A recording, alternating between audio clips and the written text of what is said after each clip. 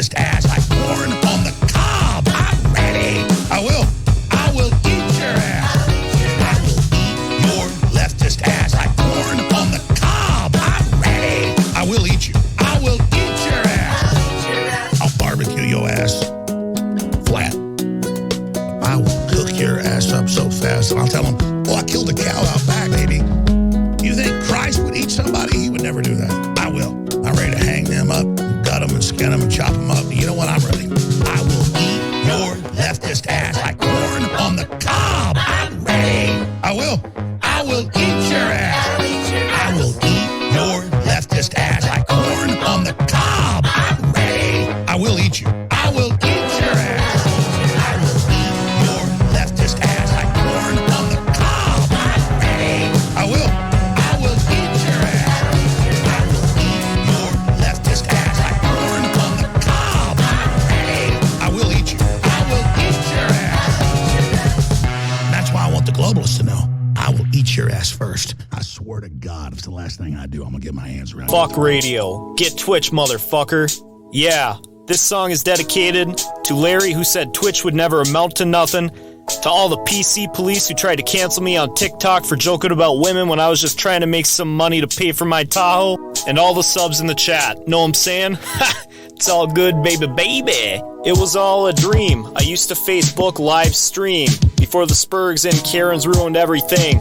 Firehouse pictures on the wall. Eating mushy food on the air to make your skin crawl. Jerking off at my Litchfield job. Pinch of the goofy LFTB can suck my cock. Way back when Aaron had a red and black shoulder patch and a Hitler stash. King Kong went to Hong Kong to play ping pong with his ding dong. If you listen long enough, you'll get scarred. Don't forget, Aaron burned down the press bar. Born the opposite of a winner. Remember when JJ used to drink beer for dinner?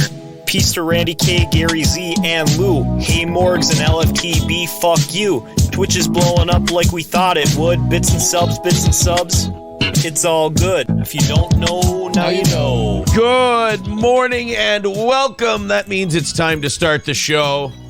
The show hosted by the best radio personality in St. Cloud. They're going to screw us out of that big time. They are totally going to screw They you are out of that. totally. There's, you know what? Here's what satisfies me. You and I talked about this yesterday, and Johnny K and I talked about it with April on the evening show last night.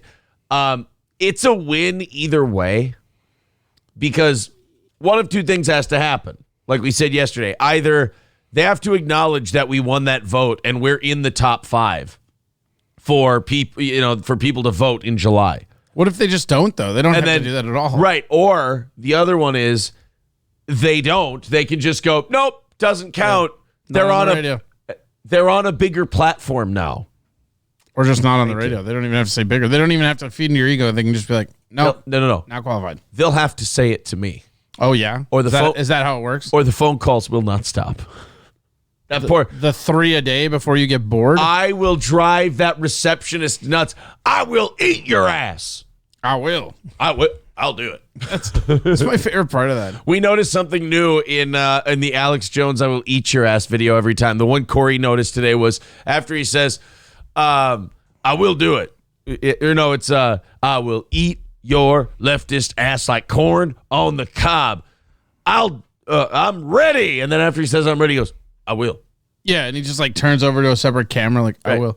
As if someone's accusing him like, Alex, you're not going to do it. Yeah, or even, I will eat you. Even as if they're like, all right, let's get a close-up so people know you will do it. I think if anyone on this earth should not be second-guessed about following through on whether or not they will eat your ass, it's Alex Jones. I mean, maybe. Alex, you don't have to convince us, buddy. We know. Coltrane and Crack Babies, thank you for the bits. We appreciate that. Great start to the show. Crotch Juice saying, I'm feeling today is going to be an F8. You know what? How dare you? They're all F8s. After yesterday, I don't know. I feel like, what do you want from us after yesterday? After the Better with Beer show? What do you love that band? Yeah, like what? Saturday, baby. What's going down? What are we supposed to do? Like, what do you want us to do to top it? You want stupid human tricks? Is that what you want? Maybe they just want their MTV. Oh God, I forgot about that song too. I was too focused on his high notes in Billy Squire's. Oh God, well, I can't remember. It wasn't The Stroke. God damn it! What Billy Squire song did he do where it's just all high notes and he has no right doing high notes? Like, here's a hot take, right? I don't know any Billy Squire songs. Like, I know who he is, and I've heard him in passing. I cannot, like, I think in my mind, "Lonely is the Night." By the way, "Lonely is the Night" was the song. How does that go? I don't even know if I know that song. Well, would you like to have the Better with Beer band show you? Oh God. How could I say no? How lonely is the night goes? We got to do the shitty stage. Oh yeah, here we go. Oh yeah, I remember now. Any stage they're on is a shitty stage. Oh, the jump.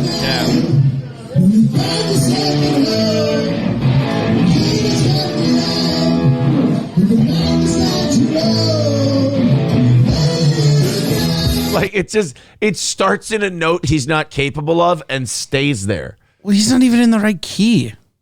No, he lost his keys. It's like, it's not only can he not hit that high note, but they're playing, it's like G and he's like in D. Like, yeah.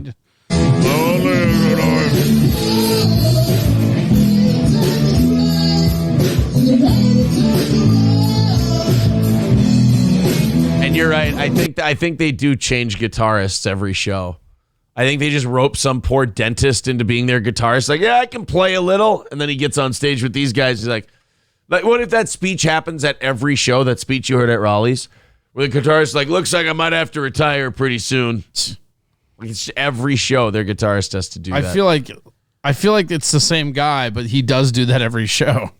Yeah, he rethinks it every time. Every single time. Somehow the lead singer talks him into staying and backstage every show. Real Stoney's Road can hardly wait for Saturday. Oh, look at that. Yeah, Stoney's Bar in Rockville. Our friend Cheetos at Stoney's. They're having the Better with Beer band will be performing there. What time is it starting? 8:30? 8:30, I think, yeah. 8:30 on Saturday. I think I got all my affairs in order. I think I'm going to be there. You're going to make the trip up to Stoney's? Oh, how could I not? We want all of our listeners to take the trip up to Stoney's. I want to see if this band is better with mescaline. Yeah, better. I mean, you just keep throwing things in your system. It's got to get good eventually, right? Yeah, and seeing what they're better with. Just running around naked, screaming, "I'm the Lizard King." This band still sucks.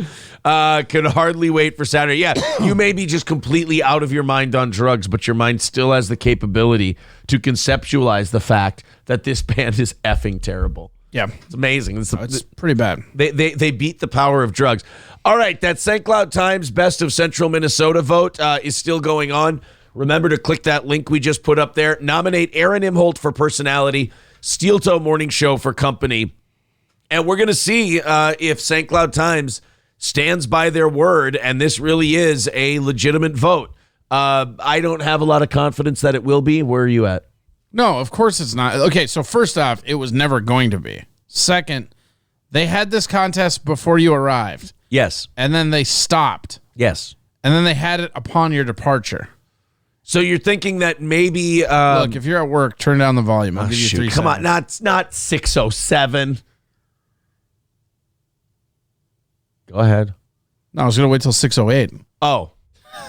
Well, then I guess fair enough. Then it wouldn't be 6:07. I thought maybe if I held it just long enough, it would turn, but it's still stuck there. No, I'm just like, are you out of your effing mind? Of course they're going to screw you. Of course they're going to. I mean, Are you saying I'm Bret Hart and this is the 97 Survivor Series? They didn't even have the category while you were on the air.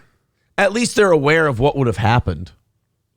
I mean, look what we can do. What would have happened? What would have happened? Look what we can do with an AM sports announcer and a bobblehead contest.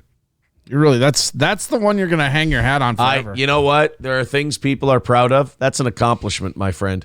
It's kind of a mistake if you think about it. I mean, it was fun the calamity, but all you really did was prop up some loser. I created a monster. Yeah.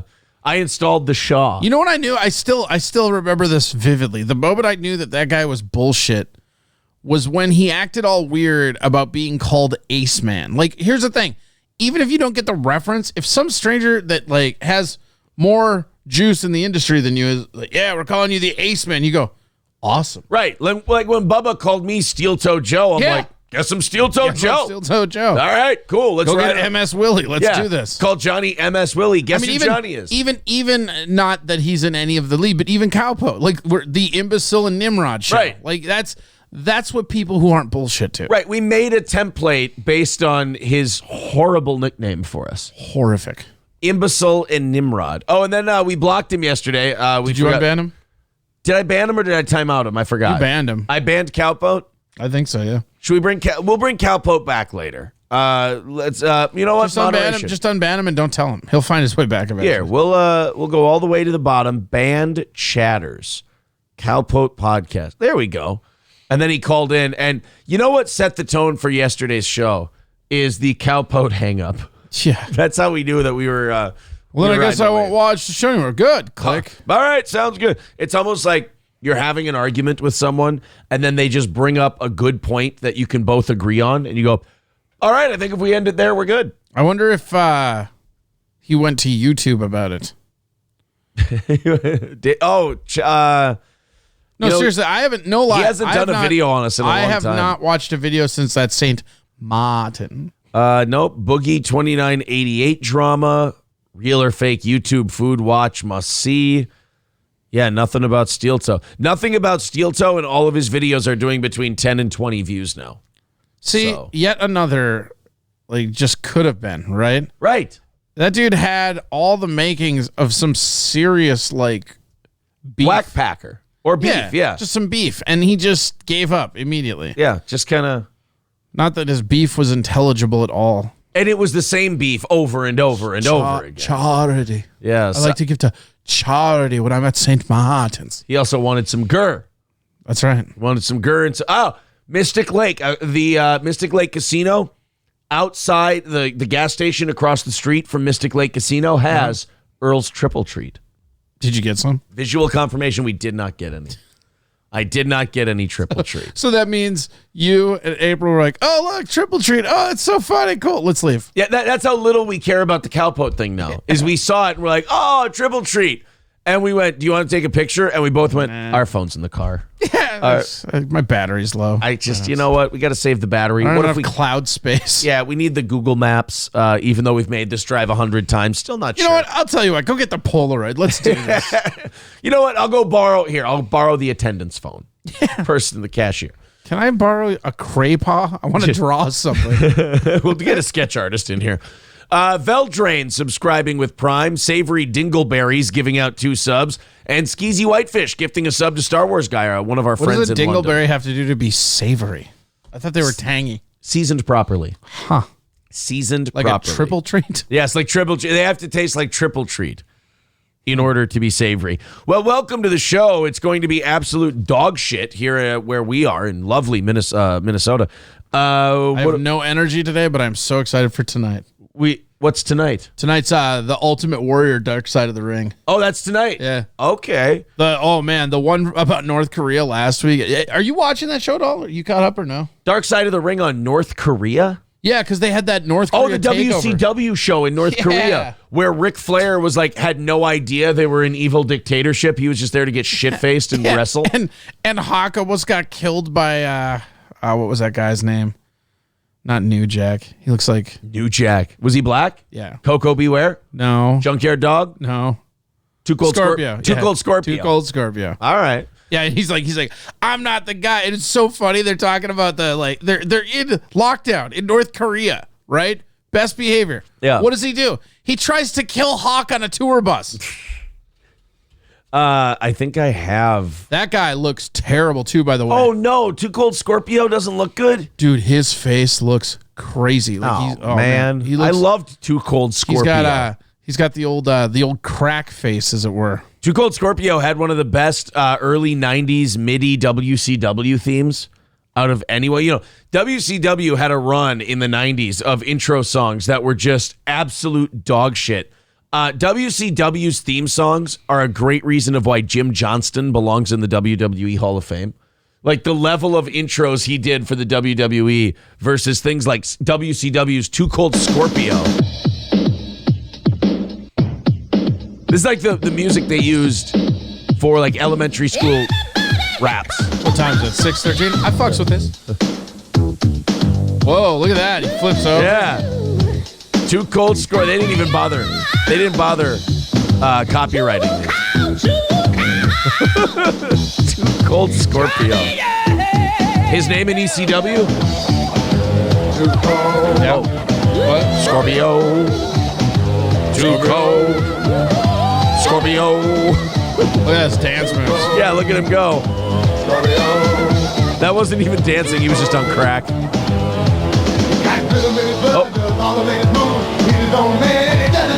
Yeah, that doesn't even look like the same guy in the I face, know. dude. It's crazy.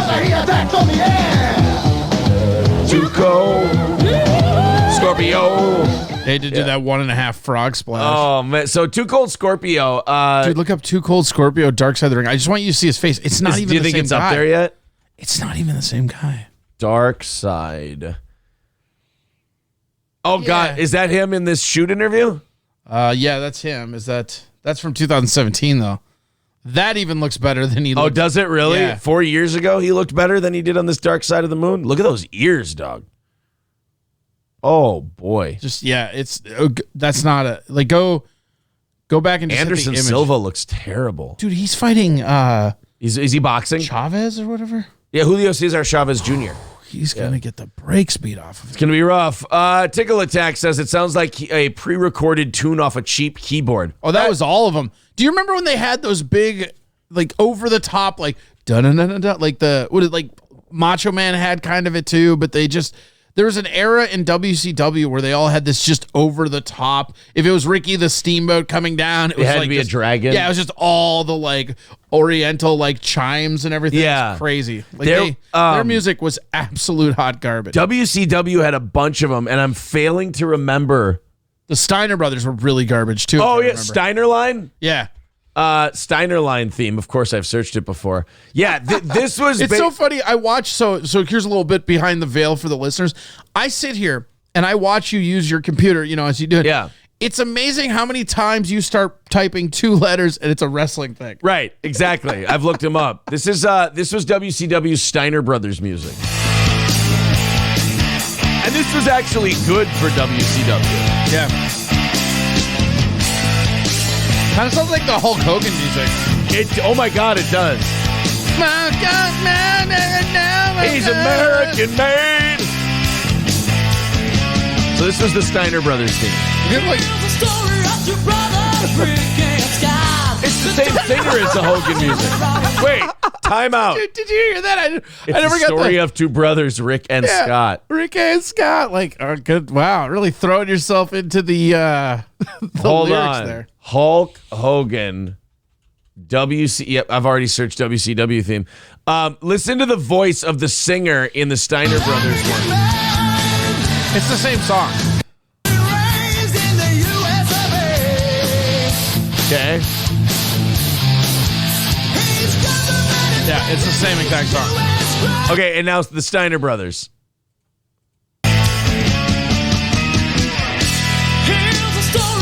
The same guy. One did steroids and one's a teacher.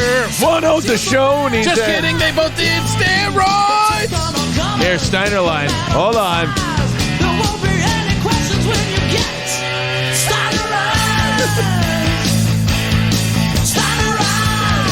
Sounds like Crucial Taunt from Wayne's World did the theme songs for WCW. Dude, what is going on with that dude's shorts, too? Did you see the Rick Steiner? Like, what? You know what he looks like? That was the early 90s, He bro. looks like the free money guy. the guy you can get free money from the government. Yeah. Bill. The question marks or whatever. Oh, like, God. It's crazy. Someone will come up with that name. They always do. Of course, not all of them could be the coolest WCW theme of all time. When they let Michael P.S. Hayes do the Freebirds' own theme music. Oh, this is garbage. It's a home street misery.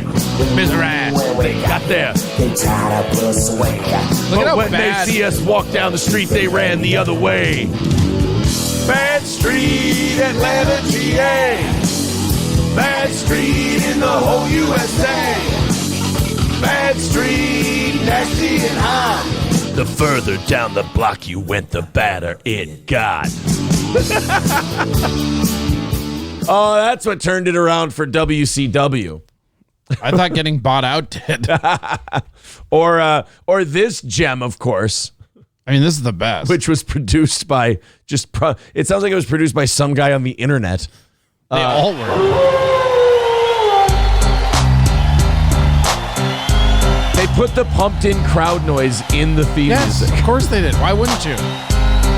Yeah. Fourth pack is back, cause I'm mass destruction. Guess who's here? The bad boys arrest me. Testing competition. Wolfpack for life. Yeah. Not no mercy. See the race like the street. I got into it with John Russell about that because he's a black and white NWO guy, and I'm like, you are high on fire, my friend. Oh, how about the Disco Inferno No, theme? Yes. no. Do you damn guys it, want to hear the damn it. Disco Inferno theme song? No, press F and chat for no. Damn it. Oh, God, I hate this guy. Disco Inferno. Glenn Gilberti. Disco Inferno. You know what's really weird to me is That how he wasn't appreciated in his time for what he was. No, that makes total sense. What really amazes me is every time I think, oh, that's going to be the worst, and Yeah. then I see stuff like this because my initial reaction is like, no, don't do that. That's the worst. And then in my head, I'm like, come on, dude. You know that's not even top 20 worst. Right, I'm like, exactly. oh yeah. Yeah. Disco Disco. fever, disco fever, disco fever. Yeah, yeah, yeah, yeah. Disco fever, disco fever. And the other thing about What happens if you type in worst WCW theme? Well, Bret Hart switched to WCW from WWE, and they did the same thing with Bret that they did with Hogan. They changed like one chord of his WWE music. Like here's To not get sued. to not get sued. So you remember Bret Hart had that legendary guitar squeal and then that was his WWE theme music. So WCW brings him into this.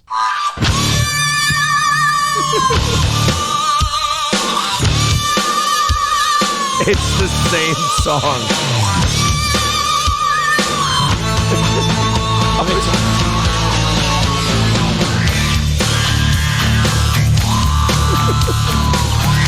Is that a electric duck call?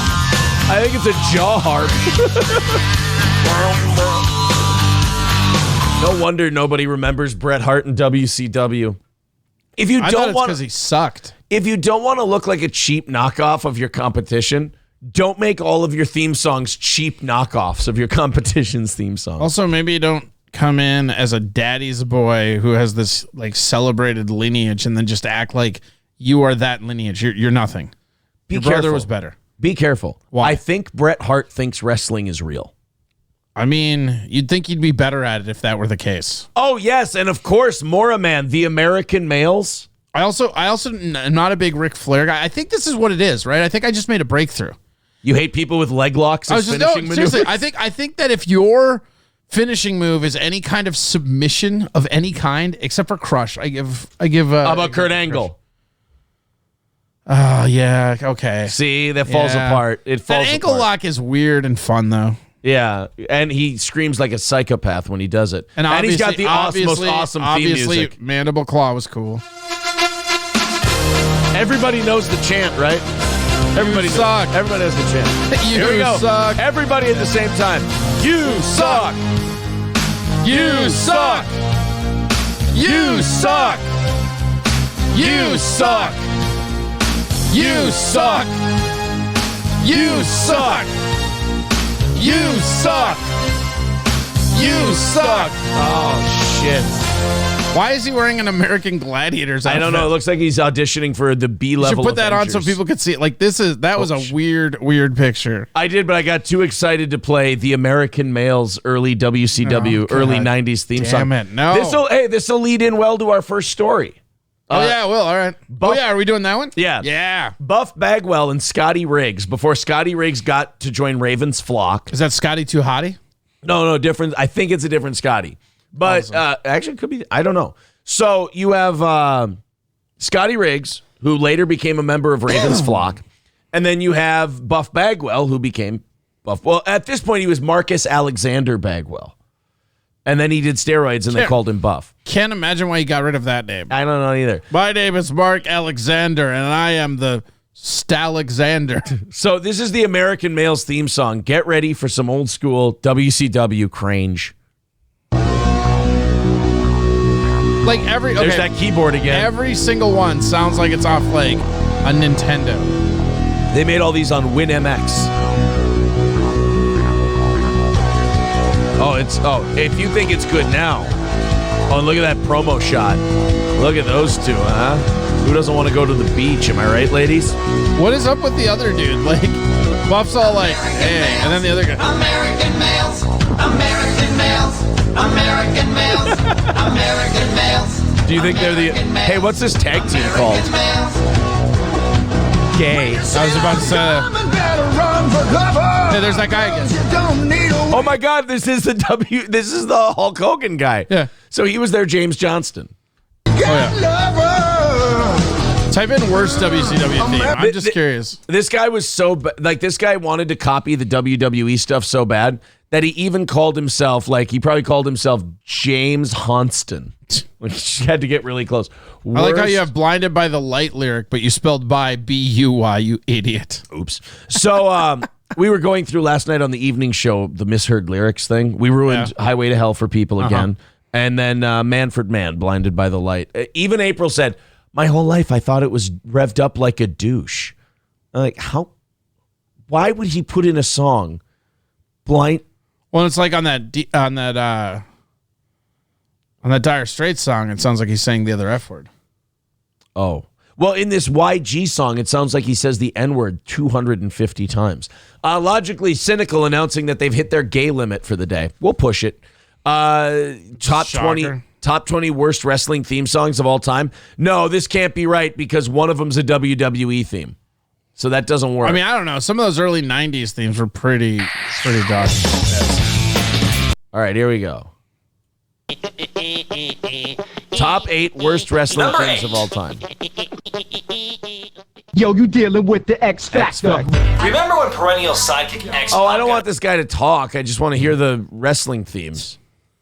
Don't talk, dude. Yeah, don't talk. Just listen. Candice Michelle. Let me show you what love is. Let me show you how to move your body. Hate it. The GoDaddy girl. I mean, that's not as bad as WCW's shit. It's pretty bad. The Mountie.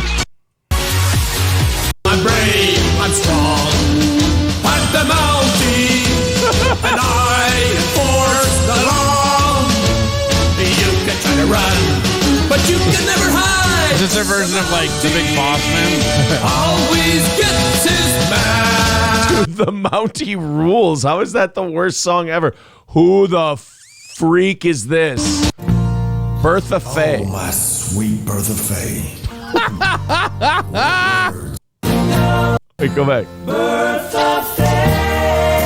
What the shit? I'm sorry. Did we click on awesome wrestling? Yeah, did we themes? click on best wrestling themes of all time? Love you more than anything.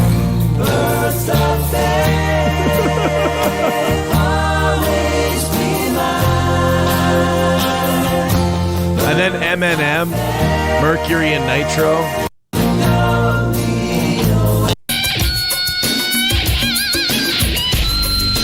Oh, and clocking in at number 15, the American Males. Stephanie McMahon, number 14. American male. Style and grace, I'm never gonna be done. Lean on it. Oh, Chaz's is trash. I mean, this is It's pretty bad. That's bad. Okay, Chaz theme song. Yeah, this is terrible. Get the combine. We're doing tractor runs. That was Chaz, and then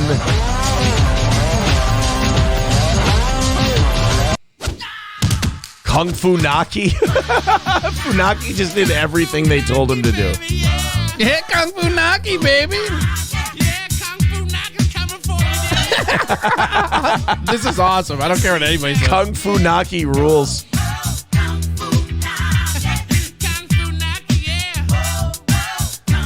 Billy, Chuck and Billy. You look so good to me. All right, I remember that. David Otunga? What's up with AIDS Wolverine in between them?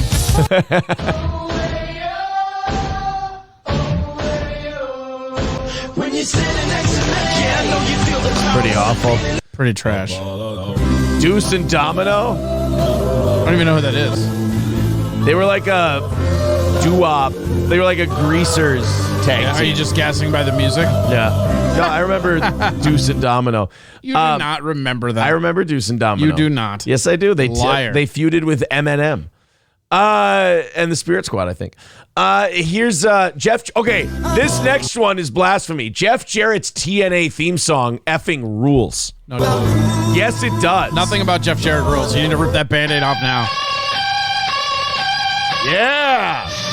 In my world. Love Jeff Jarrett's TNA music.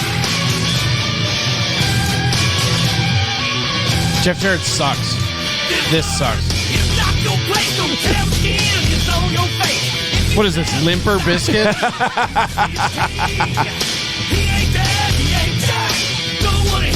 Big mouth talk in my world.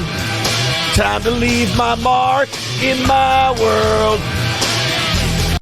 Rob Conway's theme music. Do you remember Rob Conway? This one you're gonna. This one's Honky rough. Tonk Man? No. Rob Conway was around for a cup Is that of coffee. Tim Conway's other son? Yeah, they're both embarrassments.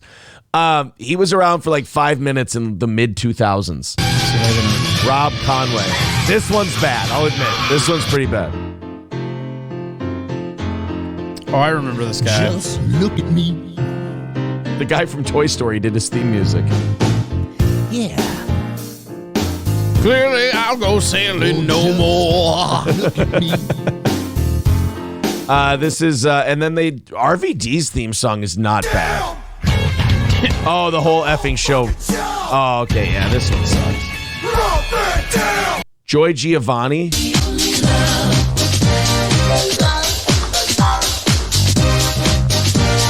Here's one, Right to Censor. Now we're in the top 5, or the bottom 5, I guess. Oh, I remember these tools. Godfather, A-Train. I don't know the other ones.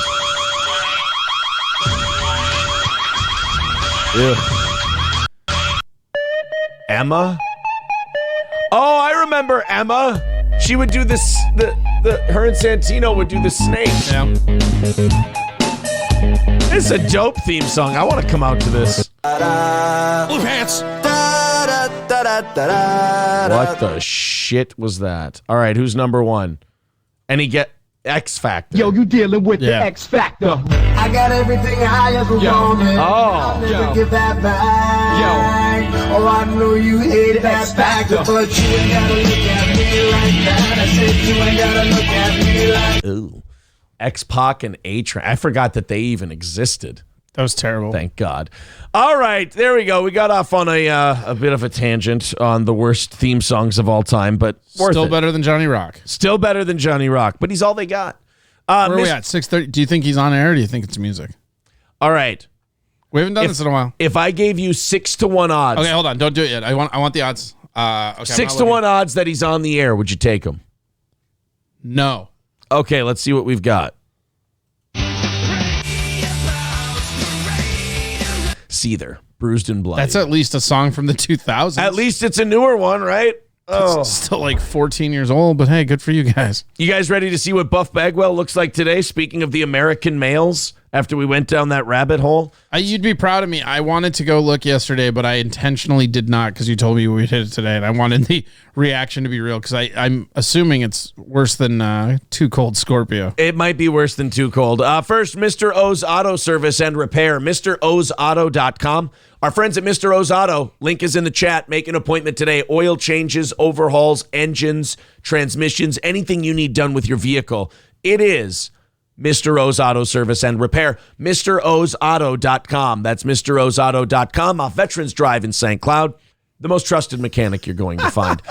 Triple Treat Dingleberries. Triple Treat Dingleberries. Says actually a song released in the last year. Impressive for 101. That's not good when you're a rock station and people are floored that you're playing a new song. That's bad news.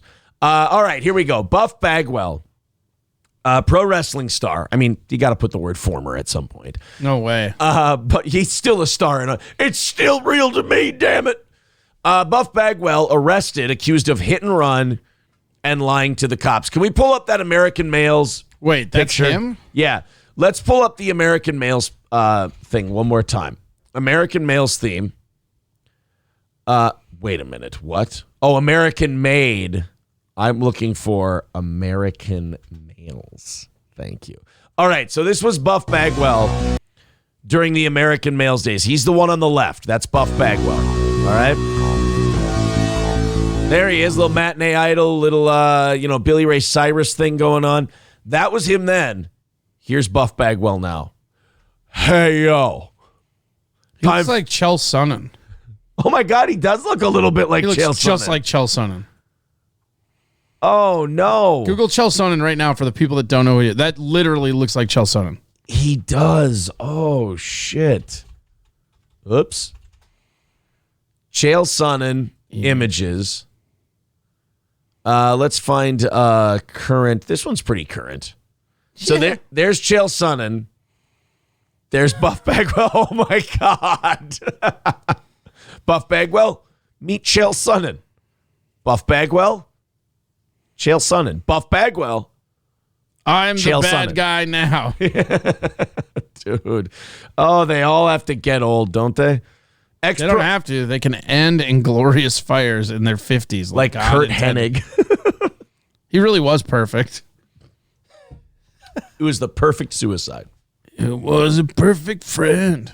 Ex-pro wrestling. Have you heard that? You've heard that song, No. right? What? It was a perfect friend. You were the Macho Man rap album? Oh, yes, I have heard that. We've Where he has listened to where he has the tribute to him. You were the perfect friend. Yeah, gonna miss you, brother. It's so funny. It's where he just did his Ja Rule singing. It's a really heartfelt Macho Man Randy. Be a Savage man, Hogan. Rap. Yeah. Be a man, the Hulk Hogan diss track. Ex-pro wrestling superstar Buff Bagwell, a staple in WCW for a decade. Easy on staple. Okay, he wasn't Goldberg. Was arrested over the weekend in Georgia for an alleged hit-and-run incident. TMZ Sports obtained the... Okay, I can see TMZ reporting on, like, if Tom Brady got a DUI, whatever. At what point do we leave poor Buff Bagwell alone? Never. No? Never. You can't leave anyone alone who claims they were the stuff. If you made an entire living out of going, I am the stuff, then any stuff that happens to you will be covered on TMZ. Not only was he buff, not only was he the stuff, but I guess you just ain't enough. Yeah, you feel proud about that one? I still know that one. You don't remember the WCW video games where if you hovered on a character, it would play the little promo they cut? No, I don't remember that. Oh, God. In the WCW video games for PS1, Yeah. if you would hover over a character, They do, they like, had little promo cuts? 10-second promos. And so many of like the big stars didn't want to do it so badly that like even Kevin Nash goes, his promo was, don't pick me. You don't want to go pick Hogan or somebody else. Just go. And then Rowdy Piper, of course, because he's always working, just gave the most Roddy Piper over the top promo. That guy like woke up in the morning and worked. WCW Nitro video game promos. They were brutal. I've never seen this. Yeah. Oh, yeah. Yeah, if you hovered over them. You know, brother, you think you got what it takes to beat Hollywood Hogan? Why don't you climb in the ring and try out the largest arms in the world? Hollywood style. And, of course, Flair. You want to wrestle an inch more Ric Flair, you got to be able to walk that aisle and style and profile. Woo! I like how your dumbass just highlighted the thing like you were doing it. I know. You're watching a video. For those of you watching, he's watching a video on YouTube, and I watched him. Oh, Ric Flair, I watched you move the mouse over, and then I don't know how it edited up, but it fixed like up to where it was you doing it. And then as Ric Flair I was went going right on, back to my childhood. you tried to go to other ones, and it didn't work, and you looked very confused. I went right back to my childhood with this. Yeah, it was called Their Rants. I bought this for PC once. I made that mistake, and none of the PCs you had, like just at your house, were powerful enough to run it, so it was This is always glitchy. 3 minutes. Keep going. I want to get... They got all the bangers. Really think you're ready for the Sting? Wait, pause it for a second. really think? Do you ever notice with Sting how creepy he looks when you just look at him out of context? Right, yeah, he looks like a serial killer.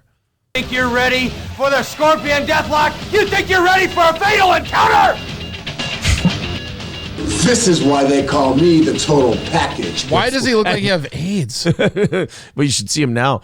This is why they call me the total package. Just whips his cock out. Nobody calls you that except for Elizabeth when she left Macho Man. Because when she took the drugs, she took the total package. Do you have a pain threshold to withstand the torture rack? Let's find out. Alex Wright. Hey, man. Oh, I forgot about Alex that guy. Wright. If you want to have high-flying acrobatics and total wrestling action, pick me, and I show you what Alex Wright is all about. I forgot all about that guy. Oh, yeah. Yes. Macho. Oh, yeah! Watch the flying elbow drop off the top rope. Not only beat people 1, 2, 3, but I hurt him real bad. It only takes one of 1,000 holds. Oh, Dean Malenko. Did you? You're man enough for the challenge.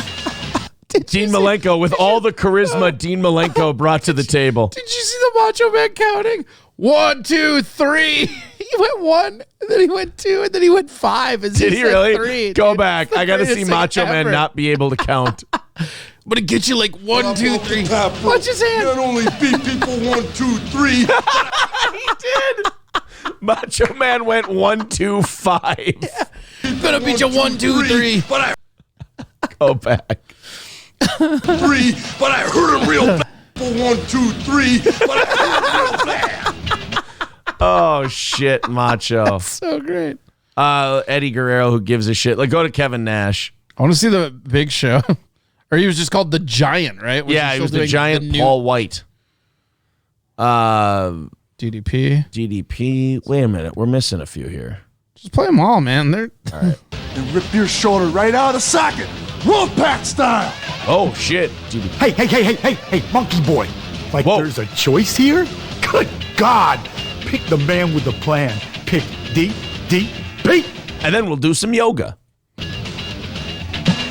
Okay, for Booker T and Stevie Ray, they should just play Booker T's Hulk Hogan N-word promo. Is there anybody in the history of wrestling that had an easier road to the top than Stevie Ray? He just had to be Booker T's brother. All he had to do was he just had to be Booker T's brother and just stand there and look tough while Booker T literally, like, Booker T, I don't think he does now that, like, when WWE bought him out and whatever, but like Booker T and like Harlem Knights, was that Harlem Heat? Yeah, Harlem Heat. They never got the respect. Like that dude not only got himself over, but he got this piece of dead weight over the entire way. Like, could you imagine trying to get over with another person? Just like, yep, we both have to. This is like Perry Saturn getting the mop over in WWE. Hey, all you suckers out there, you want to play the game? You want to play with the big boys? Put your finger on the button, because when you go down 110th Street, it's going to be on like neck bone, sucker.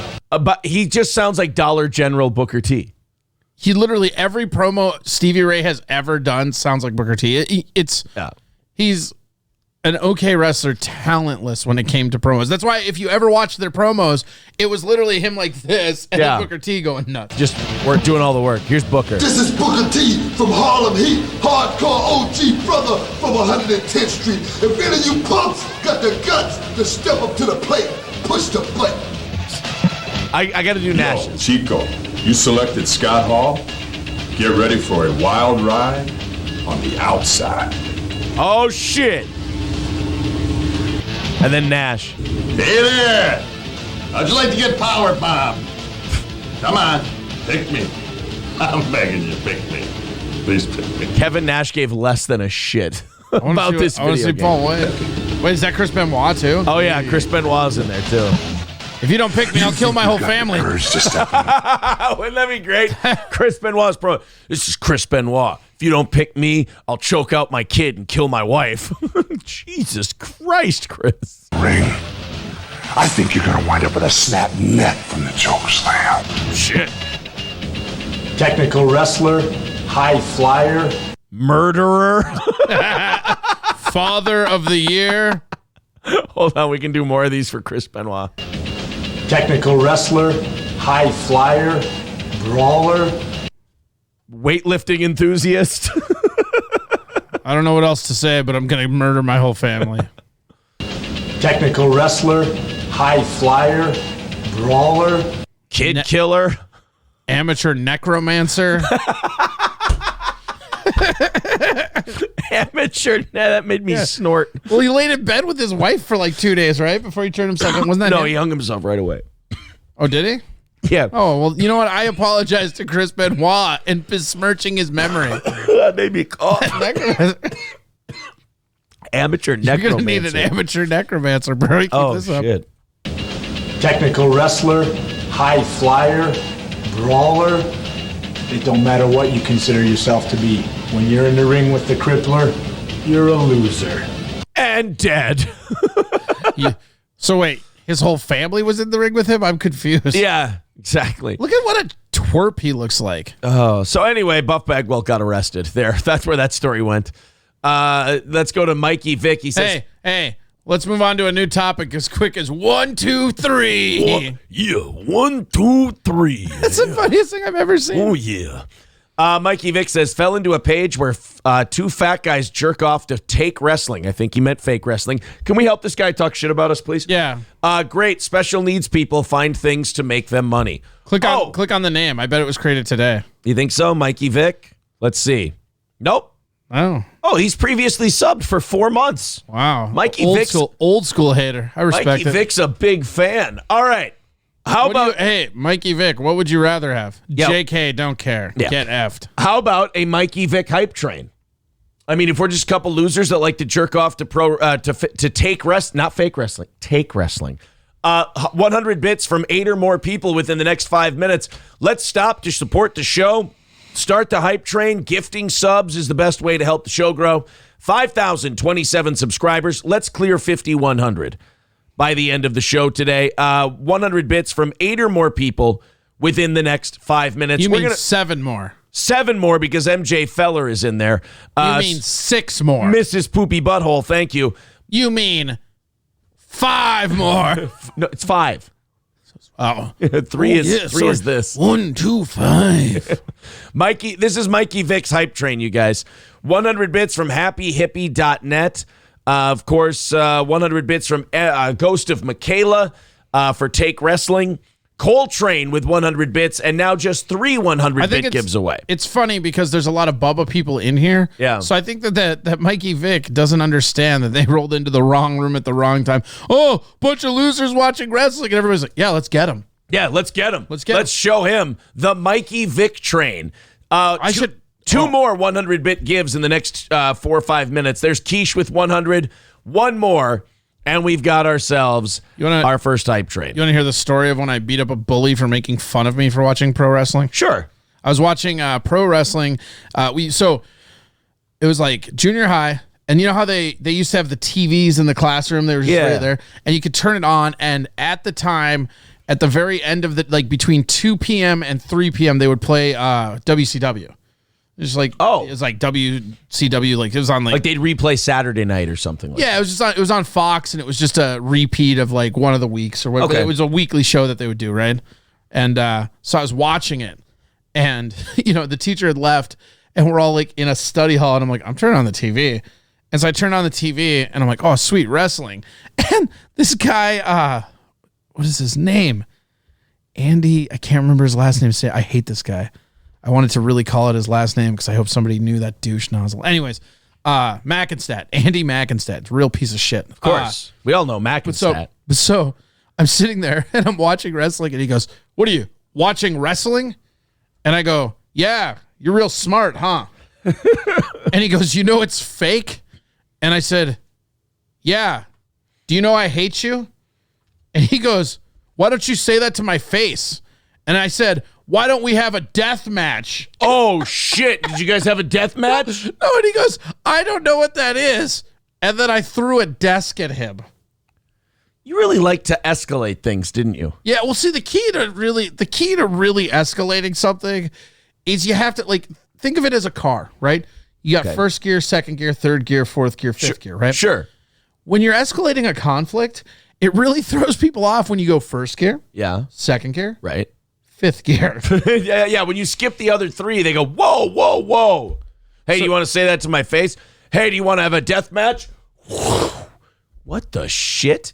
Thank you guys very much. The hype train has begun. John and SLP, Triple Treat, Dingleberries, and Dame Dash all gifting subs 80% of the way through level 1 of this hype train. 300 bits from Dirt Button, and we're 90% of the way through level 1.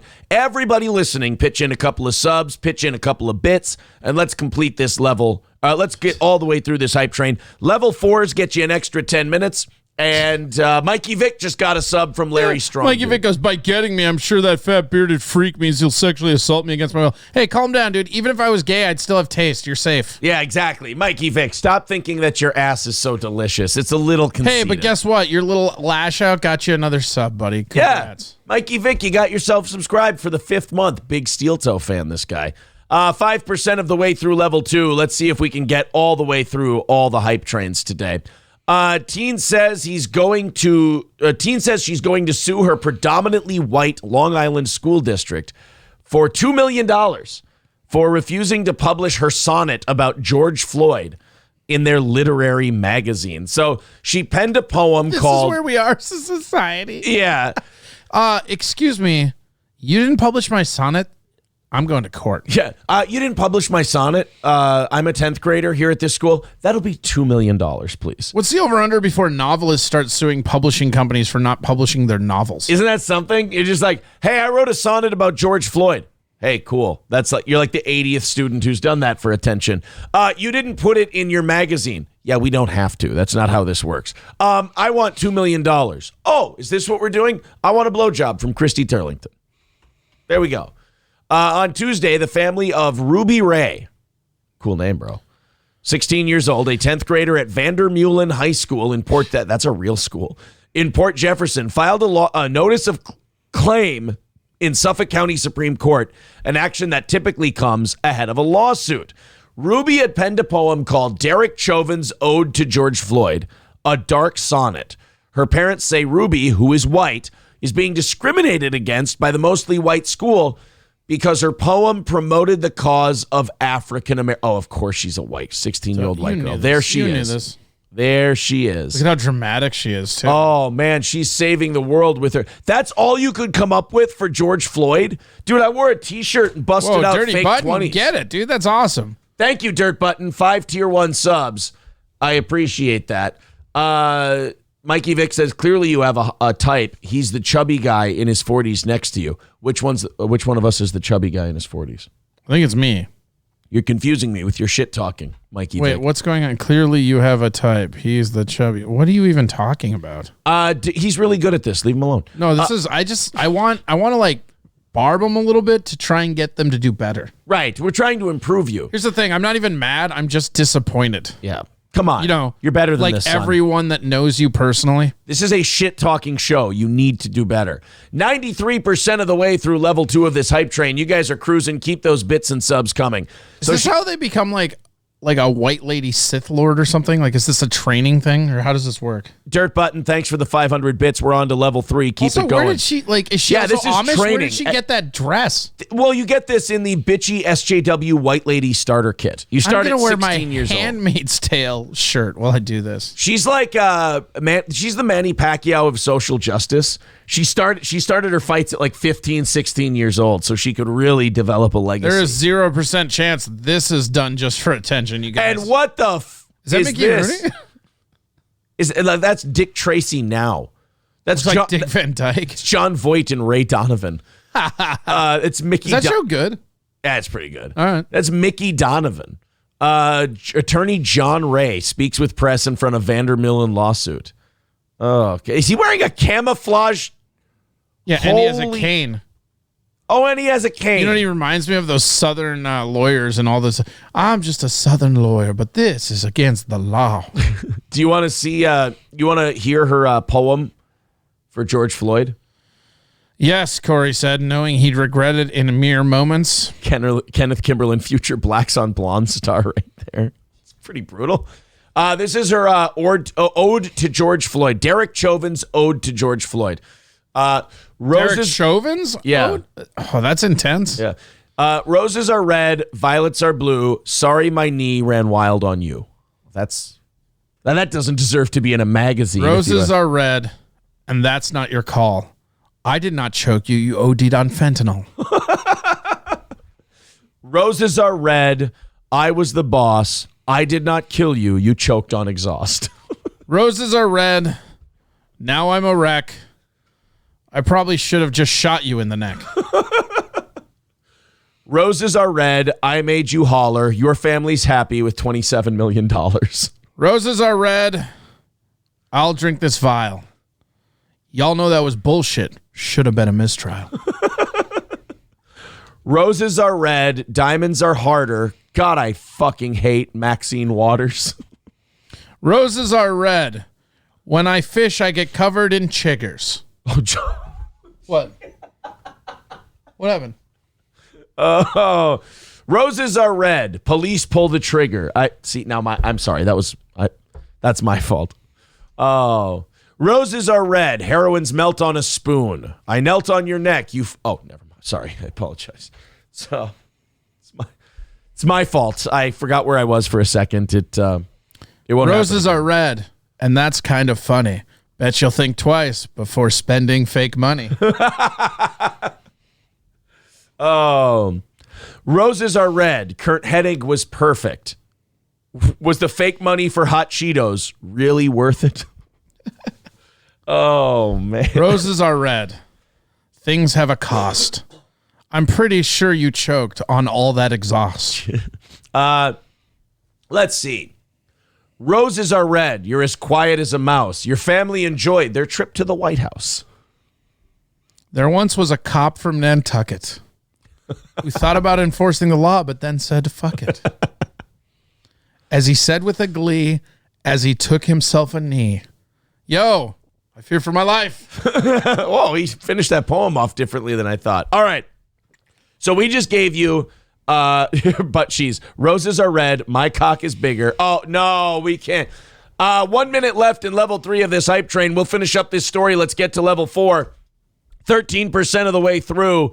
1 minute left in the hype train, guys. Bits and subs. Level 4 gets you an extra 10 minutes. Plus, you support this show. We have a good month. We can pay everybody. It supports what we're doing here. We can't do this without your big hype trains. Roses are red. I'm all alone. I should have confiscated all those cell phones. 50 seconds left in the hype train. We need big bits and subs, Gibbs, and we need them right now. Level 3s are not going to get it done. Go, go, go, go, go. You take the point. Level 3s are not going to get it done for us, guys. We need more support than this. We need if this. you listen we for need this free in 3 seconds. Yeah, if you mooch all the time, you got to start kicking in now. Coltrane gifting a sub. Crack Babies with 200 bits. Guys, it's going to take way more than that to get to level 4. Help these guys out. 26% of the way through level 3. 25 seconds left. Stop freeloading. Let's pitch in. 20 seconds left in level 3. I guess we get to leave early. So there's that. George Floyd is dead. I'll act like I care. M-Pit with 1 sub. 10 seconds left. Go ahead. Is there still all that crap within that town square? 92% of the way through. Larry Strong Dude and Ligma Testy really helping out big time. Wait a minute. Oh, we just made it to level 4. Thank you, Ligma Testy and Larry Strong Dude. Now, the rest of you have got to help them out and take this thing all the way there. You can't let it end there. Those guys really came up big for you. If you're watching this for free, shame on you. It's time to chip in. Average Plumber gifting 5 tier 1 subs. Thank you, buddy. All these people we see all the time helping out the channel and really carrying the dead weight. 68% of the way. Savory Dingleberries with 5 tier 1 subs. Thank you, buddy. Now we're on to level 5 already. Great job. Let's finish it up. Very happy, guys. Very proud of you. Nice work. Let's see. The next height. There we go. And you've earned yourself an extra 10 minutes. So, Derek Chauvin's Ode to George Floyd. UPS Jesus says, "Nah, I'm good." That's cool. We'll be good. You'll be good when we're gone too. So that's nice. Thank you for bragging about the fact that you're a freeloader. 3% of the way through level 5. I hate when people do that. No, I'm good. Oh yeah, you're just gonna brag about it? Yeah, let's brag about it. Hey, somebody time him out. He's gonna be one of those guys that when we're gone goes, "What happened to Steel Toe? Why'd you guys stop doing the show?" Literally because of you, UPS Jesus. No, there were enough of you. No, I'm good. Yeah, there were enough of you, buddy, that it went away. Derek Chauvin's Ode to George Floyd. Kind of sounds like, "No, I'm good." Kind of sounds like what his birth daughter will say about a relationship with him when she finally gets to meet him years down the road, right? Exactly. 100 bits from Crack Babies says, "Nah, I'm good." Derek Chauvin's Ode to George Floyd. A dark sonnet. Thank you, M-Pit. From Mama's hands, you had not any chance. All right, this is already shit. I know she's only 16, but she's threatening to sue for $2 million because she thought this was good enough to be in their school magazine. From Mama's hands, you had not any chance. The street, the hood, made you so young ashamed to stand tall to control your circumstance. Okay, so it's already just a bad poem, right? Like it's not even sticking to its own tempo. Like just from a technical, let's take the topic matter away from it, right? Okay. The actual writing of it is not very good. And it's so shoehorned. Yes. UPS Jesus is one of those shitty 93X names, says April's dad's Big D. Yeah, probably. Brittany Boo, thanks for gifting your sub forward. That's great. From Mama's hands, you had not any chance. The street, the hood made you so young ashamed to stand tall, to control your circumstance. Black man, it's you will crack, white men proclaimed. Stay down, they say, your fate is in our hands. Obey, okay, obey me, I'm the cop who kneels upon your soul, who stands on top your darkened head until you stop. Your sorry cry for mama, take no breath. I bring justice here, pressed upon your neck. If I decide, you now face certain death. A fate deserved because you passed a bad check. You can't breathe, then cease your black man drama. I will make you weep for mama. Ugh. Like it's not even good. Like no, it's shitty. It's real stupid, but it's not even good. Sniz Tickle is right. It was written by a white girl. Yes, you nailed it. Do you want to see Mickey Donovan? They've got video of Mickey Donovan bringing forth her $2 million lawsuit against the. Oh yeah, I'm sorry. You're right. Aztec of Sunfish. This is where we. Oh, we're doing the poetry claps. Okay. I should have been wearing a beret. I apologize. 16% of the way through level 5 of this hype train. Thank you for getting it there. Corey Adam with 100 bits says, "Nah, I'm good." Gotta show these idiots how to do it, you know? Right. It was a code 10. All right, quick 5-second commercial. Claire was unaware. Hey, call again. See, look at that. That guy just made a better sound. We are here today. Yeah, that's true. On the anniversary of the murder of George Floyd. What? Because this young poet wrote a he's got a ponytail, dude. I hate him. No 16-year-old should be this angry all the time. The murder of George Floyd. She went into Derek Chauvin's mind. It's weird how the black chick doesn't look as mad. Right. As he committed the murder. In a Shakespearean sonnet. A classical sonnet. Coltrane, thank Ruby you for the subs.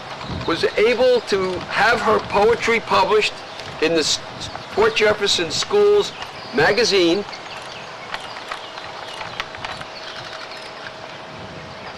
And dude, what a shit lawyer. What an absolute shit lawyer this guy is. He's like, all right, here, I'll be the lawyer. You ask me questions. I got this. Sir, what exactly is your client looking to have done? Well, you know, she got into the mindset of a Shakespearean sonnet. And all of these heathens think it's okay for a white cop to murder a black civilian. What is she looking for? I mean, I'm just taking her money. I'm not sure. Thank you. You want to sniff my ponytail? No, that's okay. Poetry. Hey, does anybody see my Crown Royal peach? Oh, no, he probably does. In this magazine up until now. Yet when she submitted the sonnet, the dark sonnet, regarding the death, the murder of George Floyd, the school authorities took the racially charged position that in this predominantly white, exclusive public school. Wait, stop. There's a black student right next to her. Right. You don't put the like if you're gonna be doing that as a sales angle. Yeah. Maybe don't. Yeah, you guys, you can't do both. You can't virtue signal that you have black friends and then say there's no black people at the school. You gotta pick your arguments. Someone says the black girl is cute. What's her story? They made her be her there. story is her sonnet got published. Right, exactly. Because she wrote about puppies or something. She's like, oh, I'm not doing a George Floyd sonnet. Get this virtue signaling white bitch out of here. It'd be funny if she's like, I'm not doing that. He deserved it. He gave us a bad name. Aztec of Sunfish and Hop both subscribing. Thank you for now your I got to subs. listen to I'm one of the good ones for the rest of my life. I hate this. Oh, God, they want me to go to lunch with Candace Owens. I hate my life. I don't even like hot sauce. Could you tell these white people to leave me alone? That could be tolerated by the student body. Body. The student body. I represented Irish Mickey Ward when he wanted a rematch against Arturo Gatti. I sit down when I pee, and much like Mickey Ward, I'm a bleeder. Almost all white faculty in the community. Do you guys have any idea how hard it was to wear my dress fedora to this press conference? I wanted to blend into the trees. I wanted to make sure that you idiots didn't get a chance to see my ponytail, so I hid it underneath some camouflage. Yeah, not only that, I wore my desert camo today. I'm also wearing my Gary Busey boxers, but you guys don't need to see that. Yeah, you know what? There's a time for decency and discretion. Also, why does my watch, like the inside, I got the Citizen watch on the inside. It smells like pubic lice. What's up with that? That her sonnet, which they themselves agreed was very well done, expertly done. Stop. Well, then we have our disagreements then. No. Okay, are you ready? Well, let's play devil's advocate, okay? Okay. Even if you write something and it's well done, that doesn't mean it gets published. Right, that doesn't mean you get.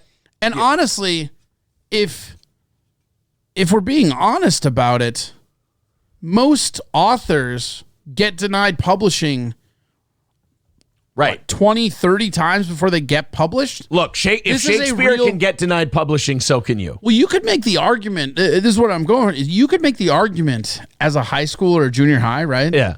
That you should not be publishing anybody the first time just to teach them what the industry is. Right. Teach them rejection. So now you get rejected. You hire some quack. You bring along your black friend to prove you're not a racist. Sure. You dress up like Handmaid's Tale, and you make everything about you for like 10 minutes while this guy steals all your money while he's still wearing his class ring. The guy's like 80. Oh, no, he is. Producer Joe says, I'm coaching the Mud Dogs tonight, and I got the idea to throw the water boy in. We'll see how it goes. I got the mic now subscribing. Thank you very much. Uh-oh. People found more video of John Ray. They say he loves hats. I can't wait to watch that video. Wait, is that That's the attorney, John Ray. Oh, dude, I'm in. All right. Google John Ray attorney. This guy loves hats. Would not be published. Thank you, Satan because Claus. It would disturb the students, the faculty, and the community of Port Jefferson. The students, the faculty, and the community are overwhelmingly white. Has the good fortune that I am her father, as well as her. Oh, now it makes sense. Little girl wrote a poem, and daddy lawyer is now suing for her because little girl didn't get her poem published. Maybe if your dad... Hey, look, honey, I may have lost full custody, but we're going to win this sonnet battle. That's right, and then I'll win you back. Now remember, go get me a scotch, water it down so dad doesn't get all hitty. Yeah, hitty. I don't want them to smell it on me. The press starts to change the vibe of their questions after that. You are really fortunate I'm your dad. Now put on the Handmaid's Tale dress. Let's go. I know how to get us sympathy in this case. All right, John and SLP sent us more of John Ray. He loves hats. I can't wait to watch He Loves Hats. So we've come to the moment finally for Suffolk County. All right. I'm about to pull Punxsutawney Phil out of the hole. We're going to find out if we're going to have an early spring or 6 more weeks of winter. What a fuck. They got to release that coal. So if you Google him, if you just Google Johnny Ray, I guess like they're just all these different ends. I think this is just going to be the Oh, wow. This is a 17-minute press conference. Yeah, to get a release of a 911 Holy call. shit. Attorney John Ray. Oh, he's not wearing a hat in this one. Second allegation against Charles Regan. There's his hat. Oh, we got another hat. Attorney John Ray wants justice again. We're here today at the site of these terrible crimes. I'm gathered here next to this Prohibition-era FBI agent and this crackhead. We were moonshining, and that is our right. You know, if the government wouldn't have the prohibition on alcohol in the first place, we wouldn't be here today. COVID's fake, but Everclear is real. Because the Suffolk County Police Department is grossly derelict in its duty not only to have investigated these murders properly, but also because they failed to protect the lives of these people who are now gone. And now, boring. And Hey, now, one hey, of my. John, and is there now- any pussy in this story? And now, one of my untouchables will elaborate further. It's actually not his fault. He was told it was a knife fight, and it turned out to be a gunfight. So he, in fact, brought a knife to a gunfight. So my client, You guys like here, my hat? My client here went into his 1956 Chrysler Imperial with suicide doors, took out his Thompson submachine gun, and he let them have justice. And that is certainly inclusive of Shannon. Let me tell There's you no- the real tragedy here. I can't get this hat dry cleaned. And I don't want to brag, but there is a lot of human blood and semen on the inside brim of this hat. I'm looking for justice. This is the guy who's suing on behalf of his daughter because her school didn't publish her shitty George Floyd sonnet. Oh. Roses are red, violets are blue. This meth head client I will screw. Thank you very much and good night. Roses are red, violets are blue. Let's get those cops. All right, I got a joke for you guys. A 50s hitman, a junkie, and a hat enthusiast walk into a bar. No doubt. I know you guys are going to make fun of my hat, but do you have any idea how much clam chowder I can put in here? You ever had a fabric bread bowl? Let me tell you, it's phenomenal. Oh, it's so good. Also, my tiny little testicles, I call them oyster crackers. Because they're tiny. You They've know, got crumbs all over them. You can laugh at this hat, but you're not laughing at the fact that my last oil change was free. Are you? Why does my penis smell like tuna? Evidence that Shannon would still be alive today if Suffolk County Police had actually done their job. But instead, the Commissioner of Police in Suffolk County has acted like he's running an investigation like the Pink Panther. Wait, Oh, the Pink Panther. That's why I brought Elliot said- Ness with me today. I said the police, but then I referenced a specific one in my sweet Pink Panther reference. And now when I say Pink Panther, I'm not talking about that Steve Martin garbage, all right? Or that weird Clouseau thing. I'm talking the 70s cartoon. This guy had a tail. Let's be very specific about which Pink Panther I'm talking about here. Today, I hope this brings us one step closer. Wow, Courtney Love looks like shit. Oh, what is Elliot Ness doing there? I still want to get to the find part the where he killer? talks. But we need help. He never talks. Need help. Wait, from the like, hold public. on. I have a question, and this is going to make me sound like a dick. Yeah. But this is real, right? Is there a dress code at this press conference? I mean, everybody's just kind of doing their own thing, I think. What is happening? I told my associate here to wear a hat. He didn't wear one from my collection. You know Let's what see it how is? it pays off You for know what him. it is, dude? You know what it is? They're at a county carnival, and it's one of those like old Western photo booths. Like, all right, we're going to walk out of here. We're going to do a press conference. We'll be right back with your bullshit. I told you to call me Dutch Vanderland. And you are my friend. Check out his little tiny ponytail. Oh, that ponytail is Like a awful. little rat tail. All right. This year for Halloween, I'm going as John Voight and Anaconda. Thank you. Oh, yeah, look at her teeth. Oh, no. Oh, We need help from the FBI. We need help from you news media. You may not think much of my client, You don't but need she anything gives but a a hell of a dentist. gumma. Like, we need help from the... No, you need help of a dentist, lady. The police say it wasn't a murder. They say they saw her mother's Also, teeth what's- and she killed herself. What's with your hair, crack shoots? Look at her hair. Is all I'm requesting is this. Is that a wig? Think of it as if Is she it was balding? your child. If it was your mother or your father or your sister or your brother. Dude, squint your eyes. She kind of looks like an aging Kurt Hennig. If Kurt Hennig were alive today. Ladies and gentlemen, behold, Miss Imperfect. Ladies and gentlemen, I'd like to introduce my client. She's requested a theme song.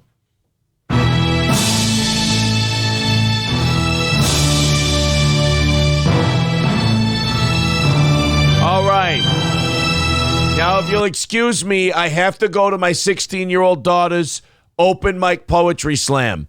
This is what happens when you derelict in child support payments for 16 years. I got to go to this poetry slam because they won't publish your sonnet.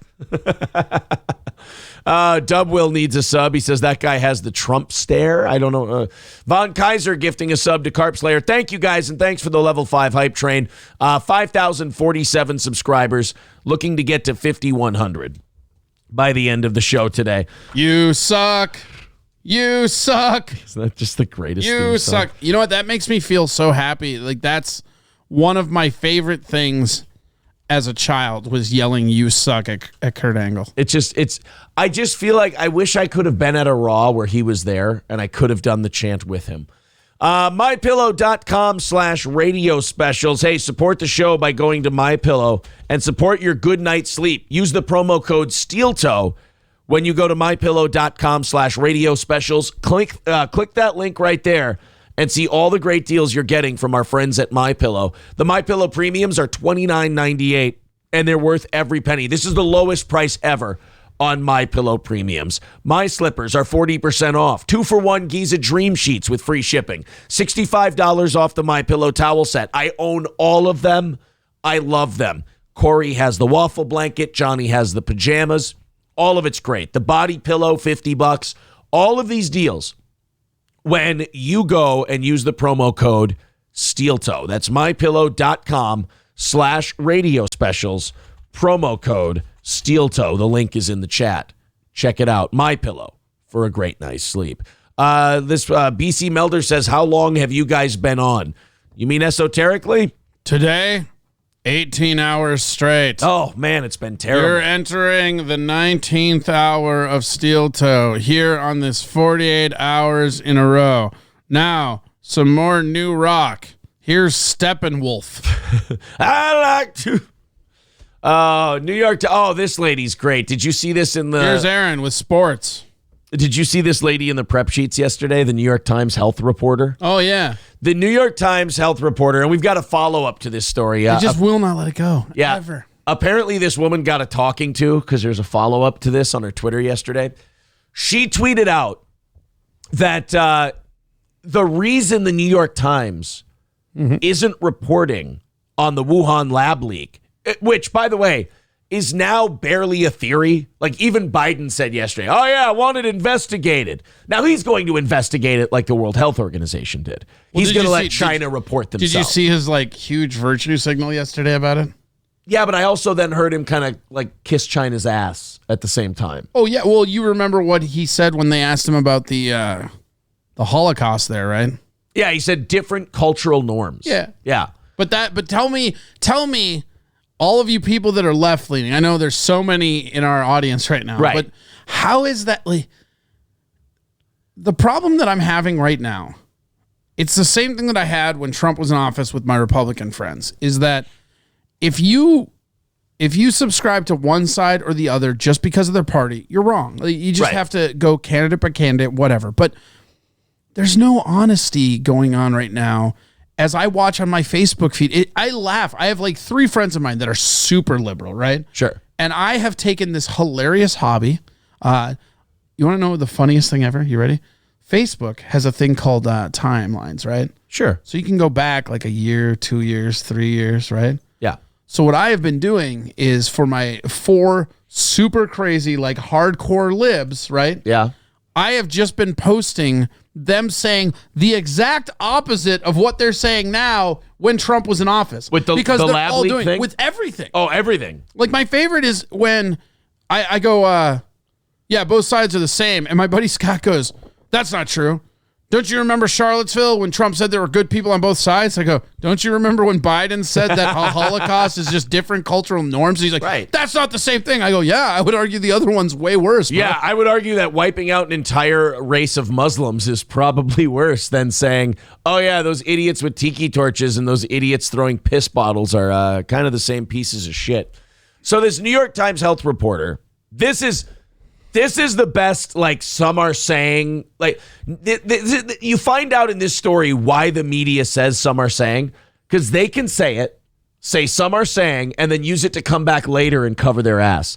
So this New York Times reporter, their health reporter on COVID, said that we can't really, I haven't been reporting the Wuhan lab leak story as it's been developing because it has racist roots. So therefore, it isn't plausible. Well, but that's what the Times and everything came out and they had to do redactions on this. Yeah. Because what's really crazy is, and The Hill had this story last week. I'll see if I can find it. What's so crazy is that The Hill reported this guy from the New York Times, right? Yeah. Who is a scientist, right? Sure. Specifically said that he did not look into any of the Wuhan lab stuff because of where the information was coming from politically. Right. He flat out said, no, it wasn't my political preference, so I didn't do the research. And this is like a guy who's a journalist and a scientist. Right. It's like his job. Both of those things. So her name is Apurva Mandavili, and her tweet was this. And it's a good thing that they screenshotted it because this tweet is gone now. She said, someday we will stop talking about the lab leak theory and maybe even admit its racist roots. But alas, that day is not here yet. A theory can have racist roots and still gather reasonable supporters along the way, she wrote to a critic of her point. Doesn't make the roots any less racist or the theory any more convincing, though. She said it was possible, but not plausible. Okay, possible is whatever. And almost impossible to disprove, meaning it will probably not go away till people lose interest, she said. And yeah, see, it says, whoops, we can't access the tweet. So she had more tweets about this. No, that's some really funny passive-aggressive writing. Look, because right there, whoops, couldn't access the tweet underneath the blue. Whoops, couldn't access this tweet. Oh, and blah, blah, blah. So whoops, instead of posting, couldn't access this tweet. So instead of posting the actual thing that shows the post has been deleted, they just they go in and edit this and write, whoops, we couldn't access. So she deleted a bunch of tweets. And her whole point was, well, here at the New York Times, I haven't reported on the Wuhan lab leak because it has racist roots. Oh, and by the way, the racist roots, places like the New York Times, when we were reporting the lab leak, the New York Times was going, this has racist roots, and it's just racist to say that a Chinese lab leaked this virus. And now, when it comes out that that's what happened, they go, well, wait a minute, guys, we can't possibly report this story. It has racist roots. Remember when we said it had racist roots? So now we can say some people say it has racist roots, therefore we're not going to report on it. It really is like an out front. It puts Fauci's gaslighting to shame. It's like that one guy said who wrote that book. Invent the story. Use yourself as the source. When it gets disproved, say, well, some sources said this at the time. We're like, yeah, we know some sources said this at the time. It was you. You were the source. The Wuhan lab theory was the initial story. Then it's bats or anything other than a lab, says R.D. Rich. And it wasn't. Like, the thing is, they had a documentary. This is what's funny to me, is that I was covering this from my home when we were locked down. Yeah. And I told everybody it was a lab leak February of last year.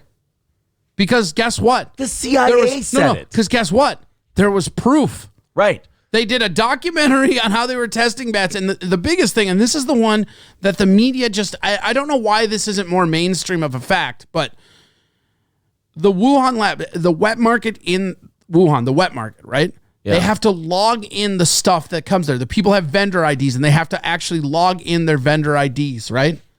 Guess what the Wuhan wet market does not have? What? Bats.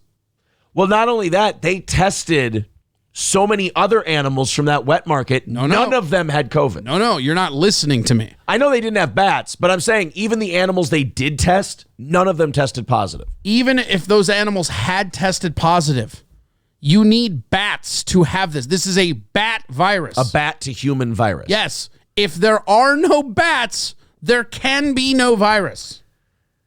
And what's funny is before they all got together and decided what their story would be, I remember vividly, like in February or March, the CIA coming out and saying, you know, it's mostly likely that an intern from this lab took this out, gave it to her boyfriend. He went to the wet market and spread it to other people who were there.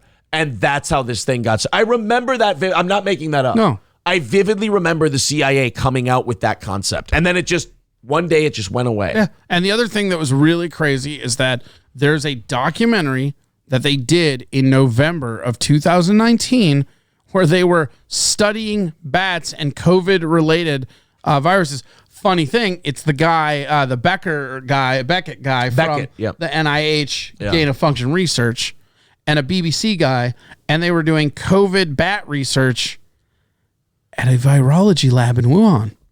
I bet you if you Google that, would you even be able to find that information? No, I tried to find, type in bat documentary. Were there bats at the Wuhan wet market? I bet you we can't even get that. The coronavirus didn't really start at the Wuhan wet market. Okay, well, at least that's coming out. Oh, see, look, May of last year, the coronavirus didn't really start at the Wuhan wet market. Like I said, like a year ago, people were reporting this. So it just kind of one day it went away and it became racist. So then this woman at the New York Times who said, it has racist roots, so I'm not going to report on it because it has racist roots. Well, who said it has racist roots? I did. So therefore, I can't. She must have got a phone call from the New York Times because she tweeted, I deleted my earlier tweets about the origins of the pandemic because they were badly phrased. The origin of the pandemic is an important line of reporting that my colleagues are covering aggressively. So, no, wait a minute. I hate the pride that the pride that these people have that they just won't say the word wrong. My tweets were badly phrased. It's not even their fault. They can't do it.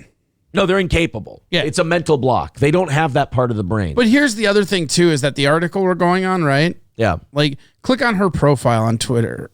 Apurva Mandalevi, reporter, New York Times on COVID. Okay, she reports mainly on COVID. Yeah.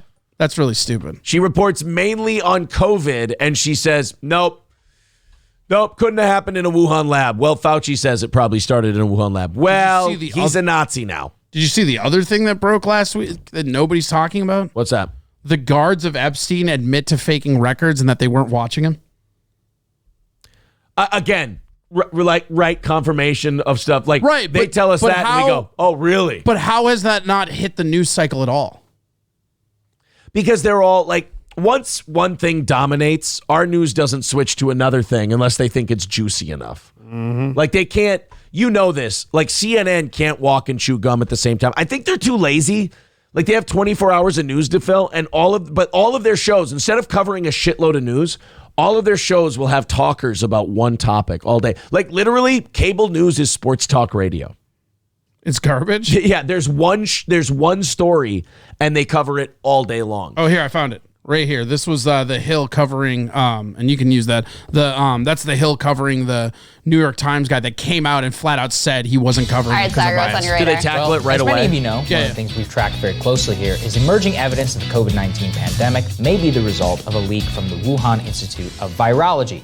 Specifically, a leak that resulted from funds appropriated to the Chinese-run lab by the United States government, directed by then Dr. Anthony Fauci, and covered up by the Chinese government, the public health establishment, which had millions of dollars on the line. They watched this report and went, hey guys, we don't have to wear masks anymore. Yeah, pretty much. Masks are stupid. You guys don't need masks. They're totally gay. It's take the masks off. Yeah, they don't care at all.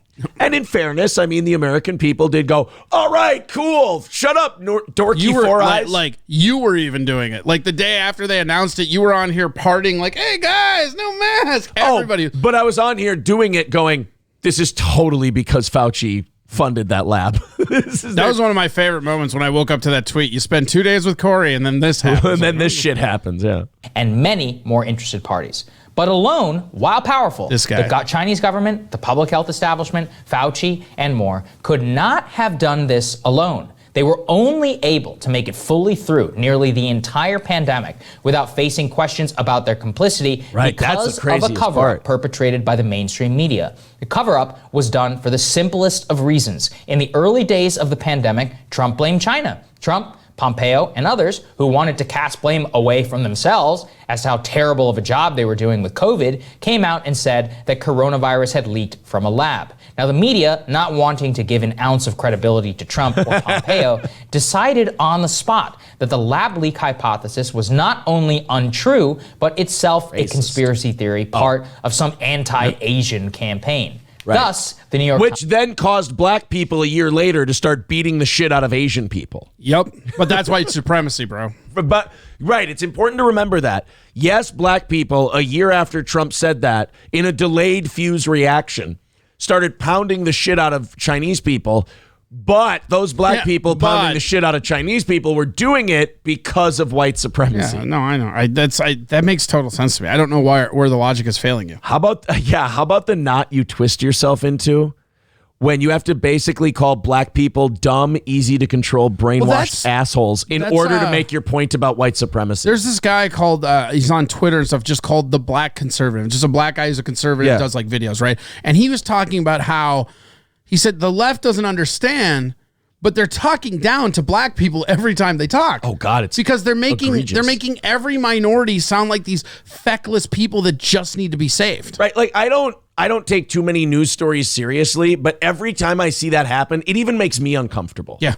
I'm like, dude, they're people. They have brains. They're not monkeys. And like, also, who elected white women the president of all minorities? Hillary Clinton, I think, but I'm not sure. Oh. I'm not. Don't quote me on that. You go on the Hill today, do your research. So in that link, and then bring me that story back. In that link, which we're not going to watch all of it, but they go over the actual reporter and they quote him when he said that he didn't follow the information because it came from a source he didn't like. Right. That's the whole basis. He said, of the and story. he even said that he knew it was true when he did it. And this guy still has his job. It's like the Epstein thing, right? Yeah. The guards lied, falsified records, and weren't paying attention when he was killed, right? Yeah. Both still have their jobs. And like we knew right away, like when Epstein killed himself, they were like, "Oh, the cameras were off. They were malfunctioning." It's like, could you guys? No, that was the second time. Don't you remember the first time when he tried and he failed? No, he tried to kill himself and failed, right? But they put him in a cell with a cop who got fired for murdering a pedophile. Right. And then they said... They put him in a cell alone, and then he tried to kill himself, and he had weird abrasions that looked like choke marks. Yeah.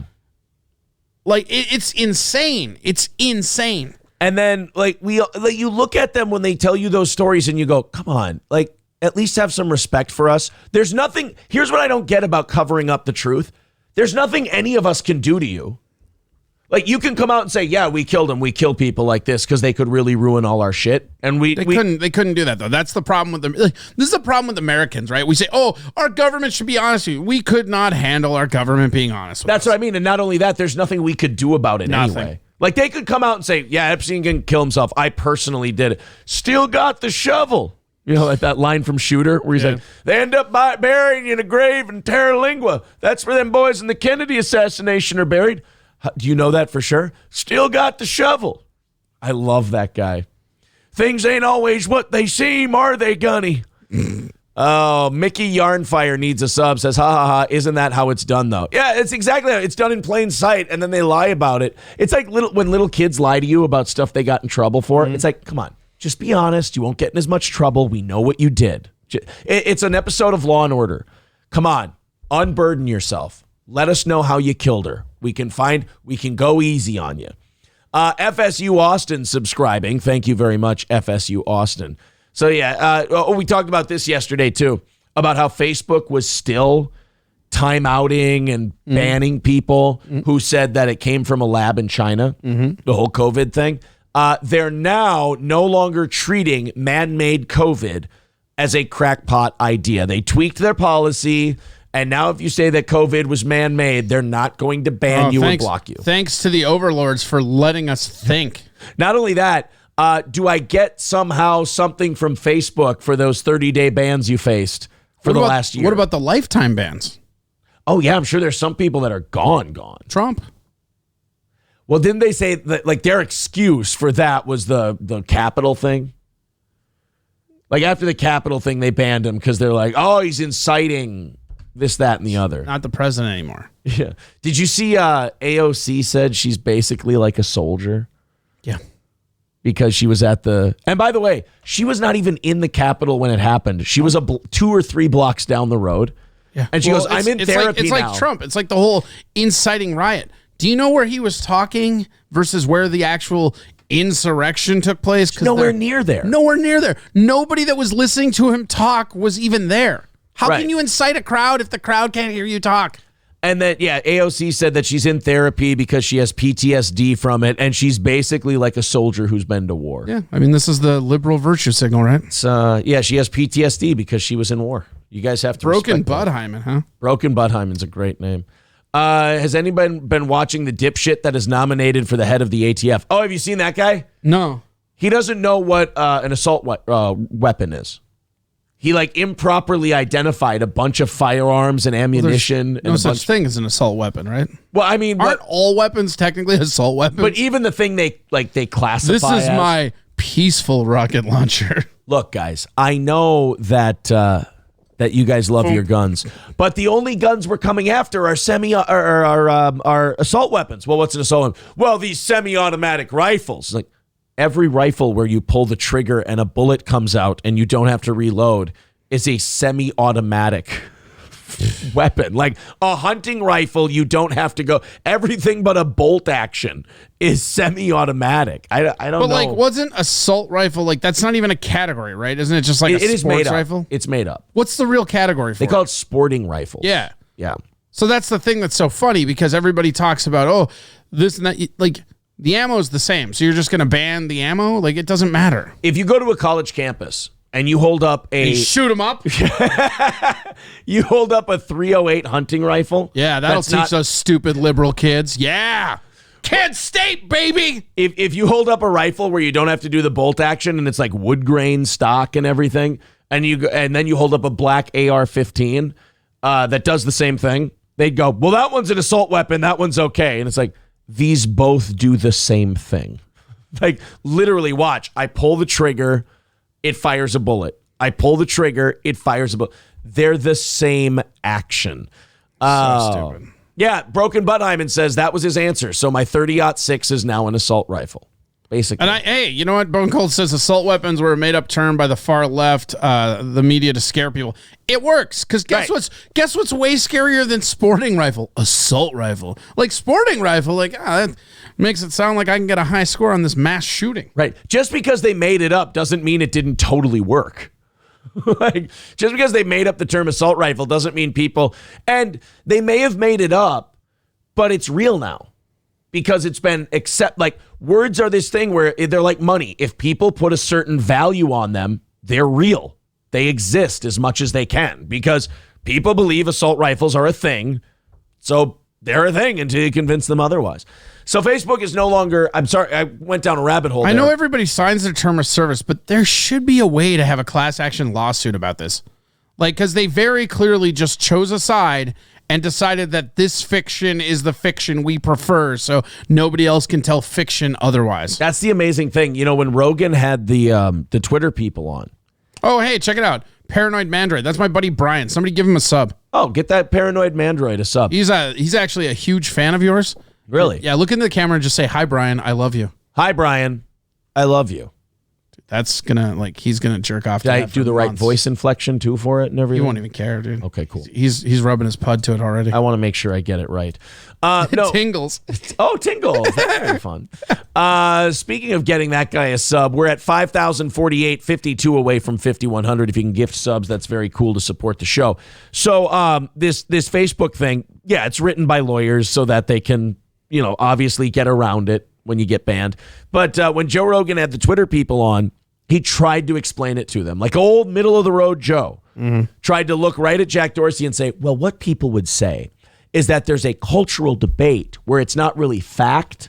There's just two sides of a cultural debate. And you guys take the liberal side of that cultural debate and make it your side, treat it as truth, and enforce anyone on the other side of that fair discussion as wrong or anti-fact. And they just looked at him blankly. Yeah.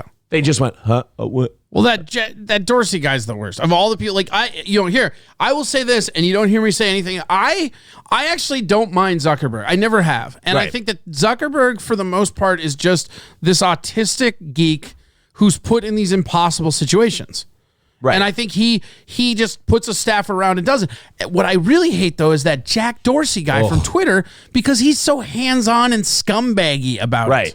And arrogant and calm about it too. Like he looks like a guy who would choke you to death with piano wire and just kind of sit there and have tea while he does it. Yeah. Remember, if you tell the cops, I'm going to deplatform you as fake news. Mark you choking hard or hardly choking? Go. Mark Zuckerberg is who we thought Bill Gates was. Are you saying he is who we thought he was? He is who we thought he was. And we let him off the hook. Now, if you want to crown Facebook, then crown their asses. But nobody should be shocked that Bill Gates is a pedophile, though, right? That's why we created the damn account. No, we shouldn't be. In retrospect, we shouldn't be. But Mark Zuckerberg legit is what we thought Bill Gates was. Just some nerd who wants to make a shitload of money. Yeah. And that's why you're right. That's why he's better than Jack Dorsey. Because Jack Dorsey, the people you got to watch out for are the ones who want to make a difference in this world. Right. And that's the thing about Zuckerberg is that if you listen to him talk, and I'm not necessarily the biggest fan. I appreciate him and respect what he's done. Anybody that works his way, it's so funny. You listen to all these like college liberal kids bitch about like billionaires and stuff, but it's how many like Zuckerberg, even Dorsey, even Bill Gates. Yeah. This is first generation wealth. Yeah. That's the American dream, guys. They are. What you see, baby? Jack Dorsey, Mark Zuckerberg. They're just like Dusty Rhodes, baby. Actually, they made a shitload more money than Dusty, but they didn't draw as many people to the Omni for Starcade. Pfft. How about that? How about WrestleMania? Vince books Mark Zuckerberg versus Jack Dorsey. But it has to be a loser leaves Earth match. And they go on Elon Musk's rocket. Dorsey would beat the hell out of him. Although, I don't know, maybe Zuckerberg does strike me as a guy that just has this like quelling inner rage. And so I could see him just walking in and like Dorsey punching him. And then like Zuckerberg just seeing his own blood and just picking him up, snapping in an Dorsey. autistic rage. Yeah, and then just like drinking his body fluids like it's stem cells in that South Park episode. All right, to give him a chance, Paul Heyman is Zuckerberg's manager. Oh, Zuckerberg all day, there baby. We go. There we go. You got Paul Heyman in your corner, you're good. You're good. Rasputin says Facebook keeps changing the rules. I got dinged for a post from 6 years ago because it's no longer within community standards. Yeah, I've had that happen. I've had that happen. That's before. not what happens. I can tell you guys what happens. What happens is that you get dinged for something that you have now, and then it gets you put into their algorithm. And then their algorithm goes back and retroactively looks at all the stuff you've done. Because the thing is, in Facebook, and this is what makes it super weird, is you can do a bunch of stuff that's against their policy as long as nobody reports you. Once they get reported, you get in this automated algorithm, and the algorithm will check your posts going back. And so this idea that like, oh, they keep changing the rules. No, you effed up because you wanted to trigger a lib, and now you got yourself in an algorithm. As Ice-T would say, you played yourself, bro.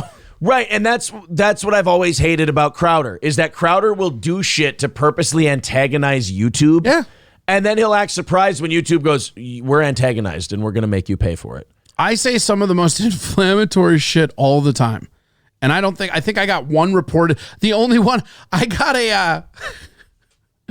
got my first like violation. This was like 2 years ago or whatever for it was Bernie Sanders, like after he came out against Hillary, and I was like, uh-oh, he's about to get Hillary. Run, Bernie, run, or something like that. That was it? Yeah, it was super innocuous.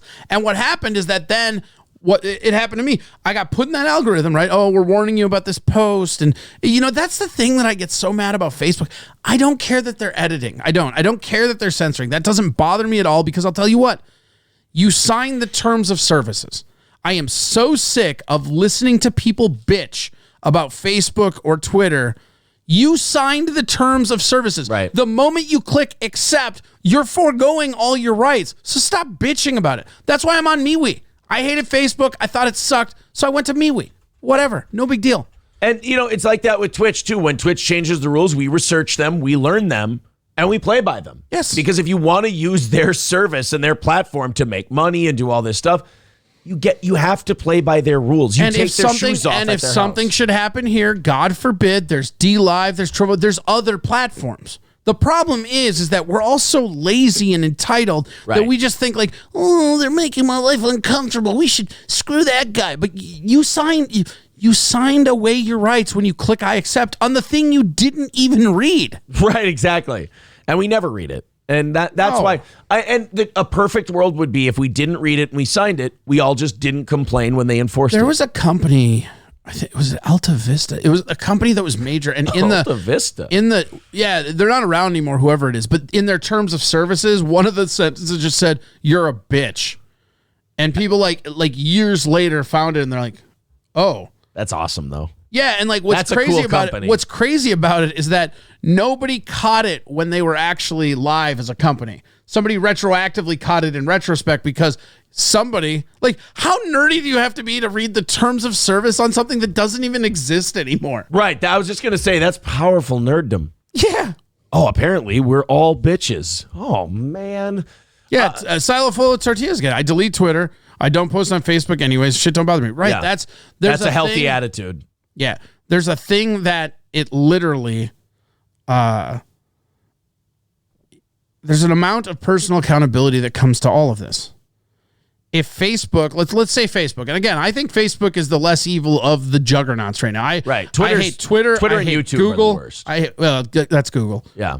But Google and Twitter are out of control. Facebook is a case of a company that's just too big for what they're trying to do, and they're doing the best they can. I legitimately believe that they have a left leaning. They're from Silicon Valley. That's going to happen. Right. But when you look at all the other companies around them, Facebook is the only one that is constantly changing. Like this about Face. We can make fun of it all we want and be like, oh, where were you months ago? But guess what?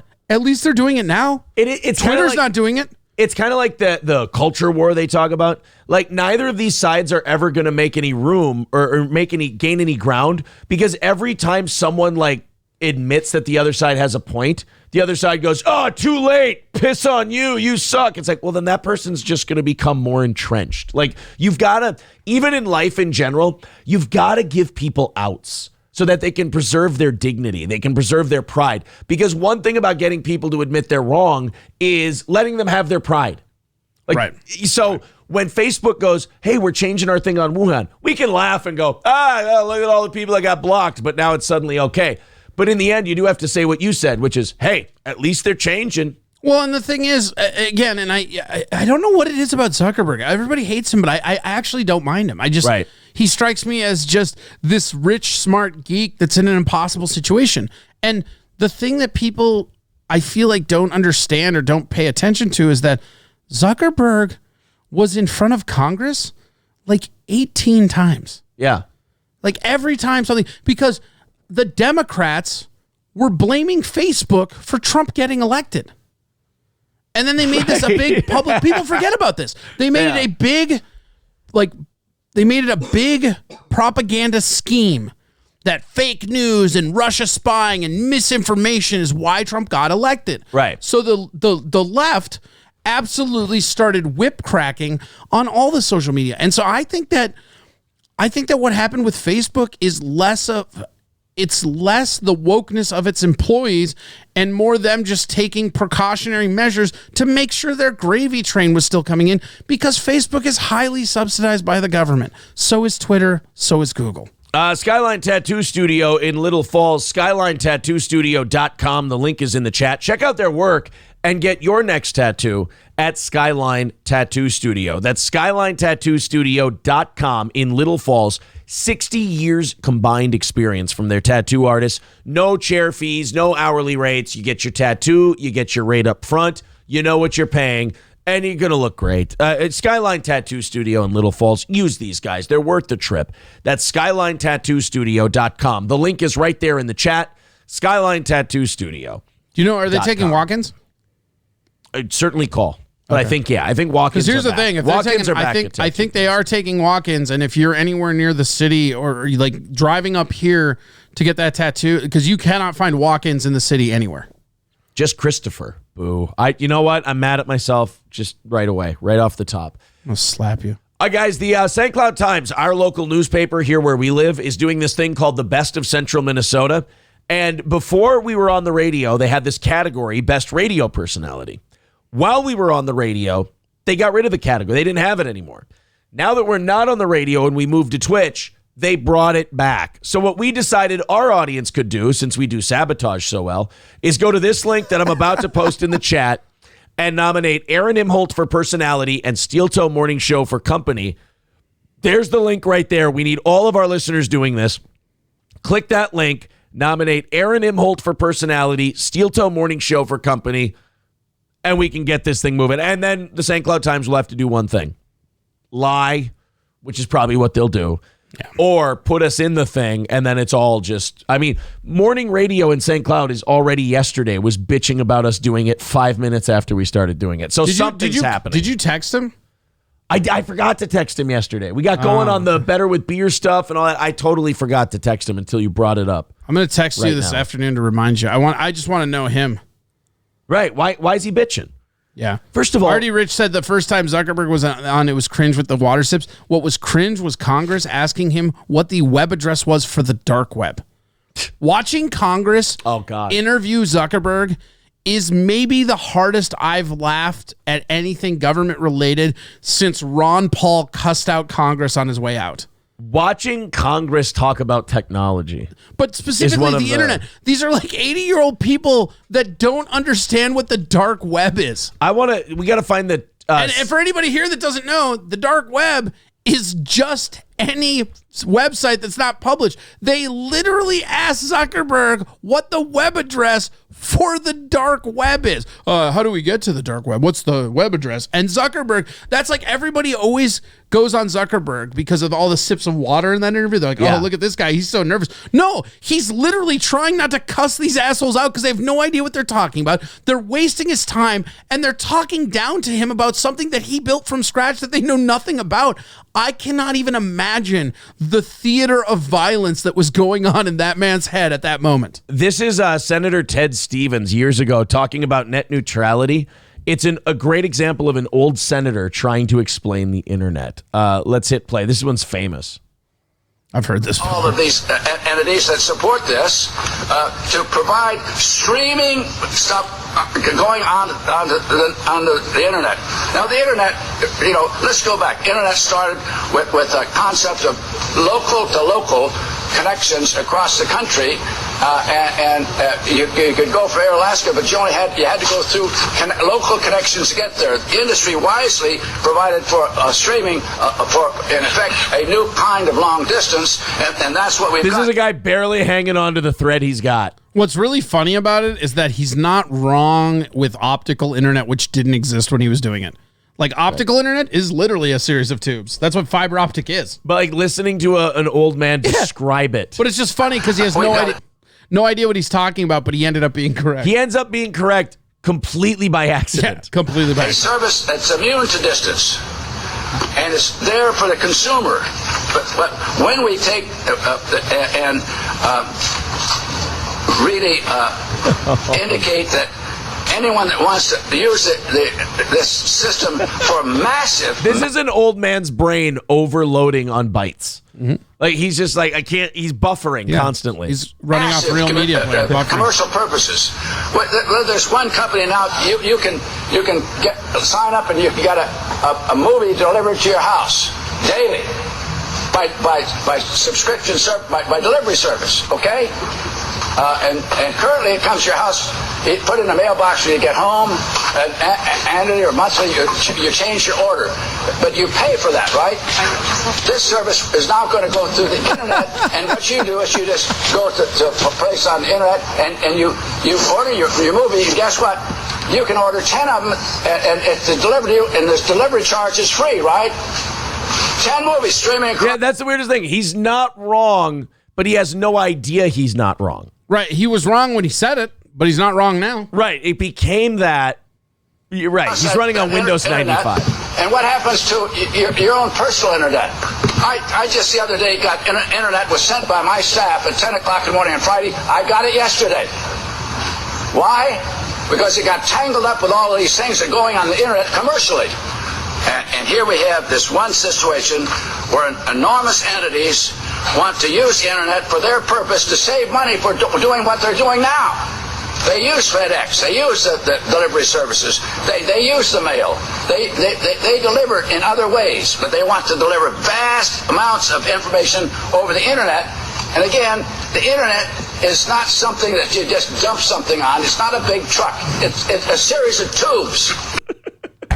Series of tubes. Remember, Jon Stewart used to have a field day with this guy. Remember, it's not a big truck. It's a series of tubes. and someone says, hey, he's not wrong. Okay, don't give him that credit because he doesn't know he's not wrong. Right. He was absolutely wrong. He's panicking, overloading. Artie Rich says inner tubes. Inner tubes, yeah. Remember, it's And again, the internet is not something that you just dump something on. It's not a big truck. Now, I want to point out he is right. In a literal sense, he's right. The internet is not a big truck. It's not. What? You can look at the internet and see that it's not indeed a big. Look at the big truck. Look at a big truck today when you're out and about. It looks nothing like the internet. What a disillusioning day. You just dump something on. It's not a big truck. It's a series of tubes.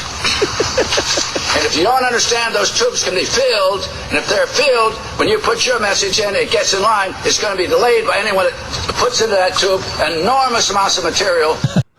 And there you go. That's Senator Ted Stevens years ago, about 20 years ago, 15 years ago on the internet, proving once again it's always funny to watch old men talk about the internet. 5,048 subscribers. Thank you guys very much. But let's get to 5,100 by the end of the show. All right. Have you seen this is something that just started trending this morning. A fat white lady had a total meltdown at the airport. Yeah. And as they do. It started trending as literally the trend was. And I knew I had to use this video when I saw the trend. Boo-hoo. Hashtag boo-hoo. Hashtag boo-hoo was trending, and it's because of this lady at the airport. Now, I'm guessing... Wow, 710,000 views. Just this morning. Yeah. Yeah. This happened, I believe, yesterday afternoon. It's at 710,000 views on Twitter alone. It is a woman. She's not wearing a mask. I'm guessing that's what the beef is, but they were able to catch her mid-tantrum. And... I know that when you catch someone mid-tantrum, you miss some context. Can still be funny, though. It can still be funny, and she can still be totally wrong and have it 100. Listen to who she asks for. Now, remember, when you're at the airport, it's not a big truck. It's tubes, right? It's a series of tubes. Yeah, okay. The airport. Yeah. You have different airlines that operate within that airport and different terminals at the airport. So if you're watching porn there, does that become a boob tube? It becomes a boob tube, literally. Okay. It's not a cunt truck. It's a boob. Disagree. So this lady decides to have a backhoe. This lady decides to have a tantrum in the airport. Let's go ahead and check this out. Trending on Twitter today. Hashtag boo-hoo. He threw me to the ground! My name is Terry Ann Booz! I'm the manager of the fucking airport here! Get him, Karen. She wants the manager. Is her name Karen? She doesn't want the manager, Corey, of Delta Airlines or that terminal. The airport? She wants the manager of the airport. That's not a person. She wants Ted Airport to come and talk to her. Oh, yeah. Ted Airport's pretty busy right now. Ted Airport's a busy guy. He's got some take a nap out on the tarmac, you fat fuck. She wants the manager of the airport. Oh, yeah. They're calling her Honey Boo-hoo in the chat. The manager of the fucking airport here! That's Who saw him choking? Who saw him choke me to the ground? Go back. I want to hear her first try to ask that question because it's completely intelligible. Who saw the hell? Ah. Who saw him choking? Who saw him? Who saw them? Who saw it? They took her germs.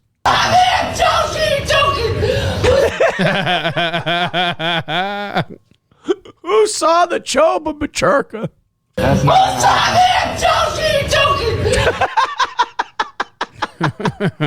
Every time. Oh my God. It's just like she's dancing.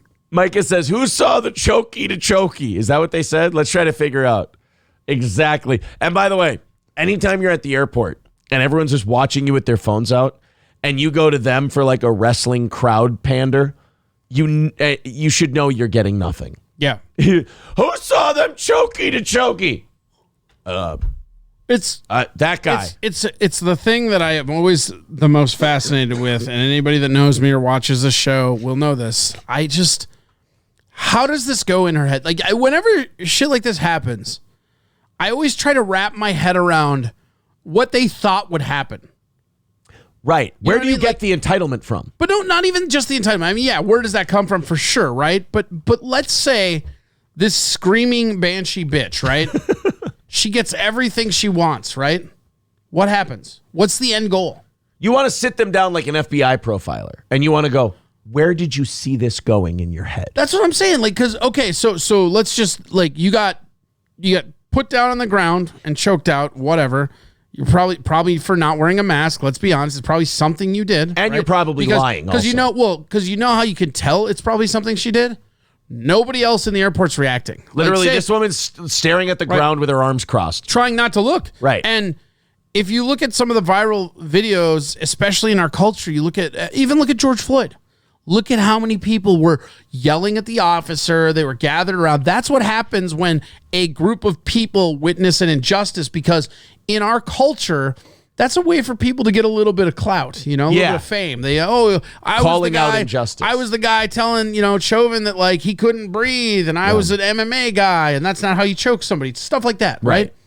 So when there's nobody paying attention like this, what's happening is that the person freaking out is usually wrong, and everybody else feels awkward, so they're not paying attention to it. Right. But what I want to know is like, okay, so you got thrown down or whatever, you got choked. Chokey to chokey. Chokey to chokey. So now, where you're trying to get some kind of like, do you want to get that guy fired? Do you want a free airplane ticket? Do you want them to reverse their decision? Them to close the airport? Because I feel like none of this stuff is going to happen by flipping out and saying choka to chokey. Choka to chokey. Oh. Like, I just don't understand. It's hard for me, and this happens with almost all these videos to me. Yeah. What was your end goal? What was the end goal? What are you going to accomplish by just screaming at people at the airport? Because the answer is you're going to go viral on Twitter. And get arrested. Yes. And they're going to talk to you. Yeah. Savory Dingleberry subscribing at tier 1. Thank you very much. All right, let's listen to Chokey to Chokey. Now, this video is called Boo Hoo, so there's more coming. I'm the manager of the fucking airport here! That's What's happening? Chokey! I still can't get past Chokey. One more time, Chokey to Chokey. And some people are guessing what it was that she was upset about. Some people, Swing Batter MN saying, do you want a Happy Meal with an extra order of fries? They screwed up her order. That's a problem. Well, she wants to see the manager, so that's a good one. She wants universal baklava for all American citizens. The manager of the fucking airport here! What's happening? Chokey! I can't. Okay, one more time, Chokey. And I swear to God, I'll move on. What's happening? Chokey! Who saw him choke me to the ground? Who saw me? I saw you run through the door when you weren't supposed to.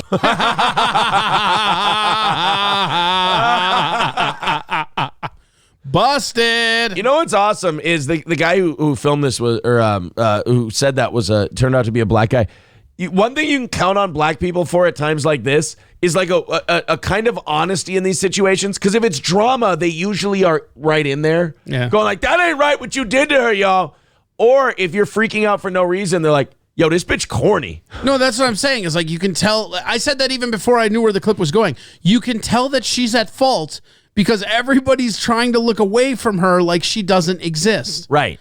If they witness police brutality, especially if it's a black person in this culture right now. I mean, like, if you're a black person and you see a cop or a security guard effing with anybody, you're filming that stuff and you are going online with it almost always. Yeah. But like the fact that they're all just sitting there doing nothing it tells you that she's wrong. Yeah, it would be great if she does get to talk to, quote, what is she, the manager of the airport, and he sits down and he goes, ma'am, you're making very serious allegations, and I need to know from your mouth, did he choke it a chokey? Because if he did, this is something we take very seriously at this airport. And look at everybody like they're watching, but they're trying to look like they're not watching. That's when they want to go on their Memorial Day vacation. No, but that's when you know something awkward is happening. That's clearly this bitch's fault. Because all these white ladies are staring. When white women are staring down at the ground going, I don't want to get involved. I don't want to get involved. You know you dicked up. Ghost of 19 Michaela says, airports have jails. Don't ask how I know that. That's Who saw him choke me? Who saw him choke me to the ground? Who saw me? I saw you run through the door when you weren't supposed to. It takes the wind right out of her sails. Hey, you know what? I think that she's going to be reasonable now, and I think that confrontation of the truth is going to it's going to end real well. She's going to grow up. Everybody's going to be happy. Okay, so that's your prediction. This man, we're going to play this guy saying this. Well, should we take it from chokey to chokey? Also, I'll say this, right? She's reacting real wrong, but as somebody that's been in that situation before, like I get how pissed that makes people. Like, yeah, they close those doors, right? And then they won't let you on, but the plane's not leaving for another 20 effing minutes. And they also, every time they chokey to chokey. Yes. And that's the worst part.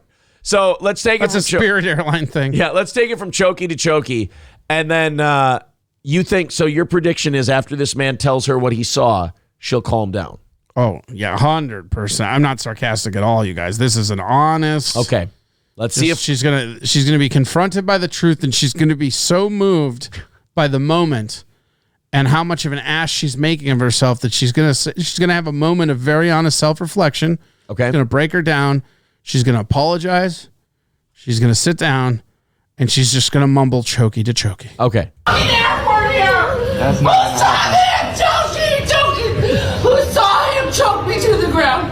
Who saw me? I saw you run through the door when you weren't supposed to. He And I saw him me push to you the out ground. the door. You deserve I'm it. pretty sure you're mistaken. In a dress.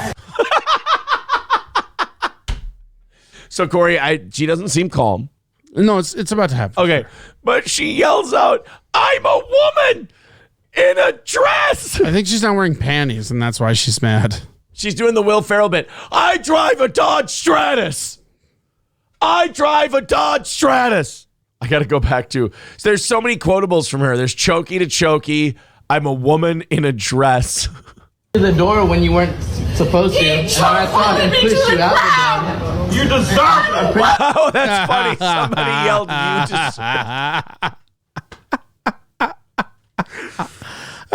deserve." Everybody, hey assholes! Everybody that's like show up on time. Honestly, if that's Dallas Fort Worth, because that looks like Dallas Fort Worth Airport, right? Okay. Seriously, I'm not trying to take her side. As somebody that has traveled for comedy, Dallas Fort Worth is the absolute trash fire of connecting flights. I don't think I have ever flown through Dallas Fort Worth without missing at least one flight on the way in or out. Because they have like 3 different terminals that you have to catch like a tram. And like they literally, it seems like every damn plane ticket you buy, you're arriving at gate 1A and your leaving flight is gate 73ZZ.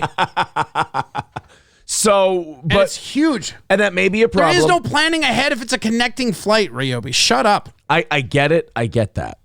But have you ever suffered the chokey to chokey from that? Suffered? No, I've engaged. Let's go back to you deserved it. You deserved I saw you run through the door when you weren't supposed to. And I saw him push you out the door. Wait. Look at how smug. What? Look at how smug that guy sounds. I saw you run through those doors when you ain't supposed to. Yeah. You know what he sounds like? He sounds like the kid that tells the substitute teacher exactly how much homework you had. That's true. Heather's Rimmed Out Snatch. We're not doing Corey Adam and Twitch Talk. You're going to ruin the bit for the thing, and I know that's what you're going for, but there it is, the St. Cloud Times thing. Heather's Rimmed Out Snatch. Just calm down. It's going to be funny because it's going to Dave?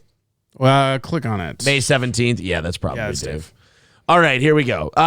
Mods, go ahead and time out Heather's Rimmed Out Snatch. Wait, stop. So somebody supports me and now they get timed out? That's how we're running this? I knew that's where you were going to take it. So that's how we're running this? So in order to get back to chokey, I will say yes. That's not Who saw him choke me to the ground? Who saw me? I saw you run through the door when you weren't supposed to. And I saw him push you out the door. You deserve it. You deserve Sometimes it. heroes go unsung. You deserve Right, that man should be on camera. Take your bow, sir. I saw him push you out the door. You deserve it. I'm pretty sure you're mistaken. Allegedly. Allegedly. If anybody had any hair on their balls, they would have yelled, "Prove it!" I'm a woman, and I'm a ma'am. I'm pretty sure you're mistaken. Boo-hoo. And there's boo-hoo. You're talking mad shit, and all of a sudden you just go, boo-hoo. It's kind of an argument. Yeah, your mom's dirty underwear. I'm 3 for 3 missing connecting flight in Dallas-Fort Worth. I would love to see if there's a metric for that. I think this is Dallas-Fort Worth. Literally the worst airport for connecting flights I've ever been to. Run through the door when you weren't supposed to. And I thought and pushed you out the door. You deserve it. I'm pretty sure you're mistaken. Boo-hoo. Boo-hoo. Boo-hoo! You fuck off! She's like, you fuck off. That woman will hear a lot of things, but she will not tolerate boo-hoo. Boo-hoo. Everyone has their line. It's one of the greatest 40 seconds of audio. You know what it is, honestly? It's that this lady is probably one of those like super overactive BLM people. And all she does is spend her life telling people like the, systemic racism and the disproportionate violent police. And now she's in an airport. And if it is Dallas-Fort Worth, I guarantee you there's probably more black people there than white people. And so she's like, in her head, she's like, yeah, I stand up for black people all the time. They're going to come to my aid. And then they're like, you deserved it. Boo-hoo. Boo-hoo, bitch. Call me boo-hoo one more time. Someone said that she sounds like the bus driver from South Park. She does. Oh, does she? Bit. Yeah. Miss Crabtree. The lady with the like bird's nest or whatever? Yeah. Yes. Here, let me see.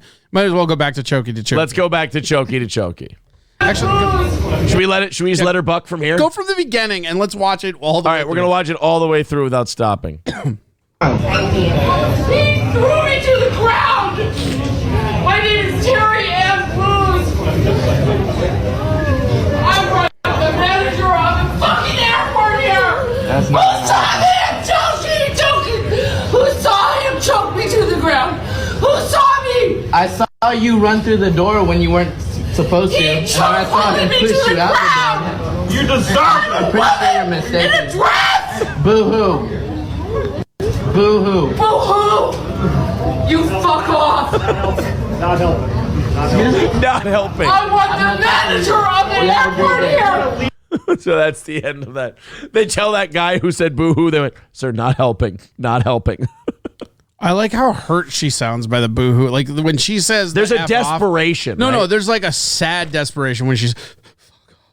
Like she's yelling the whole time and then you fuck off. No, it's because you're right. She's like so conflicted by her BLM-ness and her white ladiness, but she's like, I have to get to police this are evil, so she figures like if she can start this outrage, it'll be a bunch of like people there having her back. Yeah. Didn't work out when you weren't supposed to. And I thought and pushed you out the door. You deserve it. I'm pretty sure you're mistaken. Boo-hoo. Boo-hoo. Boo-hoo! You fuck off! Not helping. Not helping. I want the manager of the airport here!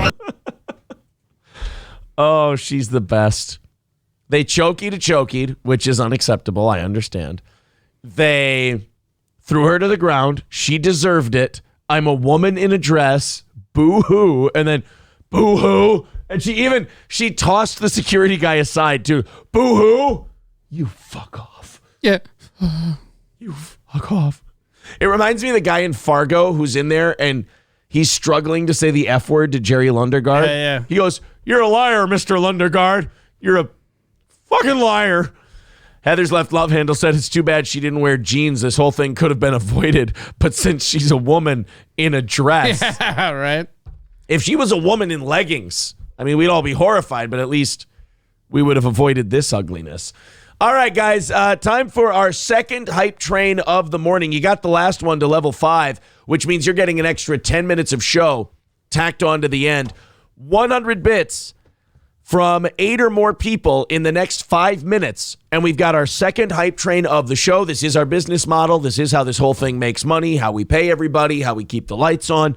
So 100 bits, if you're a big fan of the show, throw them in, and then bits and subs after that to keep the hype train going. Let's talk about our pals at Midland Armory in Foley.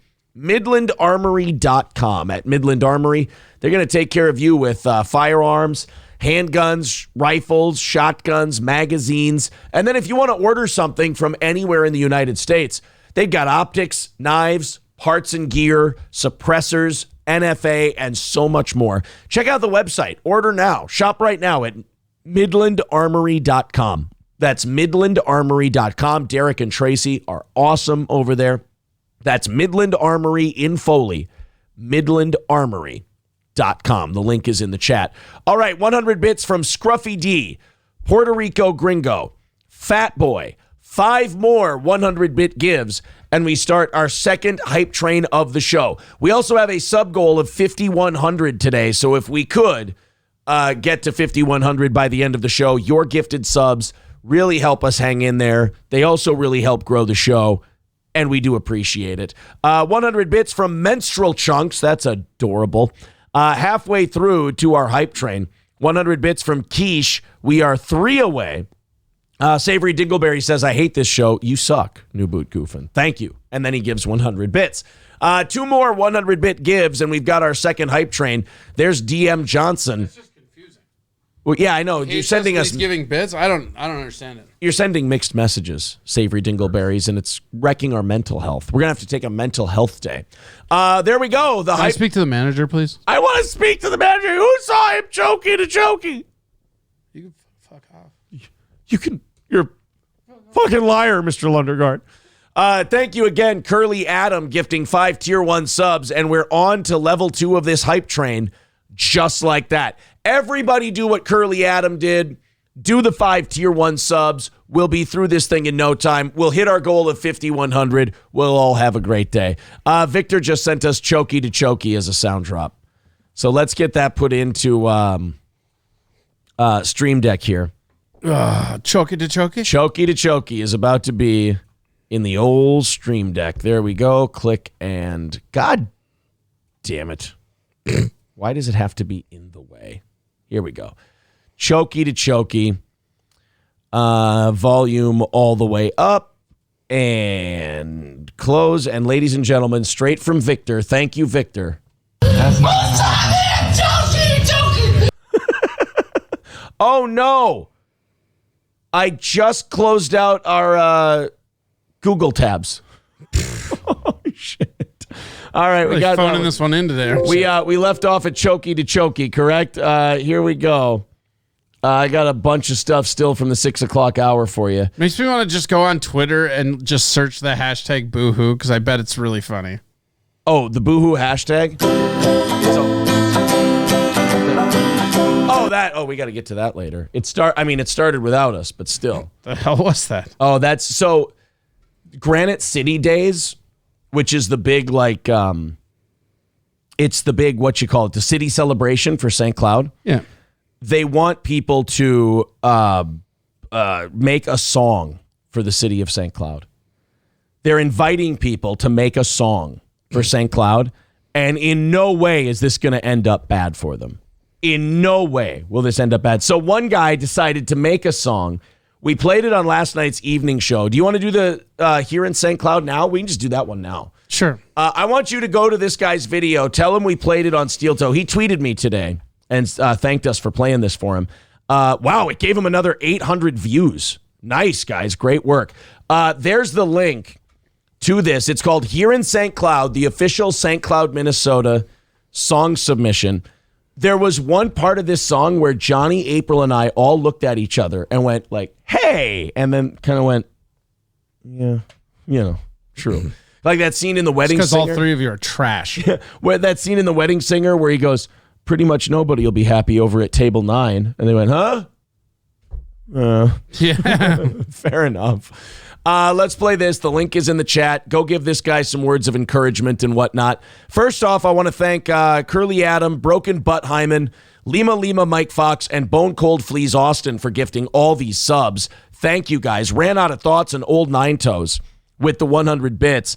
49% of the way through level 3. Keep gifting those subs. Those 5 Tier 1 sub gifts are massive for this channel. Yeah, Control Shift and T will bring back your tabs if you ever do that again, by the way. Oh, shit. Thank you very much. Mrs. Poopy Butthole with 200 bits. 5,062 subscribers, 38 away from 5,100. Here we go. The song, Here in St. Cloud. I hope that we see just a mass infusion of sarcastic dickhead St. Cloud songs. Curly Adam with another 5 tier 1 subs. And we're on to level 4. You guys are getting 20 minutes of overtime. Let's see if we can finish this one off. They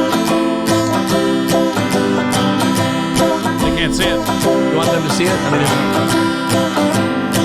they can still see us dancing at the bottom. Here in St. Cloud, we've got it all. Call the cops on kids playing basketball. Let's go people watching at the mall. Wait, there's nobody here. Lots of lifted trucks here in St. Cloud. Driving past your house real fucking loud. Wasting thousands just to get it off the ground.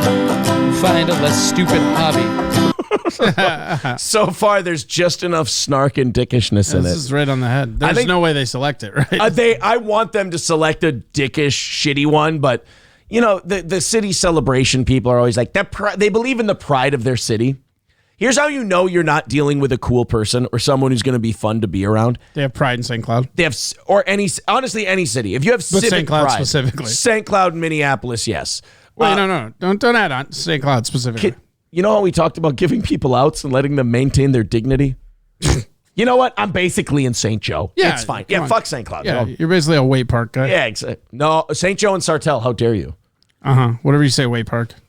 Whoa! A lot of people don't know. Whoa. Flinty Gecko, stop the presses. Whoa, what just happened? Flinty Gecko, April, you need to write down Flinty Gecko, and Flinty Gecko, you need to send your address and shirt size to this because you just went over 100 gifted subs for the week. Twitch.tv/Aaron's Box. There you go, Flinty Gecko. Go ahead and leave your address and shirt size. We'll get the hoodies and t-shirts out to you. And you get 2 free tickets to every show we do, including the anniversary show on August 14th. 188% of the way through level 5 after those 50 subs from Flinty Gecko. Thank you very much, sir.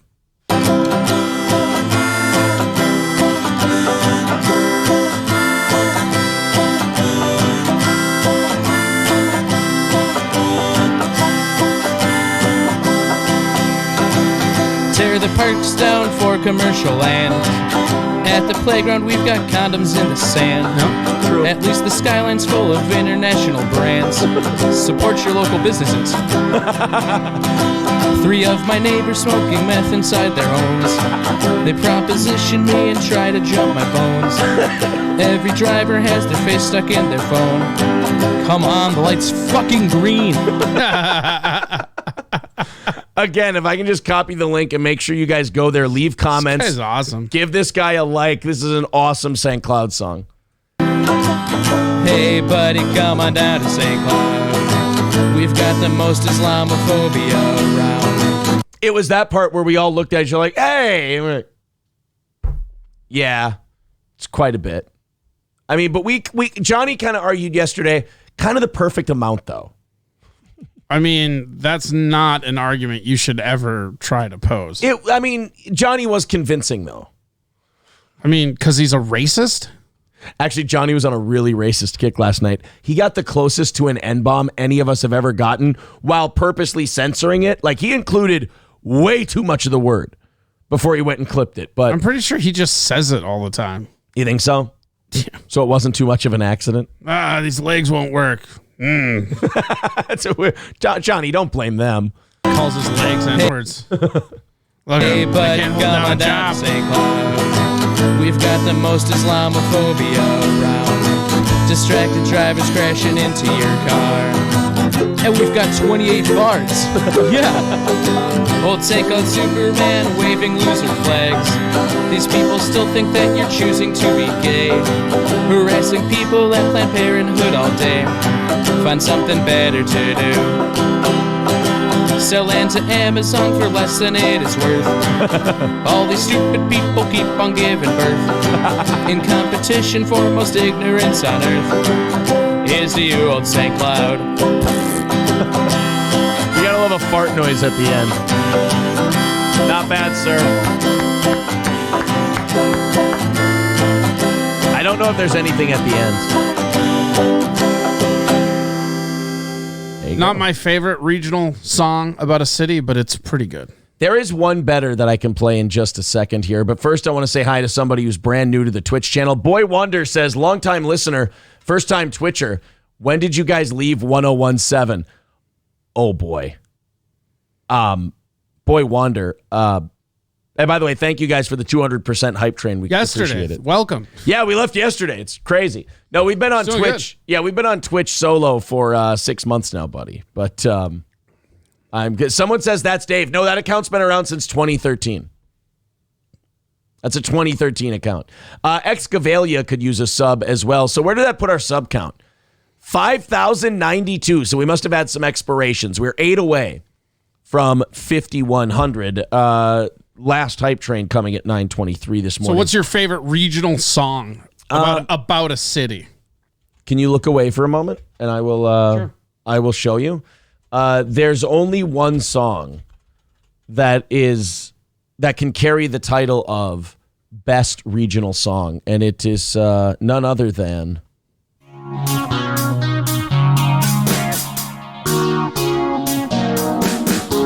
You ever been to Canada? Yeah. You ever been to Saskatchewan? I met an Alaskan chick there. She was almost as into it as I was. Regina, experience Regina. These guys fuck. Regina, experience Regina. Regina. Meh, I've heard better. But wait until the verse kicks in. Oh, okay. You ready for the verse? Yeah. No, I judged too soon. Let's go. Okay. Just kidding. There are no verses. There's just talk downs and then experience Regina. Well, now I like it better. The capital city of Saskatchewan with around 200,000 people and a devotion to ecology that has resulted in a system of over 100 Look, bars. the sound mixing could be better. I admit. Oh, so I'm sorry that you didn't go for experience Regina. We'll. Do you want to know the real answer? What's the best culture, or what is it? City. Vinny and the Stardusters, Duluth. Vinny and the Stardusters, Duluth. All right, let's check it out. Also, this isn't a very big song, so it won't get you dinged. I've played it on mine before. Saddam, No, I'm not going to give up my freedom to. Oh yeah, dude, their albums are great. They made a 6-minute and 30-second song about Duluth. Yeah.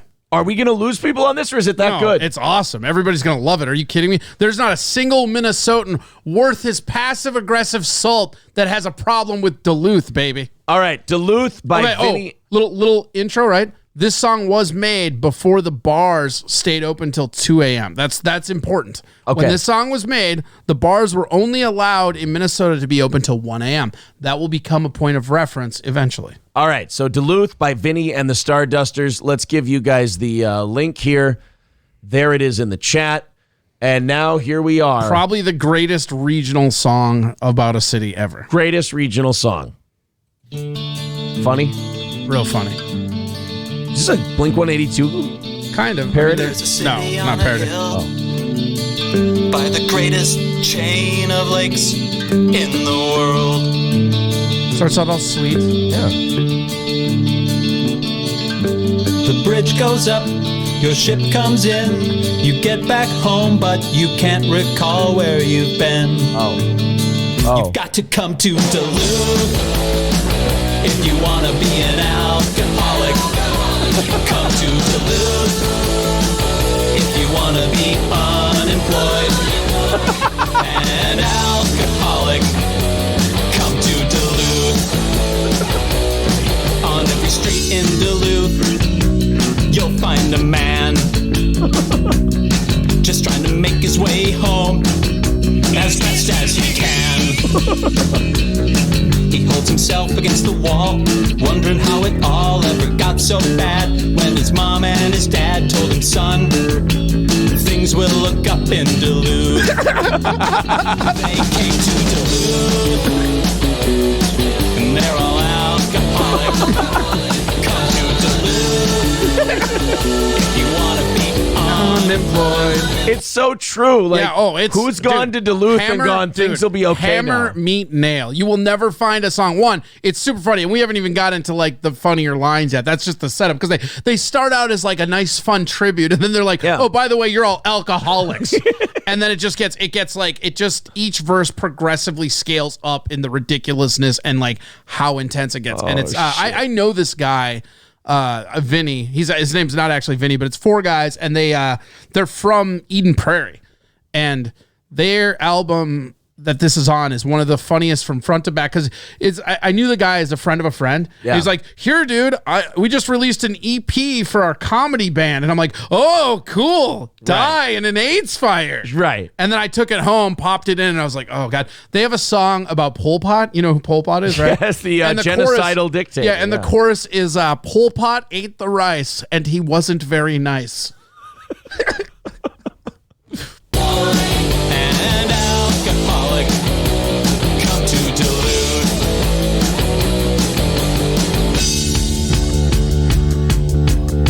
And down at Canal Park, you can buy a shellacked piece of bark and some Injun moccasins and some pottery made by Duluthians and some of that world famous Duluth saltwater taffy. Yeah, you can do all of these things in Duluth, but you'll probably just go to the bar. And when you're hungry, you'll find the pizza man. He used to be a hippie, but now he's a businessman. He makes the pizzas for the unemployed alcoholics who all live in Duluth.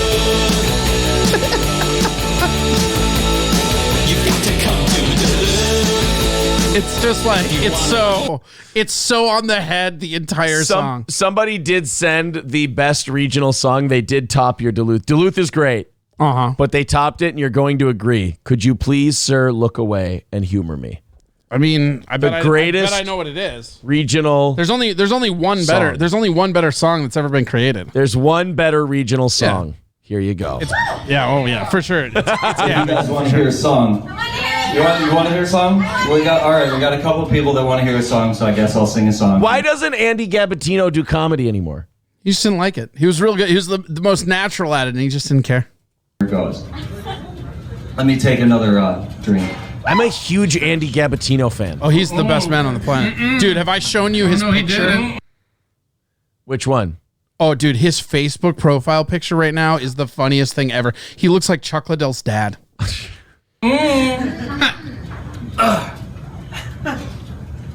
One evening as the sun went down, the spotlights they were burning, I saw a black kid walking, and he said, boys, I'm not turning, I'm going to a land that's far away, and I probably should worry.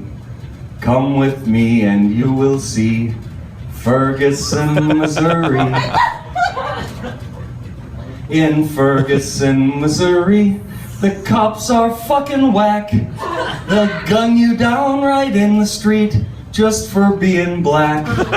But now they don't discriminate, don't care about your race. No, you'll get some mace sprayed in your face in Ferguson, Missouri. They start clapping at one point. In Ferguson, Missouri, don't try and act all hard. Cause if you loot a liquor store, they will call in the guard. M16s and tanks and shit, and that ain't all they've got. Protest in one spot and you will get shot in Ferguson, Missouri.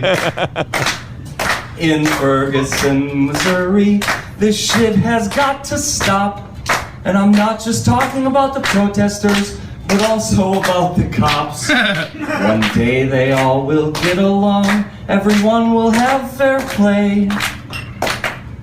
But until that day, they will make you pay. Stay the fuck away with their stun grenades and their pepper spray. Stay the fuck away from Ferguson, Missouri. All right, Duluth might edge out Ferguson, Missouri, but if it does, it's not by much. Well, and if Andy had a band, he did. If Andy, yes, Andy and the You know what? That's for a different day. We'll think of a good one. What? Andy and the something. I don't know. Andy and the Stardusters?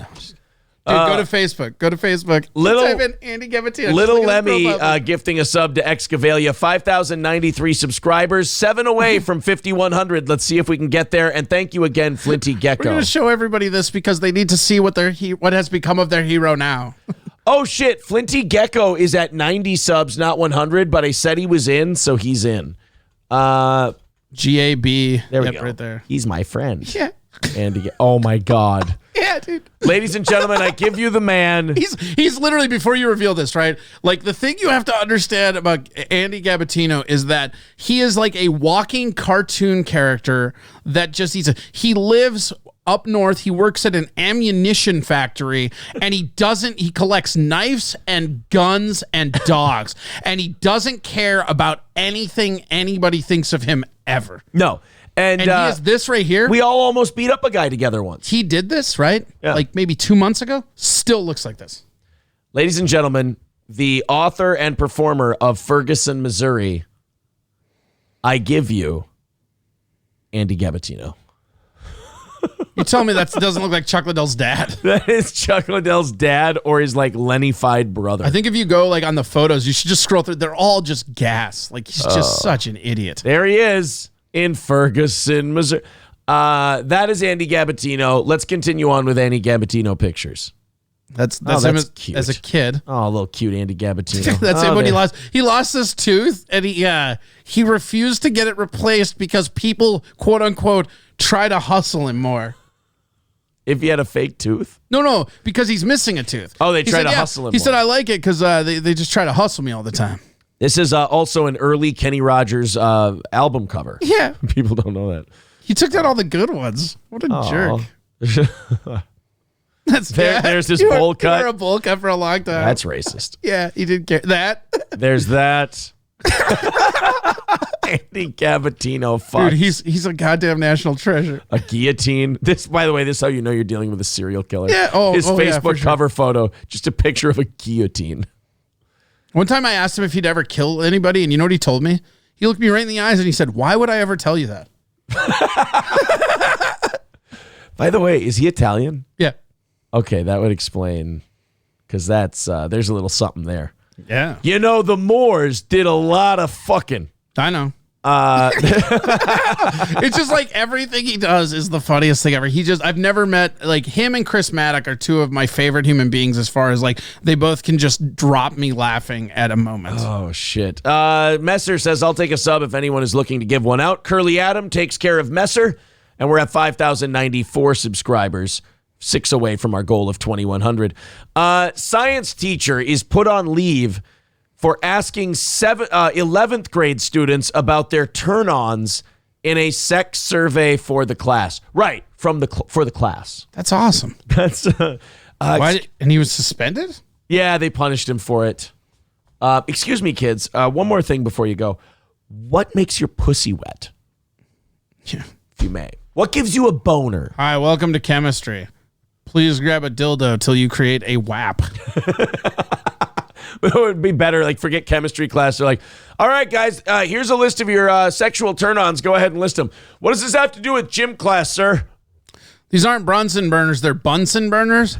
They're just dildos that I put STDs on, but we're gonna get the burning going, guys. Patent pending, by the way. PCK junk removal. We'll get to this story in just a second. I do need to keep up. I'm sorry. PCKjunkremoval.com. If you're trying to get rid of furniture, appliances, you don't want to do a special garbage pickup, you want to clean out the garage, you want to get shit out of your house, do a total clean out, use our friends at PCK Junk Removal. They also do small-scale demolition, demolition removal. They also do, they get rid of, as I said, furniture, things of that nature. It's been a while since I've listed all of the things they do. Foreclosure cleanouts, apartment cleanouts, hot tub removals, anything you don't want hanging around, they'll take it at PCKjunkremoval.com. Again, check it out, PCKjunkremoval.com. Thank you, Boy Wonder, for following the channel. I just had somebody snap me a story for the show. What is it? I will send you the link. Should we do it after the sexual turn-ons high school story? Is it? Yeah, you know what? Yeah, Do it right after? It'll actually be a really good follow-up to it. All right. Chuck Spadina with a 2-year sub. He subscribed for 24 months. Thank you, Chuck Spadina. Thank you, Chuck. I love you. Where's the link? I thought we were going to do this one first. Oh, you're sending the link. Oh, okay. Yeah, do that. You're right. No. A Massachusetts teacher. I want to make sure we don't. Okay, we do have audio of this story. This story's way better with an audio video kind of a thing. Let's hit play. On the local news calls it a highly inappropriate lesson. That survey alarming many students. That teacher was placed on leave as the investigation continues. I just thought it was very strange, and that I didn't want to be partaking in it. Well, it's usually my priest that asks me what gives me a boner. Wait. Hold on. Back up to the beginning of this. I want to see if I heard that right. Go ahead. Survey alarming many students. That teacher was placed on leave as the investigation continues. I just thought it was very strange, and that I didn't want to be partaking in it. Pause it. I just thought it was very strange that I didn't want to be partaking in it, is what that dude just said. Well, so you're saying the education system there in Dracut High School not the best at English? No, I'm just saying this dude is surprised that he didn't want to make a WAP with his chemistry teacher. My teacher asked me what gives me a boner, and I didn't want to admit to them. It was pinching my nipples with a nail clippers and setting my dick on fire. So I passed politely. He asked me what turns me, really horny, and I said banging his wife. He did not like that answer. He asked me what gave me He really hated my homework presentation, too. The PowerPoint presentation, he said, was not age appropriate. He said we shouldn't have included visual media. It's not my fault his slut of a wife can double click her own mouse. What turns you on, young Daniel? Blood, teacher. Blood. I made her shave. We were playing war. I made her shave in a Gaza Strip. It was pretty rad. Survey sending and I bombed shockwaves. it. And then I took her West Bank. Yeah. White phosphorus everywhere. Through a Drake at school. Drake at high school. That's right. Middle East War Slam. That's right. Oh, yeah. And I climbed her Golan Heights. Don't you worry. Science teacher Eric Jackson is now on leave for handing it out in his Wait, is that him? class on Drake at high school science teacher. That guy definitely is a pedophile. In my opinion, he looks like someone who would be a pedophile. He's giving people with widow's peaks a bad name. Would you like to give a statement? Yeah, you're not allowed inside to see the bodies. Yeah. They can't see the video, FYI. By the way, if you're here for my hard drive, they already took it. Teacher Eric Jackson is now on leave for handing it out in his anatomy class on Friday. The investigation is still pending. We're in the middle of it. I'd like to wait and see what happens with that. I can't believe Tim Dillon got a teaching job. It's really impressive, Tim. Survey had a dozen statements about sex and asked the students to rate how they relate to the statements. One said, having sex in a different setting than usual is a real turn on for me. Yeah. What? In a high school class? Dude, how did you... Again, it's one of those lessons. It's like the lessons that have the N-word in it that we do. It's like... It's your thing on the airport. Yeah. Where did you see this going? Porn stories from 17-year-olds, obviously. That's all he wanted. He's like, I need something to jerk off to. I know. I'm a health teacher. Hey, guys, I want you all to go home and experience orgasms and make sure you bring back pictures because I will be asking you to show your work. And fluid samples. We want to get you tested. Disgusting, talking about things such as arousal, words that I don't even want to say on television. By the way, future right-wing talk show host. Richard Silvio Jr. We're going to be hearing the Richard Silvio show someday. Well, it was highly immoral as I drive my parents' minivan. I mean, he's fat enough to be Rush Limbaugh. This guy has Rush Limbaugh written all over it. As I get into my Chrysler Town and Country, I'm appalled by the amount of sexual questions that were in this survey, especially since 87% of my answers to them were anal. Student Richard Silvio Jr. was not in the class, but was gathering information. Dude, he's a student wearing a button-up shirt and khakis. Did you hear what they just said? He was not a student in the class. So now... But wait, didn't he just say he didn't feel comfortable? Go right, back. But now you have a journalist like, hey, kids, you want to talk about sex? He wasn't even in the class. Than usual is a real turn on for me. Mexican really, it was Lou. disgusting, talking about things such as arousal, words that I don't even want to say on television. Student Richard Silvio Jr. was not in the class, but was gathering information for his TV show at Drake at Access. Of course, I nailed it. Dude, I can tell these kids from a mile away. I was getting it for my television show, and I was appalled by the... Oh, this guy's a cancer who's going to permeate this media horseshit for years to come. That guy, by the way, look into the eyes of the future enemy. That's Jeff Zucker in like 18 years. Access television that day. A lot of students actually left the classroom and roaming the halls, and you could see administration running back and forth down the hallways, like a chicken without its head trying to figure out what's going on. Oh, God, he's got a right-wing talk show host sense of humor, too. This guy's the heir apparent to Ben Shapiro. They were running around like chickens. He's the kind of kid who walks up to the media and goes, if you need someone to talk to, I can as well. I'm in the journalism business. The superintendent called the questionnaire a highly inappropriate survey and explained in a statement that the district takes the health and well-being of students most seriously and has initiated a review of the matter. A high school... Would it have made the survey better if they hired Scott Hall to give it? Hey, yo, we're taking a little survey. Did y'all get a Raging Hugh boner? Or did y'all get a wet ass pussy? One more for the bad guys. School senior who did not want to be identified says Mr. Jackson told them they didn't have to fill out the survey. And he said, if you feel uncomfortable at any time, you can get up, leave the room. I'm not going to ask questions. Mr. Jackson, I can't get up and leave the room. I'm soaked through my shorts. You gave us a very horny making survey. Mr. Jackson, I'll leave the room if you want me to leave a snail trail. Thanks, Teach. Mr. Jackson, I would like to leave the room, but can I bring my book with There's me like to that cover one up my slut pants? student that's like, I think banging teachers is what turns me on. Everybody else, you're dismissed. You stay after class. Do I need to call your parents? I don't have a dad. I could have figured that. Revealing where the questions came from. And there are people who are upset, and there are people, and glad to hear that there's some support. But again, I don't want to make any comments until. Wait. Did he just say, I'm glad to hear there's some? No, there was no support, sir. Support, but again, I don't want to make any comments until after the pending investigation. That's never a good spot to be in when you have to tell the media, I don't want to make any statements until after the investigation. So again, that teacher has been placed on leave, and we are told he has been with the school for many years. And right now, the investigation continues. We're live in Drake at Kerry Corrado, 7 News, Today, New England. Are you ready for the fan-submitted story? Hush that fuss. Tell me what liquefies your puss. Somebody says, I'm sorry. I'd listen to that. I'm sorry, Mr. Jackson. Who I need to leave. Never meant to soak upon this chair. But you've got... Oh, fuck, I can't. All right, so here. Go ahead, send me the story. So this is the link, and I was told that this is sent from Fat Larry 57. The only thing he beats harder than his drums is his women. All right, so this was yesterday. He wanted you to say that line? Yeah.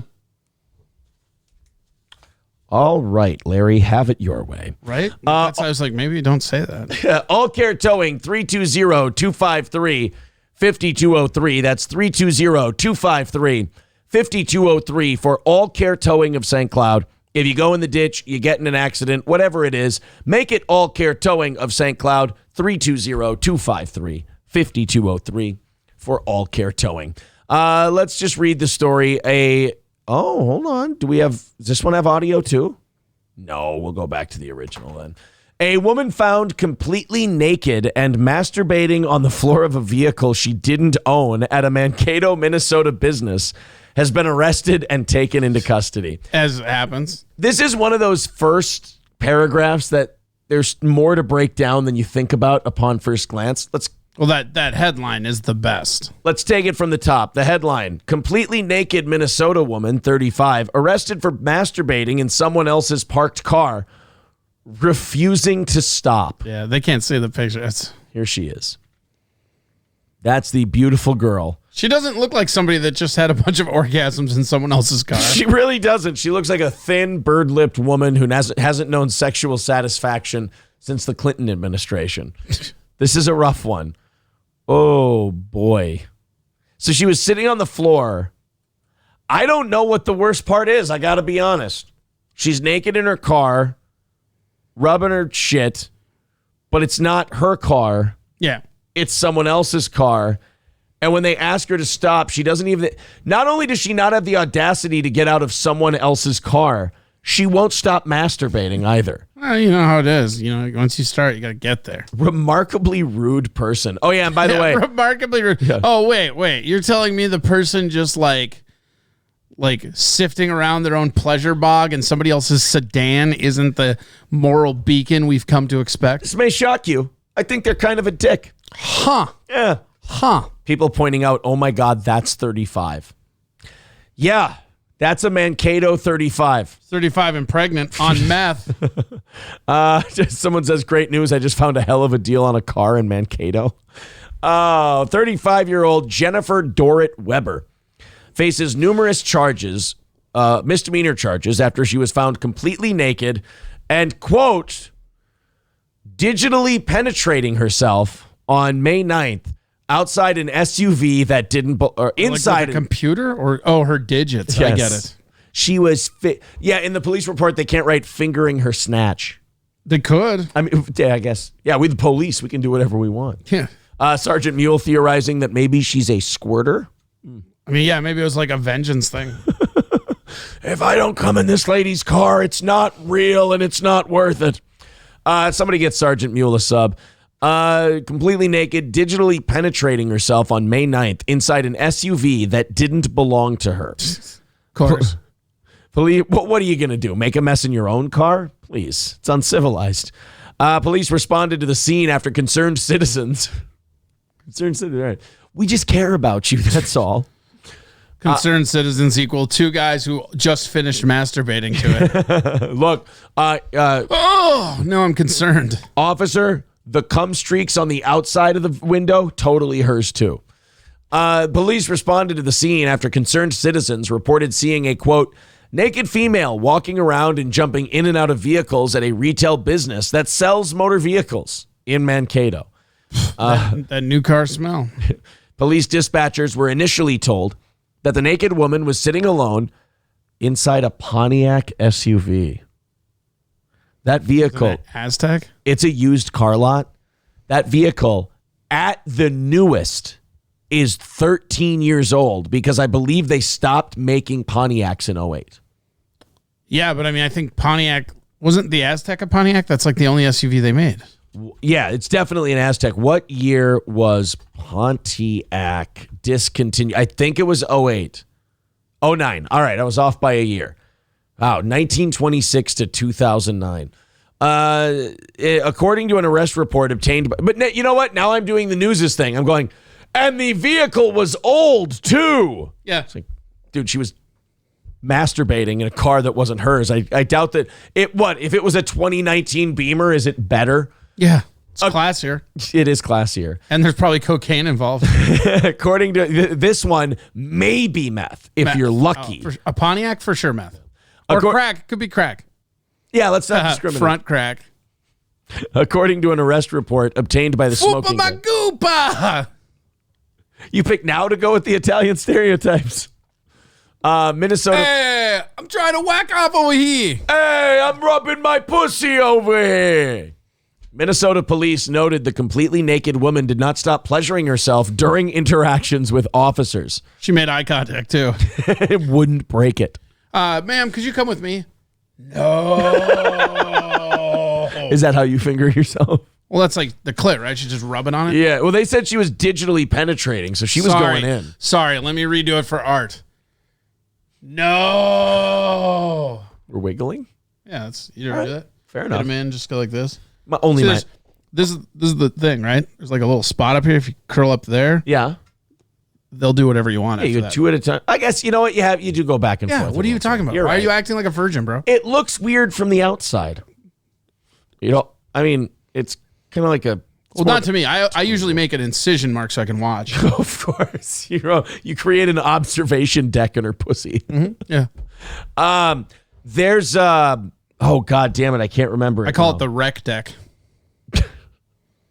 You know how Macho Man fingers a woman? Yeah, I don't use 1, 2. We play a little, but 5 or 3. God shit, 1, 2, 3 fingers. That's so funny that he did that. When cops arrived on the scene, the gold SUV where Weber last reported was found to be empty. She didn't like the ambiance of that one. However, authorities soon found her in a nearby silver pickup truck with the door wide open. She needed to get a leg up for leverage. So she is just running around masturbating in any car she can find. Yeah, she's masturbating in all the cars. What if we find out she's on the payroll and they for some reason hire her to do that? That'd be awesome. Her pussy just smells so good. They're like, we need you to get this in all the do you cars. want this old Volkswagen that smells like crayons, or do you want the Silverado that smells like old puss? Oh, is it a 35-year-old? It is. That's my favorite. So, I mean, if you have to see the Carfax on her, somebody did wreck in the back end. The 35-year-old was laying in the backseat floor, unclothed, and making nonsensical statements about being in St. Petersburg, Florida. You Florida people thought you were escaping this one and you could laugh at us Minnesotans. She thought she was in the wrong place. Throughout this time, Weber was making nonsensical statements and continued to masturbate, according to the probable cause statement. Asked what brought her to the Mankato area, Weber replied to, quote, please the boys. Yeah. That's all she wanted. She just wanted to please the boys. Didn't work. And that's why she was in Mankato. Authorities said they couldn't find the completely naked Minnesota woman's pants nor underpants inside the vehicle. As you do. Right. However, they allegedly discovered, oh boy, a metal spoon, probably applesauce, with a crystalline substance that later tested positive for meth. What? Get the shit. What are you masturbating in, Senator Ted Stevens? It's not a big truck. It's a series of tubes. Meth tubes. Yes. Police at the scenes attempted to coax for an hour to coax Weber out of the vehicle, all while she continued to pleasure herself and make nonsensical statements. She was masturbating for over an hour after they found her. I just in my head, she's just saying like horrific things like, the Jews are ruining the world. Just like, could you either stop being so hateful or stop rubbing your own button? We're just going to ask you one of the two, really, for starters. Oh, liberate Palestine. Hamas is justified. I didn't know she was political. Oh, I hate Italians. They're all half new. Oh, sorry. Whoa. Sorry. According to the New York Daily News, police were able to contact the owner of the truck. I'm sure he was thrilled. Who said he was having the vehicle serviced. He sure was. And that Weber... He has no idea how accurate that statement was. Yes. Oh, sir, you have no idea. He said he was having the vehicle serviced. I love this part. And that Weber did not have permission to be there. Yeah. Oh, I'm sorry, sir. You mean to say that the woman masturbating on the floor of your truck, you didn't give her permission? Huh. Well, she's saying different. We're going to need you to come down here and sort this out. Neither pants nor underwear belonging to Weber were found in the car, but a metal spoon identified as drug paraphernalia was. Look at that, all legs. Starting to really love this show. Did you come from Bubba? Yeah, we're all leg. Where'd you come from? We're glad you're here. Get 5W30 lube. Toonsis is God Toonsis is, I hate this. Toonsis, cover your ears. I don't want you to hear. Toonsis is objectively one of the funniest people I've ever seen in chat. Toonsis is hilarious. Consistently hits him out of the park. And by the way, he takes his time and picks his spots. Yeah. He's not always in there, but when he does. Look at how perfect that is. There's no wasted words. It's just word 5W30 lube question mark. All leg. You didn't even put a shrug emoji in there. By the way, all leg. Go ahead and check out how what do you call it? Generous this community is. Guys, all leg is new to the channel and he doesn't have a sub. And by the way, Nikola Tesla just got one from Curly Adam. All leg, check out this program. He says, yeah, he did come from Bubba. Well, welcome to the show, sir. Guys, don't welcome make me... to our nightmare. Now pull up a meth head and some lube. We're going car shopping. Guy Sartell says, don't do it. Yeah, don't make me look like an ass. Dude, I got an idea. What's that? We'll start a business where that is... Guy Sartell telling all leg to get the fuck out. All leg, stick around. Guy Sartell has Tourette's. Yeah, also, if you listen to Guy Sartell, you're not paying attention to this channel. Don't listen to anything he says. What was I going to say? Damn it. Now I lost it. Someone says, talk about a deep cleaning. No, a severely used parking lot of cars. Severely used lot. Flinty Gecko gifting a sub to All Leg. Yeah, it's that guy says, I'm still waiting for a sub. Sergeant Mule getting one from Curly Adam. Guys, yeah, it's that guy is being kind of entitled, but it's Hamburglar took care of him. There you go, guys. And we are now 5 subs away from our goal of 5,100. All right, so how did this goddamn masturbating car shopping experience end? Minnesota police were eventually able to coax the completely naked woman out of the vehicle and took her into custody. I want to know what worked. Like, probably just said, blow me. I'm here to please the boys. Dude, the officer's just like, can you hold on? I'll calm her down. You want to go over there? guys, no. I'll do my own investigation. And then he's just like, we can make this happen. Zip. And she goes, I am here to please the boys. And then it's just blowjob town. Lima, Mike Fox gifting 5 And then we get all the jokes about a policeman accidentally discharging his weapon. There you go. Into an unarmed slut. Yeah, I just ran out of creative words. Wait, she didn't have any arms either? She was taken to a detox center for treatment. Why? Weber was later charged with indecent exposure, narcotics possession. I mean, in fairness, you walked into the car she was in. She was hidden.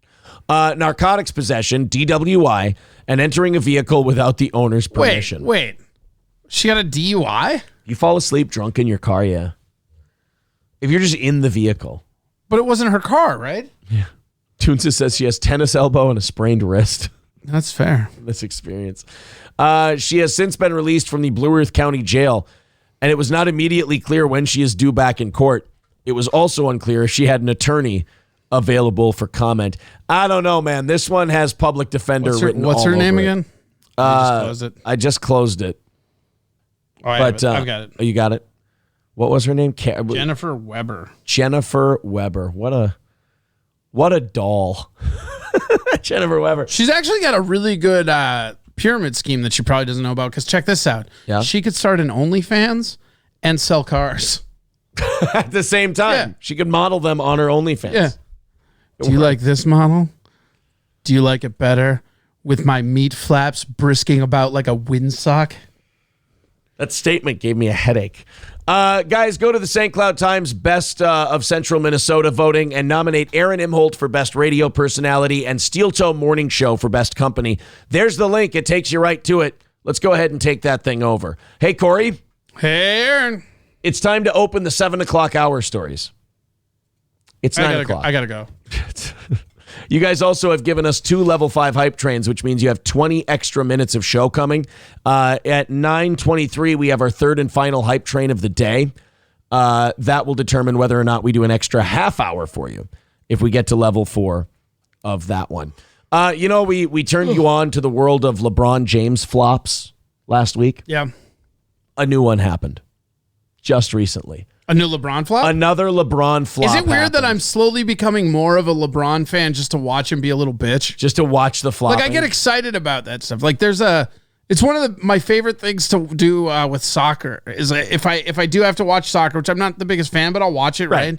But man, they should give out Oscars for some of the flops that those guys take. They're just amazing. And they sit there and they whine about it like little bitches for like 10 minutes. Soccer's the worst. It's so funny. If football. You mean flopper?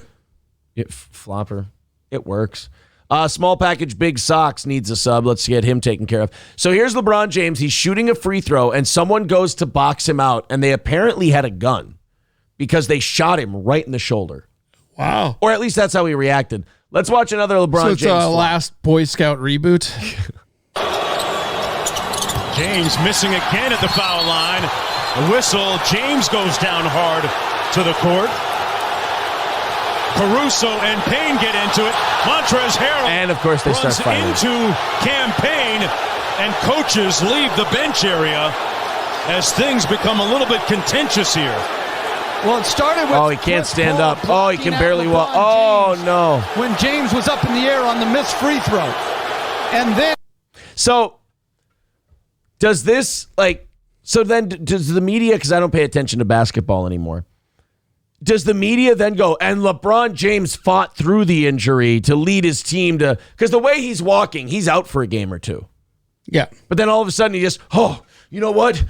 I'm going to soldier on for my team. I play hurt. 82 games a year. Lucky C14, thanks for the sub. That's what's funny is like his numbers are actually really impressive when you consider how many games he misses. Right. People accusing him of having a vaginal injury. Let's watch the slow motion version of this horrific foul that happened. Let's see the dastardly injury. There's Chris Paul blocking him out, and that got called a foul. Oh, man. Oh, no. Is LeBron okay? There's a loose ball foul on Chris Paul. Then there's an altercation. The altercation is under review. I mean, it totally was a foul, though. But when he was flapping his arms up in the air, he was not being touched. Watch this. There's the hook. Okay. But then he lets him go, and then... Dude, he's bad. That's pretty good showmanship, actually. I mean, if you have no dignity and you want to flop for the foul. Hey, show some respect. That's the GOAT. I can't deal with you being a LeBron James excuse mate. I can't do it. He's the GOAT. I can't deal with you being a LeBron pitch man. Whatever, dude. Oh, who you like better? Jordan? Cool. Go get your dad killed by gambling debts, buddy. We did skip a couple of stories from the 6 o'clock, so technically we're not in the 7. Do you want to watch? Somebody sent this to me. JV Vossen sent this to me. Okay. And they said that this is a cringe radio thing. So it's us? And it's Lex and Terry. And it was the games. How are those guys still on? I don't know, man. But it's the games they play, like the game they're having that day on the radio. Hey, now that we're not on the radio, can we do War of Roses? I mean, do you want to? You mean like the fake one, or do you mean like do our own that's real? You want me to sign up for Prep Burger and play the bits? How much does signing up for Prep Burger cost? I don't know, but I could. It's worth looking. I wonder into. if they have a trial, because how funny would it be just arbitrarily, right? Do one show as Prep Burger? Just one Prep Burger show. Oh God, that would be really funny. Like, oh, we're live here. Oh, hey, I got the lead singer from Static X here. How are you doing? Pleasure to join you, Bill. Oh, the pre-recorded interviews. Yeah. Oh, are those so bad? That's my favorite. And like Johnny Rocks loves that. Oh. You want to check? Is there music? Guys, is Johnny Rock currently playing? Hold on. Before you hit enter. I'm giving you 9 to 1 odds. I'm giving you. Oh. What do you want? I want 9 to 1. If you give me 9 to 1, I'll say yes. He's 9 to 1. Not playing music. All right, here we go. Holy shit, we're playing POD Youth of the Nation from 2000. I feel like at this point we got to stop betting whether or not he's on. We have to start betting on how old the song is. Because seriously, what if we've checked out that, like, does he even do a show anymore? I don't think so. I think, and I'll give him this out. I'll give him an out. I think this station has heard, or lack of heard, things about the show. Like they've heard nothing. Like I said, their Facebook posts get 1 like and 1 share, and it's Rockin' 101 liking it and Lastman sharing it. I think that the experiment went so bad from day one when they had tech issues that they now just are playing nothing but music. He does like little 2-minute pop-ins 3 times an hour, and they just go with music from there on out. I think it just failed so bad that someone said he's talking now. Oh shit, what if we miss it? What if it's so short that we miss him talking? Kevin from the movie and a shot of them during a more recent reunion. Jack said, quote, devastating news. Kevin is gone way too soon. This is the School of Rock guy who died. Man, life is precious. So if you haven't seen the film, please do. Here's a clip of Kevin, Jack Black, and the gang from School of Rock. Are there any drummers in the house? I played percussion. He got this from a prep burger. Because he couldn't play anything else. Shut up. Come here, dude. Just see if you can do what I do, okay? Just give it a try. This is on the station that used to have us on, for those of you wondering. Give that a try.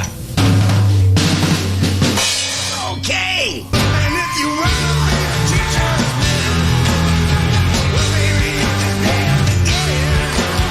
They're just literally, it's not even a funny clip. They're just playing a clip from a movie. It's music. They're playing music. This counts as music.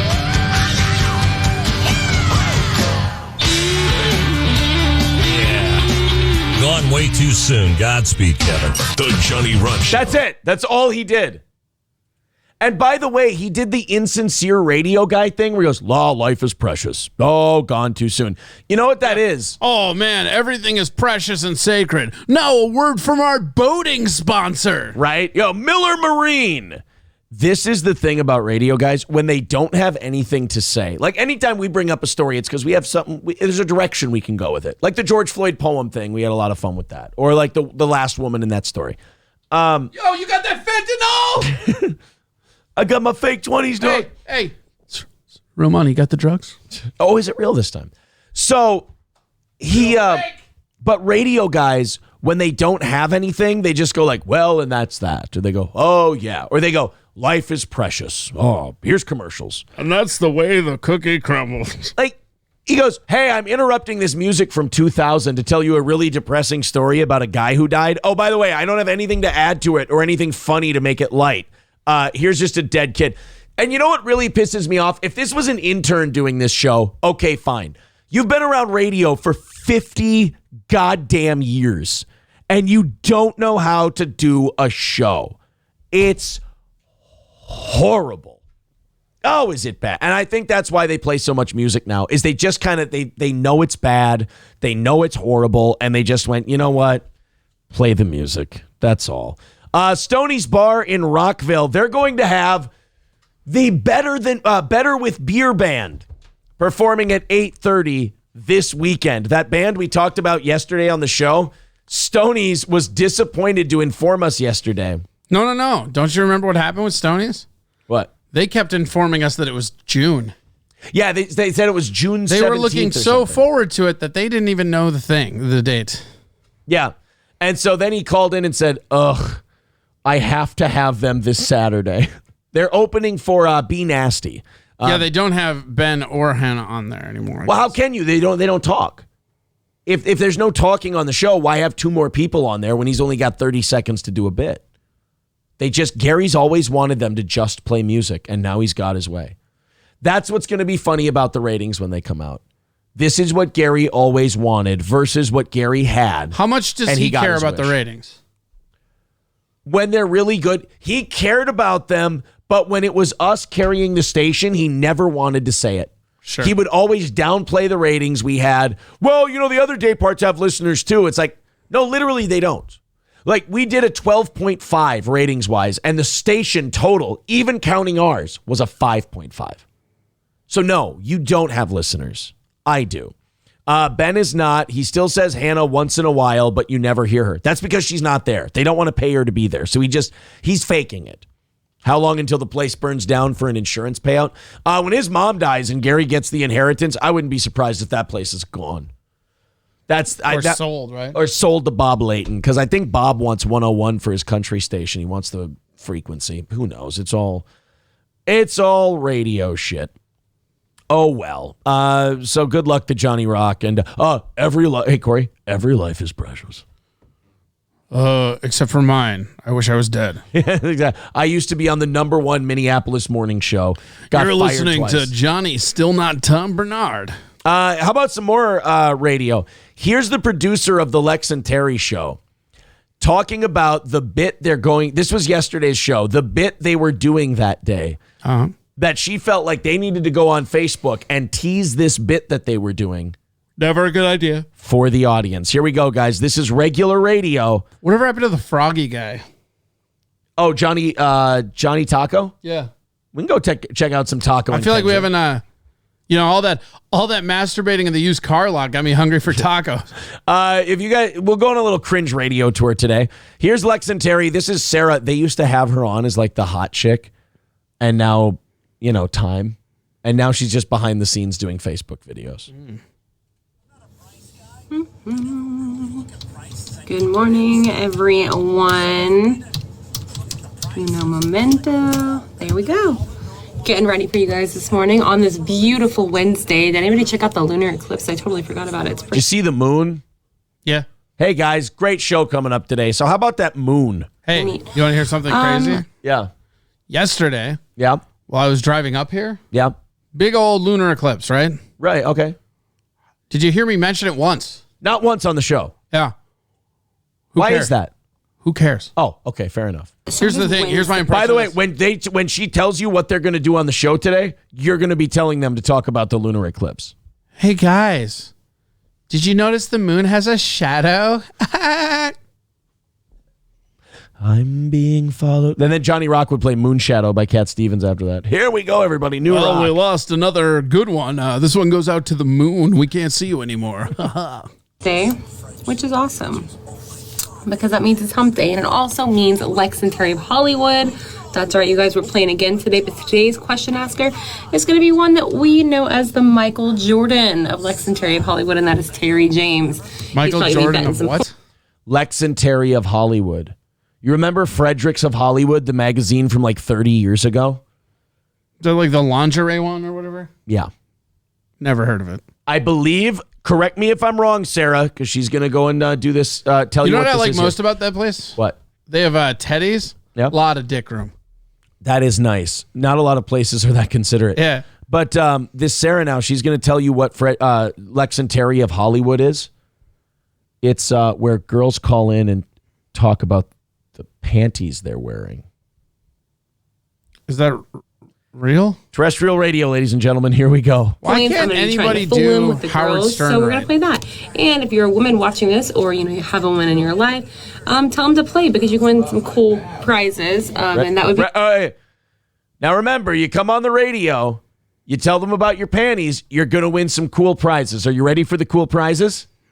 Wait, can I just wager a guess that they are in fact not cool?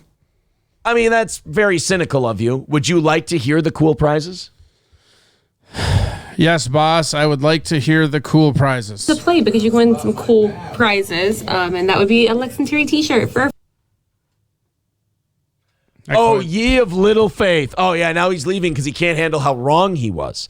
Because he knows that the Lex and Terry t-shirt is in fact a cool prize. I don't usually do this, but I'm going to come back and eat crow. You're right. You're absolutely right. My bad. You're absolutely right. So this is Lex and Terry doing a 30-year-old bit talking about women's underwear. Hey, is the shirt also 30 years old? For free. This is only for women. Sorry, you guys. I apologize. So if you're a lady, call in a little bit later, 866-977. You know what's funny about that is that like women who are going to talk about their panties, I'm sure a lot of them wear t-shirts. Yeah. Like t-shirts aren't, I mean, there are chicks that wear t-shirts and that's fine. But most of the women I know, they don't really wear t-shirts that often. No. 977-3687. And oh, by the way, their phone number is 1-877-DO-US. 1-877-DO-US. Lex and Terry. This is what happens when you never grew out of 1995 Shock Jock radio. And Hardy you're Rich 60 says, years old. I ain't got no panties on. Well, that's Attaboy. congrats. I don't know. Attaboy, Rich. Doesn't your dick get like all loosey-goosey swaying in the wind? I like to take the panties and I like to just wrap it around like a noose. Yeah, I just really choke that dick, teach it who's boss. And then I have a fake trial and then I presume it guilty. Did Maxine Waters happen to comment on this trial? Well, funny you should say. I have a maxi pad waterboarding. Oh, it's a little different. A little different. Same concept. But surprisingly similar. So here we go. Lex and Terry. Guys, this is radio. I just whisper. Racist. Here you go, guys. This is radio now. panties, because we want to hear. Good morning, Paul and Christopher, Tyrone. Why'd you What up, say it like that? everyone? Hiya, Jason. Wait, stop. Now she's Stop. Stop. She was like, this one's just for the ladies. Here goes 7 dude names. Right, exactly. So we have that going on. We have obviously Bird Poop Bingo, Sexy Word of the Day. These are the Bird Poop Bingo is coming up on Lex and Terry. week. What? What is that? Sarah B trending, and like I said, your phone calls, as always, you can literally just call and comment on a story. You can tell us something crazy that happened to you if you need advice. So we got you, man. We got you. Justin Best, good morning, dude. And This goes on for another minute. Tina, what up from Florida? How you doing? Hope you Wake guys me are up when having this is some done. better weather there than us. We've been like monsooning for 2 weeks. It's been awful. There you go, guys. Lex and Terry. In case you thought you were missing anything with regular radio, there you be. The Lex and Terry show. Holy shit.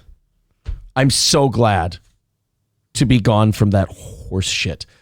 And if we're still doing those kind of bits in 30 years, Actually, we never did those kind of bits. I'm going to have to start tuning into Lex and Terry, says John in SLP. Riveting. Corey, wake up. Oh. Is it over? Yeah. She never told me her age. What? Don't worry. We're done with Lex and Terry now, I promise.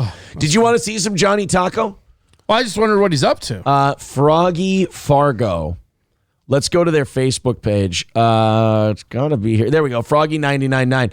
You want to watch some Johnny Taco?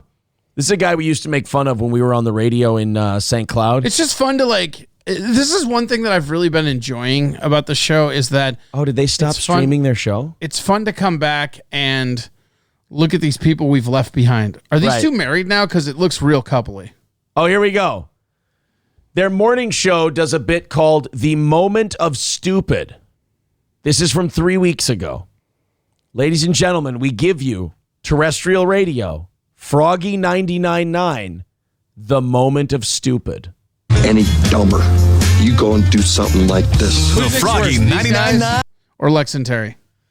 I'm going to say Lex and Terry because these two get paid shit and they're trying. Like they're terrible. They can't help that they're not good, but they're She looks trying. like she's in a better mood. They must have fixed their problems. Well, let's see. Where's that left hand? The left hand's over here. Let's see if there's a ring on there. Because there was definitely a problem. He went to his brother's wedding. Yeah, and didn't invite her. She didn't go with. And she's probably mad that his brother's getting married and she's not.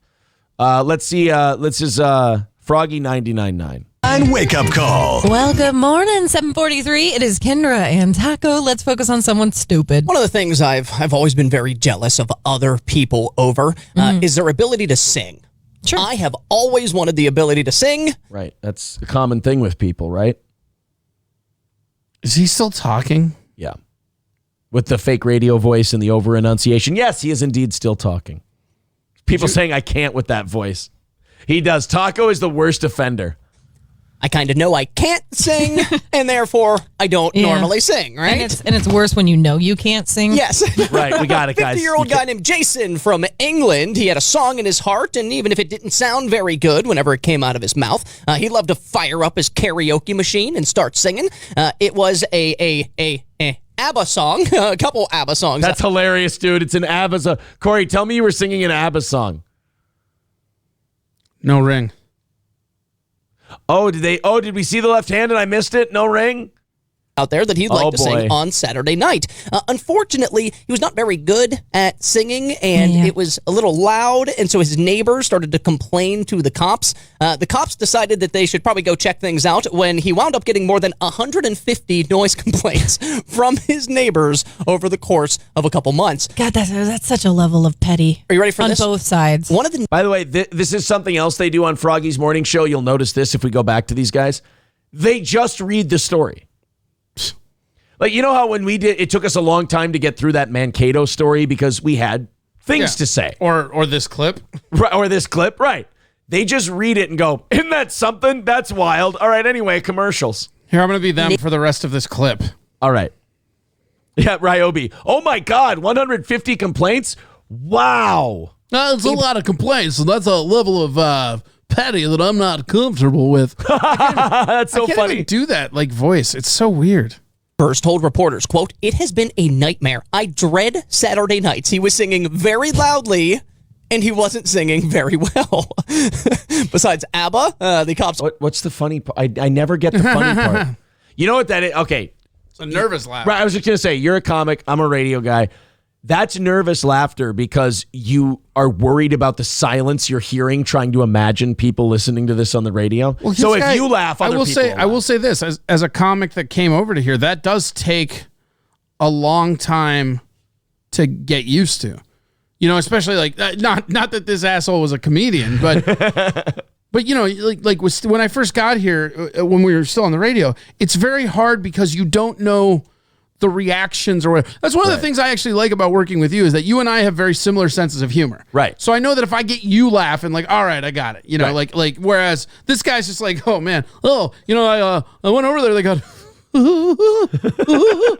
like 150 noise complaints over 20 years. And it's really Also weird, Kendra, because I got another wedding to go to without you. Yeah, I meant to bring that up off the air. revealing that he liked to also do renditions of the Sultan of Swing, Blue Monday by the New Order, Islands in the Stream, a classic Dolly Parton, Kenny Rogers song from back in the day. Unfortunately, he would not stop singing at the top of his Unfortunately, we won't stop doing radio for Fargo. If Fargo's not 90% podcast listeners, it's their fault. Wait, this isn't a podcast? No, this is a morning radio show in Fargo, North Dakota. Are you saying podcast wrong? Songs on Saturday, so he was in court. Check out that board. Does it make you feel homesick? Oh, yeah. I really missed that board. This week and fined $3,800. I mean, by the way, radio's so dumb. They could totally get away with a roadcaster, but they think that sets them apart from podcasting, that board. Hey. They use 4 of those 20 buttons. Hey, I'm not trying to body shame, but check out Hannah in the background. You're a dick, dude. That's Tim Dillon. It says Hannah. That's his radio name. So why am I dick for calling Tim his radio name? You know what? You're right.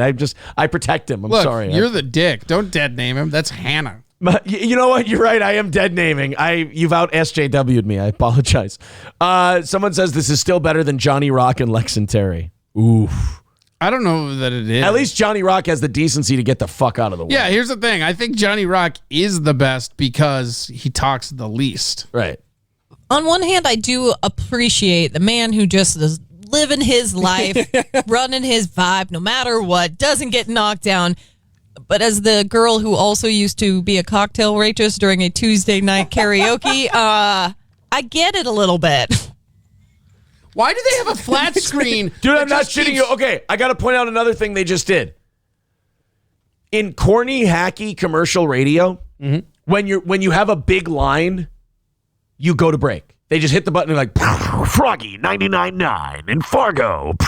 Is that like a tempo thing? Yeah. So they'll do a line. Do and they want to like end on a high note or something? So you can't get a conversation going. You can't have anything natural. Right. They go, blah, blah, blah, blah, blah, and they plan this ahead of time, the line they're going to use.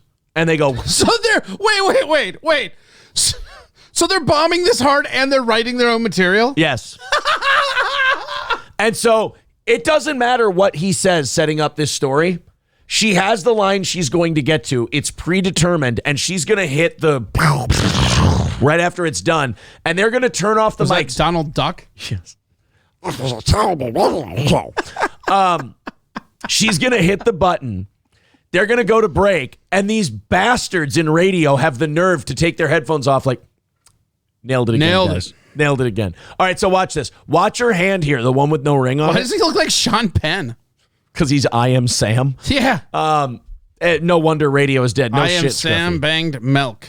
So I am milk. That's what it is. I am milk. I am milk. The hand with no ring on it. Watch that one. But the other thing she's is gonna watch her hit the button. Sure. And then they're gonna take off their headphones and talk to Facebook like, pretty dope, right? Okay, then we're addressing that TV because I got complaints. Okay. But as the girl who also used to be a cocktail waitress during a Tuesday night karaoke, I get it a little bit. That's it. She went to break on that. As someone who used to be a cocktail waitress, I don't. It's a great drop. Makes me wonder. Everybody booing the shit out of me, but he worked his ass off. Fuckers. I want to hear what these guys say behind the scenes. Okay, this is the behind guys. This is the behind the scenes stuff from Johnny Taco and Kendra after their big bit on the singing guy. Makes me wonder why he didn't just find a karaoke bar. Like, why wouldn't you just go to a karaoke bar on Saturday night? Yeah, right? I agree. Yeah. Do you think it's because Hey, Taco, save that gold for the radio, buddy. You can come back to. You can. How can you repurpose tell it. they're not on the radio? Because I saw her hit the button. She turned their studio mics off. These mics are now just synced up to like the camera. They're in queue. Wrong. His headphones are around his neck. That was the answer we were looking for. Damn it. I've been out the game too long, homie. Right. Yeah, you don't even recognize it. He Game doesn't recognize it. No. He probably just maybe doesn't want to wait in line or something. Yeah. But did you know that karaoke is actually one of those things where, when they always say that like more people are killed by vending machines than sharks every year, like karaoke is actually a very big thing in Asian cultures. And so there's like Racist. certain rules. It breaks up into real fights. And there's like 1 or 2 songs that you cannot sing or else people will fight you because they're so tired of hearing them. And like, sounds like anti-Asian content to me.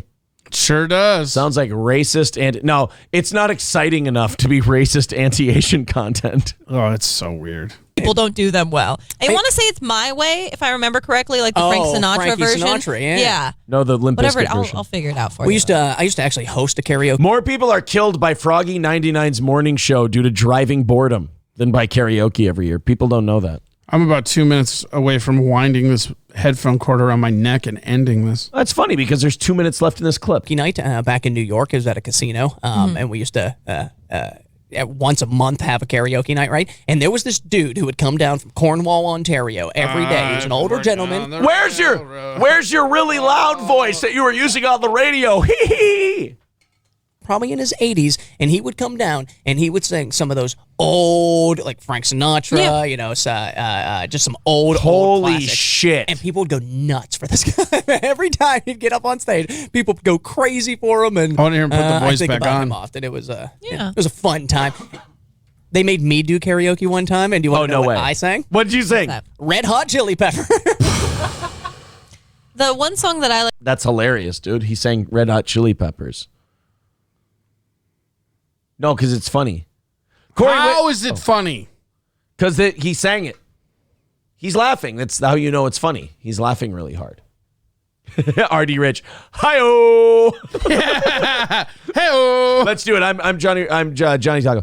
And Corey, I had to sing once, and you know what I sang? What? Red Hot Chili Peppers. Hey-oh. Oh my God.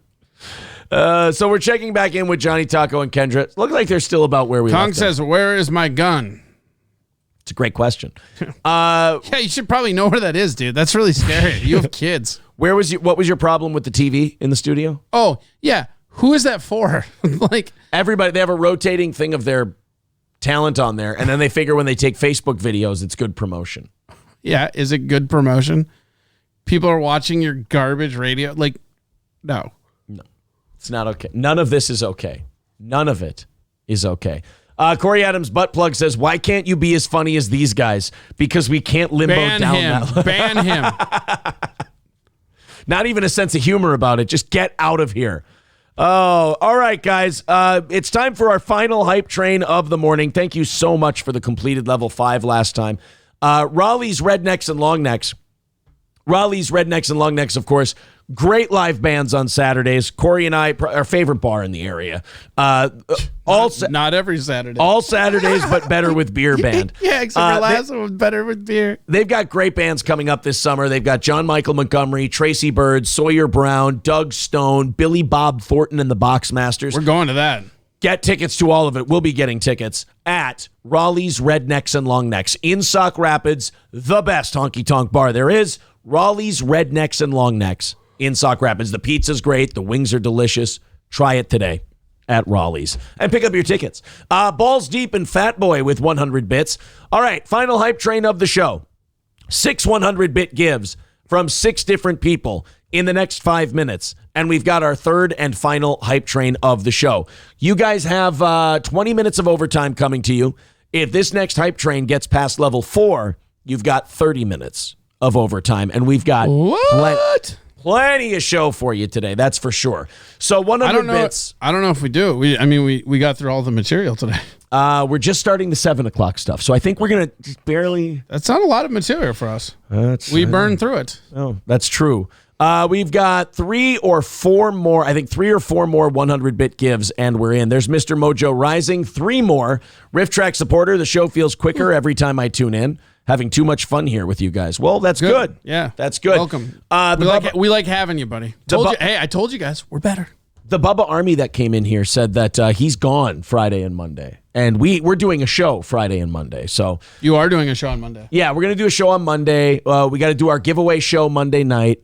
So we're going to be here for you on Monday. Marcus Sonder and Mrs. Poopy Butthole with 100 bits. Final hype train of the day. Here's the deal, guys. The sub goal today was 5,100. We've got some expirations coming right now. We're at 5094. So let's gift those subs. Let's nail it in. Let's lock it in. Let's bring it home. 6 subs away from 5,100. Let's go ahead and get this hype train up through level 5. Everybody chip in a couple of subs. Everybody chip in a few hundred bits, and we're good to go. Artie Rich, I'll be listening while I'm in a bass tournament Friday. Throw a little headphone in? Sure, why not? Hey, buddy, I hope you kick some bass. That's pretty good, right? Dude, you're going to kill it on Froggy. We should try to get you booked as a guest. On Froggy? Yeah. Like, we'll book a show in Fargo, and they'll bring you on to promote it. Oh, that would be so fun. That would be fun to do that show. And just say horrific things. You know what I want to do if we're going to do that? I'm going to get some Cyclops glasses. You seen those? No. You don't know what those are? I don't know what. Oh, they're for hunting, but they're glasses, right? And then in the middle, they have a camera. Oh, sweet. Yeah, for like you have spy to do glasses. Thank you to Fat Boy, Mr. Mojo Rising, The Morning Show Sucks, Lima, Mike Fox, and Curly Adam for gifting subs. By the way, West Covina, California, I think is a new listener, and right away they got that subscription. So thank you guys for being so supportive. And we're on our way to level 3 of this hype train already. I believe we're up over 5,100 by now after all the gifted subs. Let's keep it going. Broken Buttheimen with 1,000 bits. Thank you, Broken Buttheimen. Bubba was over 790 viewers after 3 weeks on Twitch. That's awesome, Heather's Rimmed Out Snatch. That is so cool. Dave, I appreciate the info. That's really awesome. Dave is not an effective troll for this reason. He outs himself like right away, and he can't keep the bit going. I mean, you kept asking me how I knew. This show deserves a better class of troll. I wouldn't go that far. Fair. It's got you on it. Hamburglar with, you mean the future best St. Cloud radio personality? Go to that link and nominate. Yeah, right. Hamburglar. Hey, everybody, go to this link. Don't worry, your vote's not going to matter anyways. It's rigged. It's Hamburglar giving a tier 1. Now I know how Trump felt campaigning. It feels so useless. Look, I'm greatly going to win this Saint City Paul's. Is that where, no, I don't care. I'm going to go get McDonald's. Fuck off. It's Hamburglar gifting a tier 1 sub. Cotton Candy Queef subscribing with Prime. Thank you very much. 51% of the way through level 3, and we are over 5,100 subs. We want to keep it there. We've got some expirations coming. Let's see if we can stay over 5,100. Thank you guys very much. 3 minutes left. 51% of the way through level 3. Everybody chip in a couple of subs. Everybody chip in a few hundred bits, and we're good. You'll chip in the subs or else. There you go. I was trying to threaten them. Threats are good. Yeah. Threats work. Yes. Yeah. Governor, and I'll do it 3 times. Governor Walz. You know what that would make me? A triple threat guy? Earl. All right. Earl's triple treat. How do I miss my own shit? New York City came out a week ago with perks for getting vaccinated. So, of course, Governor Tim Walz of Minnesota, a week later, is going to announce today new vaccine incentives.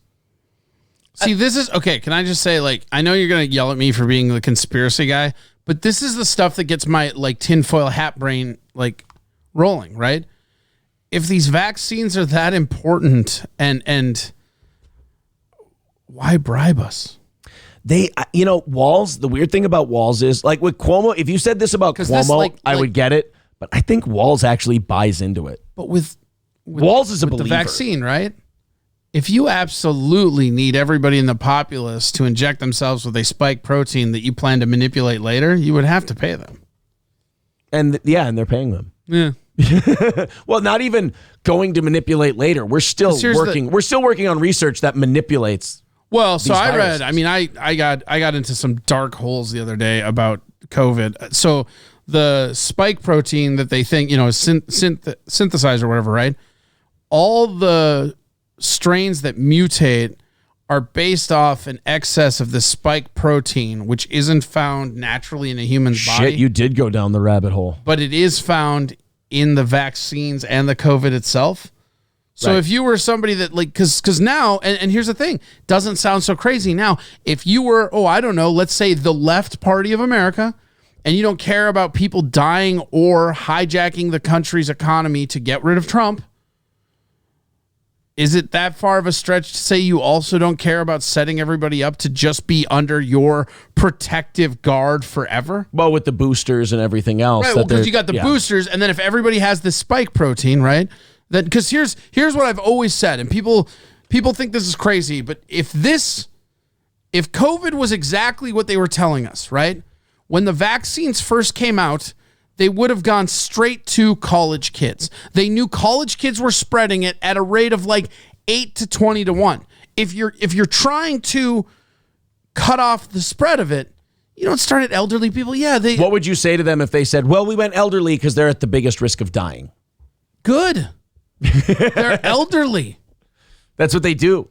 But here's the thing. They aren't at the greatest risk to die because all the ones that were going to die already did. Guys, we need someone to throw in 100 subs. Apparently, we're like at 99.9%. It's saying 100, but we're not at 100. 10 seconds left. Somebody pitch in a bid or a sub. We need to get to level 4, and we're teetering on the edge. There we go. St. G with 100 bits. And there we are to level 4. Okay, that was a little weird there. Let's get those bits and subs in. We're on level 4. We're at 5103. We want to stay over 5100 today on the hype train. So let's throw in those bits and subs. You now have 30 minutes of overtime today. Can't stop singing that Boots and Cats song to myself. So with the vaccine, yeah, I think, honestly, the reason people aren't getting it, you and I talked about this before, is because I don't even think it's mostly, like, you get labeled an anti-vaxxer, and I think that's really not fair. Yeah, I don't think that's fair. I think what it is that people go, oh, wait, you mean like the cough disease? Like, people don't, they look at the vaccine, they're like, I'm going to take a vaccine for something if I'm fine. Right. And they're like, why don't I just get the disease, get immunity that way, and then piss on it? Like, why go and get the vaccine? Like, some people it's not even about politics or vaccines. They literally don't want to take the drive to go get the damn thing because they're not worried about the illness. That's me. Yeah. Like, I legit don't care. Oh, man, I got something funny to tell you. You mute these. I can't say this over Twitch, but I'll tell you. Oh, shit. Okay, hold on, everyone. Bits and subs, we're 22% of the way through level 4.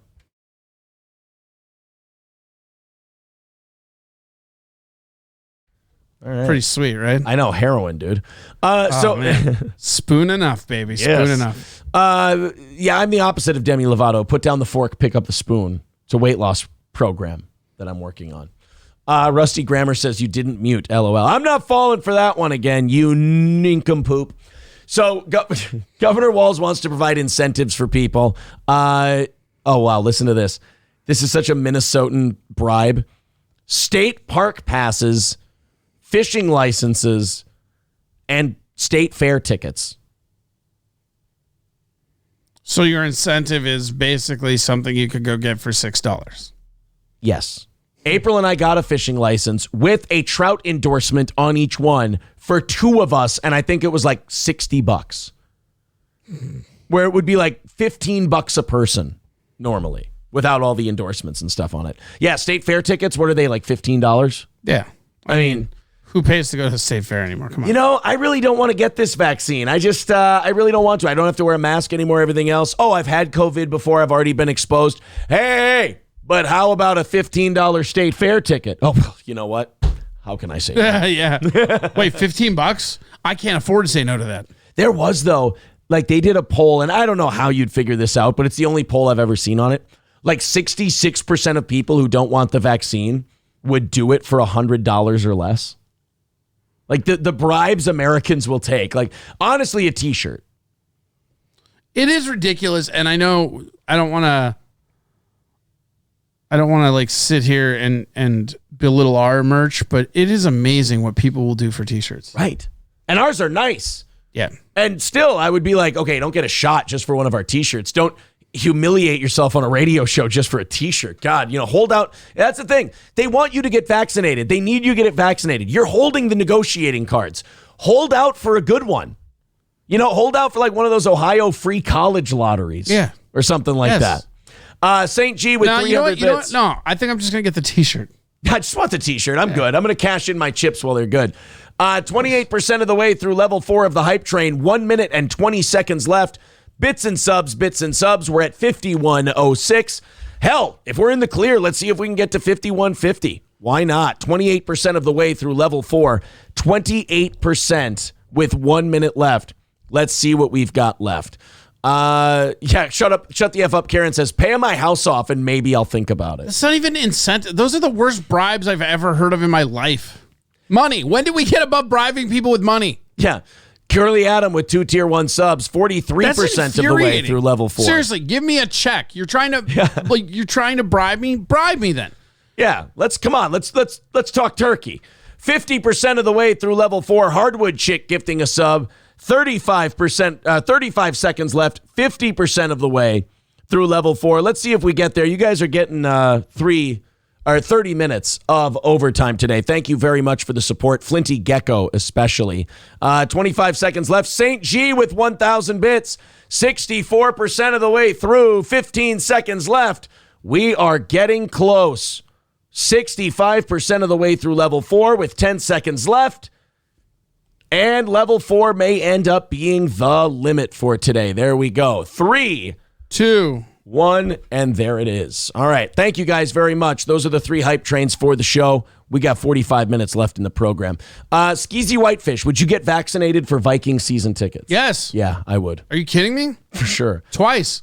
Because I think you and we don't even have like a moral objection to it. You know what my objection is? 1, I'm lazy, right? Right. 2, I haven't got it so far, so what are the chances I'm going to get it now? Right. 3, the more people get vaccinated, the less I have to worry about it. Yeah. But the moment they make it required for travel or getting tickets, I'll get it. Like, whatever. I'm not like against it, but it's just, I don't like flu shots. I've never been a flu shot guy. Yeah. And this really strikes me as a flu shot. You have to have boosters and it's for a certain strain. And once you're in, you're in. Right. You know? So I know that like 63% of Minnesotans are vaccinated now. Is that true? Yeah, 63%. I'm a minority. And then you add in the people like me who have had it and definitely have it. I love how they say, well, we don't know if you have immunity. Oh, so it works differently than literally every other virus that's ever existed, ever. Right. So you count the people who have had it.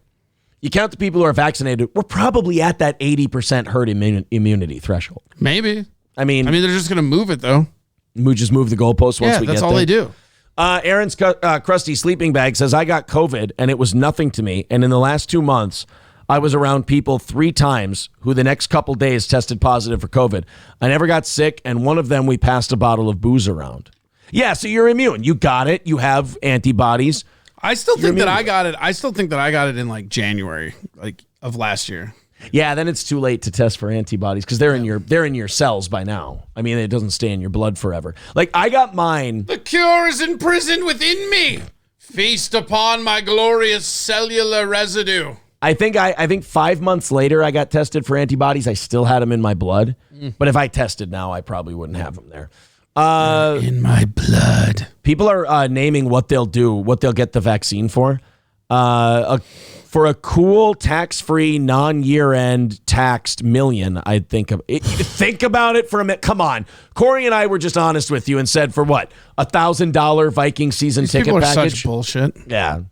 If they offer me $1 million, I might think about it. Let me tell you this.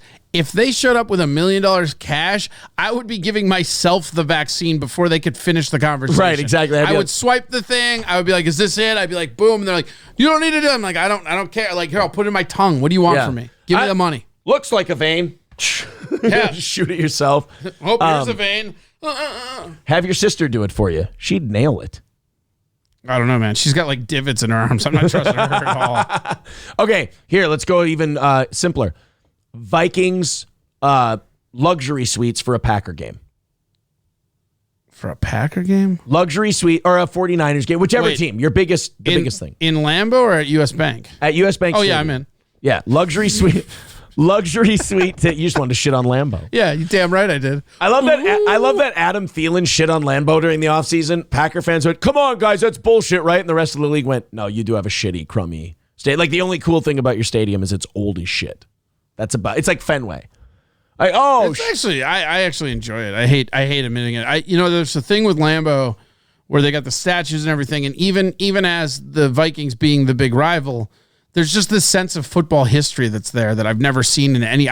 I've taken in a football game in a lot of stadiums. I've still never been to Kansas City though. I still want to do that. You know what? I don't know. I know the stadium's nice. It's spacious, a lot of walking room, and they have like a museum, and it's really cool. But I don't know if it's Arrowhead itself or the experience beforehand, man. That tailgating, it's gonna make you so sick that we don't have on-site parking. Because it's just a goddamn NASCAR race every Sunday. Yeah, no, I know. You should Lambeau, man. You've been to Lambeau, right? For a game, no. I've been to the stadium, but I've never been there for a game. Lambeau's crazy because, like, I don't know how big the Kansas City one was, but the Lambeau one, it feels like it's four blocks outside of the stadium, and it's just tailgating. It's a long way because they have Kauffman and Arrowhead next to each other, so it's 2 stadium parking lots all the way around the stadium. It's really cool. And by the way, Kauffman lot is full for the game, too.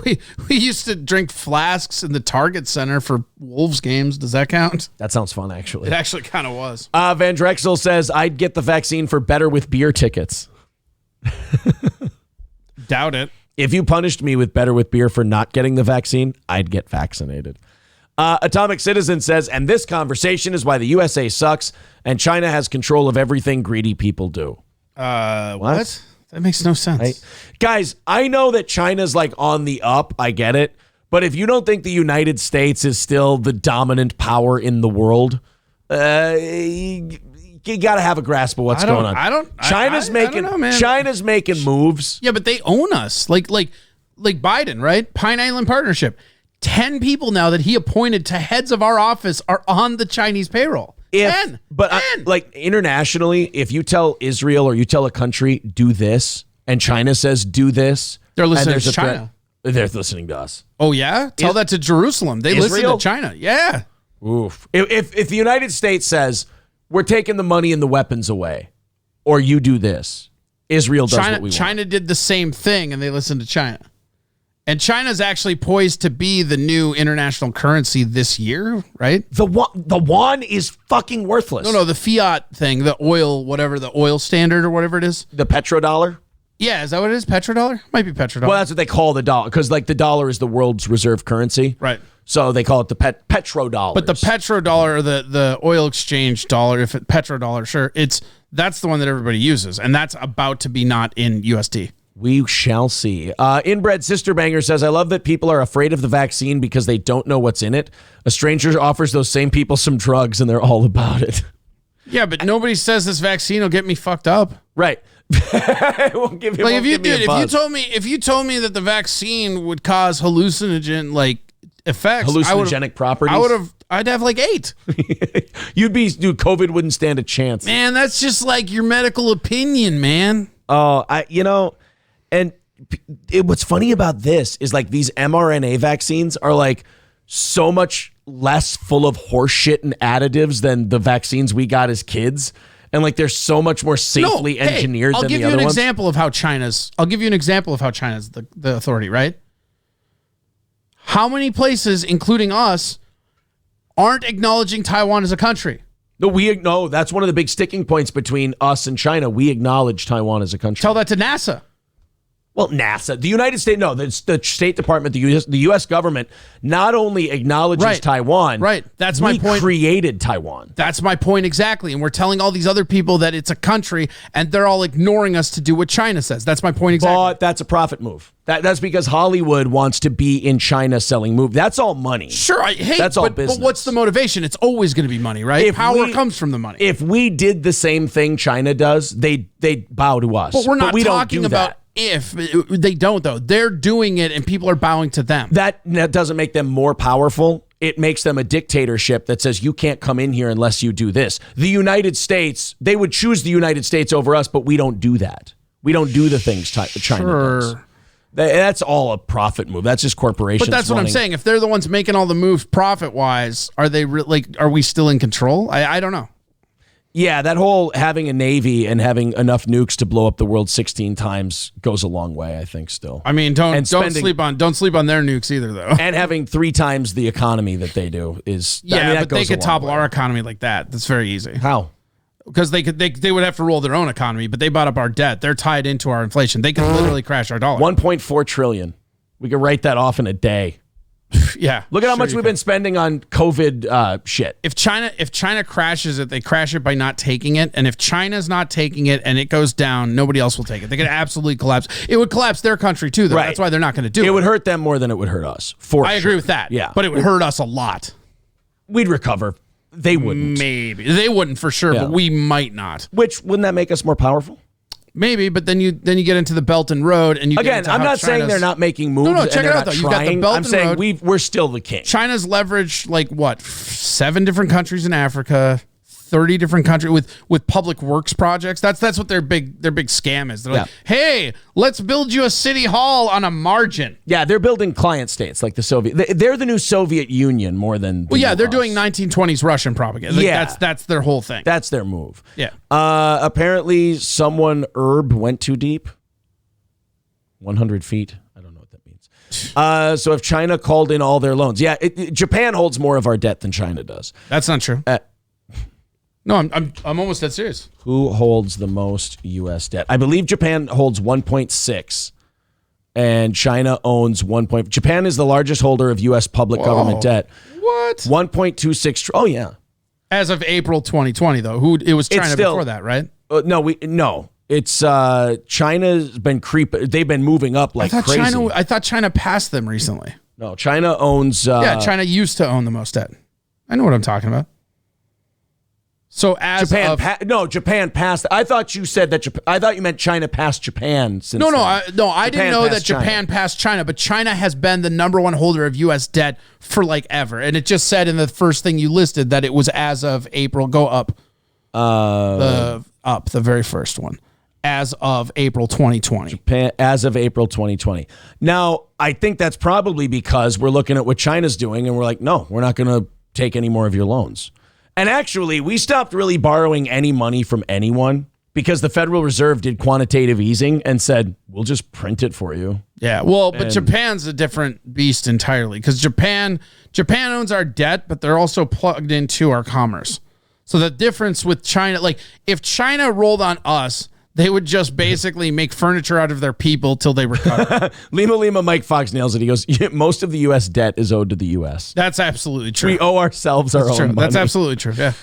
Joel Heitkamp says the money going to China isn't some crazy new power dynamic. It's just an untapped market. If forced to choose, everyone with money is sticking with the U.S. Tell that to the petrodollar, man. This is not like what he's saying is China isn't a developed economy to the point ours is. So a lot of this stuff is just people getting into a market that wasn't available before. China is more open than they used to be. Right. So but what it's like China's a been gold doing, rush. but what China's been doing specifically with the Belt and Road is everywhere they've been establishing Belt and Road settlements, they've been giving people stuff on margins. Yeah. So almost every single country that matters owes China a bunch of money, including us. Like you said, they're doing Soviet Union shit. Yes. Van Drexel says Biden just proposed a $6 trillion budget. We're fucked. Everybody proposes these massive budgets. Here's the problem. They never get passed because you've got, honestly, we talked about how Rand Paul's ego's got to be through the roof. Mm-hmm. Do you know who jerks off daily as like the most powerful man in the country? Is Joe Manchin. Yeah, he's a right. senator Yeah. from West Virginia. Yeah. He's a Democrat who's That guy looks like when he stands up on the podium, he literally looks like his hand is down his pants. Yeah, Joe Manchin Like, is like, this. oh, check out how cool I am right now, guys. Joe Manchin is a West Virginia Democrat, but he's a Democrat. Like everything he does is Republican. Yeah, because he's a capitalist. Yeah, he lives in a deep red state, but in order to stay there, he has to vote everything Republican. Yeah. So everything that's even this much progressive, he's like, nope, not doing it. And it only takes Joe Manchin to stop everything. So there's no $6 trillion budget. See, Ryobi right there where it talks about how the petrodollar, every time somebody tries to take the petrodollar, we drop freedom bombs on them. Right. Ask Saddam. The difference between Saddam and Gaddafi, like, check this out. You want to, I know that you and I disagree about this, but you want to tell me that China isn't powerful. They're committing a genocide that we will not acknowledge because of how powerful they are. If they were any other country on this planet, we would already have been bombing them. We're too tied in with them to call them out. But then again, we let Rwanda do their genocide too. Yeah, but we were making a lot of money off that. Like, what's really funny is like that Rwandan genocide. Check out how many of those were like Colt M4A guns that you see in the thing. Right, like everybody talks about how awful China is. Oh, if China takes over, it's like you guys act. No offense, guys, you act like we're the good guys. Yeah, like we're evil. Riff too. check. What kind of genocide? They're killing the Uyghurs. The Uyghurs. Yeah. They've been killing the Uyghurs. They've been killing the Uyghurs, and unfortunately, not Cenk Uyghur. Whoa, that's getting close. From the young. Yeah, I know. I just no, realized. I know. I just realized. I know. I know what you meant. And for any mods watching, Cenk, historically- C-E-N-K, Cenk Uyghur. Yeah. What? Oh, that's what Ryu says. Cenk Uyghur. Yeah. Street Because fighter. he's fat. Yes. Does he like? He's another guy who, after Trump went away, the Young Turks, like, Oh, all of them, man. they used to be fighting with Alex They have Jones. they have no ratings. Nobody has any ratings that was against Trump. No, the Uyghur genocide's a pretty well documented thing. They're grabbing people, A bunch they're of throwing white them- kids who act black, they're just killing them. different kind of. Oh, Uyghur. That's- Oh, yeah. Uyghurs. Yeah.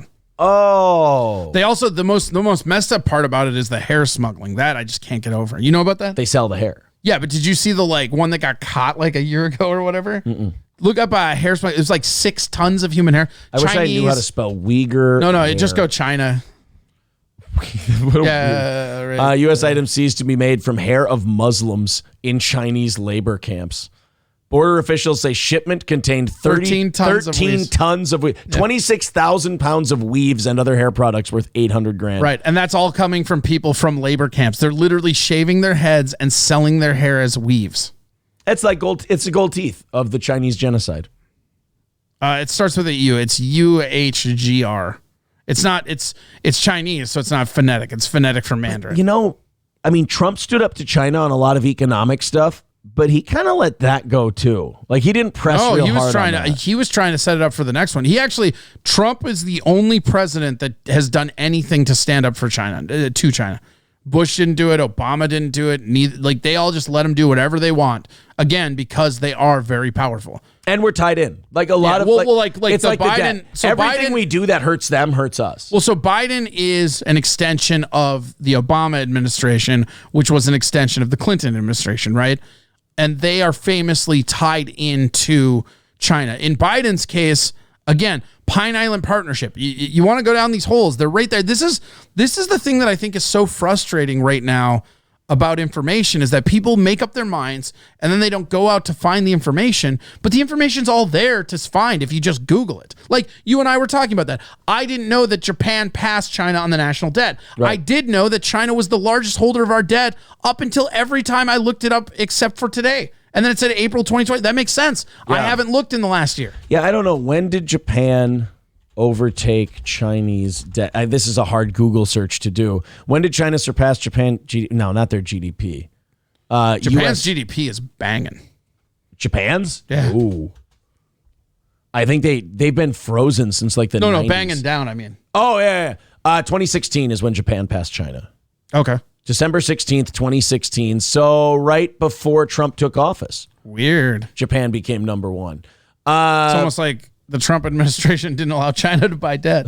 Japanese GDP. Oh, it's back. Okay, it's on the way back up. Oh, no, this is the 80s. Okay, so in the 90s, it hit here. This is where, by the way, everyone said, I remember when I was a kid, everyone said, the Japanese are going to pass us. The Japanese are going to be the next world power. We're at the whim of Japan. And then in the 90s, they just, look at this, they flattened. Yeah, it was never. I mean, I don't know. Anybody that said that didn't understand history, I guess, in my opinion. Because there's only when it's all said and done, when the dust settles, there's only 3 people that it will ever be. It's either Russia, China, or us. That's it. Look at these two economies here, the U.S. and China. Look at them growing at the same rate, almost like they're completely united. Almost like they're both trying to print money to grow their economy. But again, to beat each other. with the amount of debt that they own, because like the other thing that's crazy too is if you look up China, we owe some of their debt too. This is the thing that I don't understand from the economics point. It's all incest, right? But it's just funny because it's all just like tablatures. You know what I mean? They're like, hey, numbers on a screen. Yeah, they're like, hey, we've got 1 million of your debt. So do we. Yeah. Biden F's everything up he talks about. You guys, here's the thing. You better hope Biden stays alive because the Kamala waters. Harris is the worst ever. The waters he's holding back. Oh, by the way. It was the same with Trump, though, too, because Pence is a lunatic. Yeah. There was. Yeah, that's very funny. China debt, Japan debt, all made in Taiwan. Shh, there is no Taiwan. Stop it.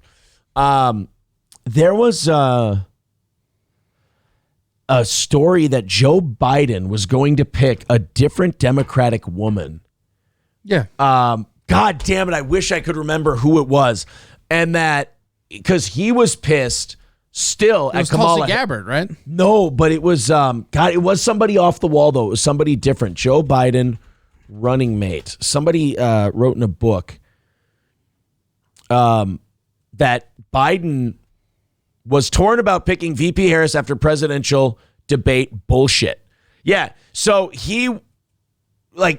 Kamala Harris took really dirty shots at Biden, like calling him a racist and all kinds of shit. And he didn't want to pick. Oh, he wanted Gretchen Whitmer of Michigan. That's who it was. He wanted the COVID queen of Michigan, Gretchen Whitmer. Oh, shit. You know what? That might have been PR. Well, no, she wasn't damaged goods yet then. Oh, no, it was COVID. That's right. It was COVID. So, yeah, it still would have been damaged goods. It's a good thing that they don't let him make his own decisions. Gretchen Whitmer. Good luck, Joe. Real quick before we get into overtime here, MN Cleaning and Restoration. MNCleaningRestoration.com. For carpet cleaning, tile and grout, hardwood, anything you need. Water damage restoration, fire damage restoration, and also for odor removals. You got pets, pet odor, cats, things like that. MN Cleaning and Restoration. MNCleaningRestoration.com for MN Cleaning and Restoration. The link is in the chat. MNCleaningRestoration.com. Thank you to all the new followers today as well. Yesterday, we had our most new followers in a day in like a month. So that was great. And subs today have been freaking banging, guys. Banging up this time. 5,108. Thank you so much for all of the support this morning. We are officially into overtime. You guys have earned yourself a half hour of overtime today. Thank you very much for that. And thank you for keeping us in the 700s and 800s pretty much all morning. We were well into the 700s all day, into the 800s a little bit. Thank you so much for that. CNN and Boots overtime. Cats and CNN video is climbing. Cats and CNN. Watch Samantha Bee's Cat Crasher interview. I'm sorry, guys. I don't know what you're talking about. I don't know what your Cats and CNN. What's wrong? CNN and Boots. CNN and Cats they're talking about. Oh, they want the Cats and Boots video that I played yesterday. Cats and Boots. Yeah, type in Cats and Boots. Cats and Boots. First YouTube result. Yep, right there. Boots and Cats. No copyright, so. Here you go, guys. Boot. You ever heard this? Put it on screen. Cat. Small domestic carnivore. Boot, cat, boot, cat, boot, cat, boot, cat, boots, cats, boots, cats, boots, cats, boot, knee-high boots and cats and boots and cats and boots and cats and boots and cats and boots, leather boots, leather boots, leather boots, leather boots, leather boots, leather boots, leather knee-high boots and cats and boots and cats and boots and cats and boots and cats, leather boots. Here it comes. Wait for it. You're a fucking weird guy, Ace. Yeah, but it's great, right? Here comes bees. Leather boots, leather knee-high bee, bee, bee, bee, bee, bee, bee, bee, bees, bees, bees, bees, bees, bees, bees, bees, bees.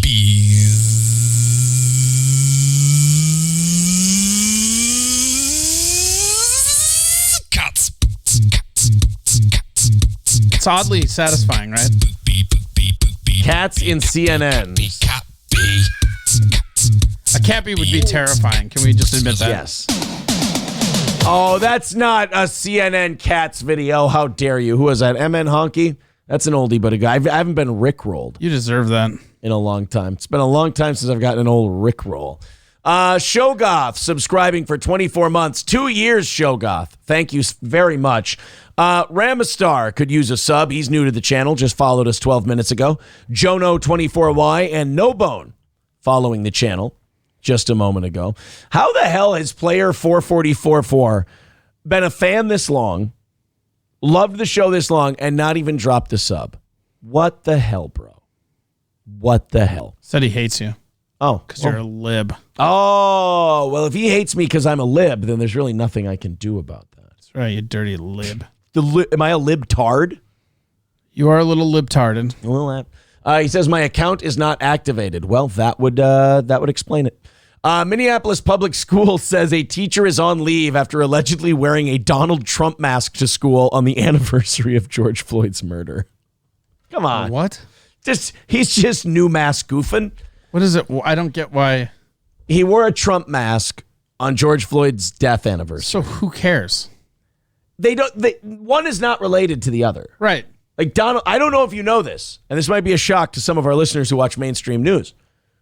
Donald Trump did not kill George Floyd. Yeah. Did you know that? No.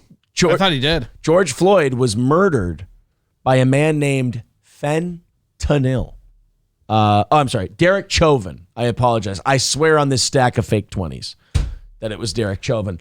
We take these allegations and their impact on... You know, it is funny, as I interrupt myself, you know how you and I said right away after the trial was over, we're like, yeah, find him guilty. Who gives a shit? I'm not going to die on the Derek Chauvin hill. That seems to be a universal opinion. Yeah. Like everyone after that trial, we expected, the country is going to be so divided. No, the half of the country that thought there were a lot of other circumstances surrounding his death didn't care. They all just went, all right, and the fucker's guilty. Okay, life goes on. What's that? We don't have to wear masks anymore? All right, who gives a shit if Fauci helped make the virus?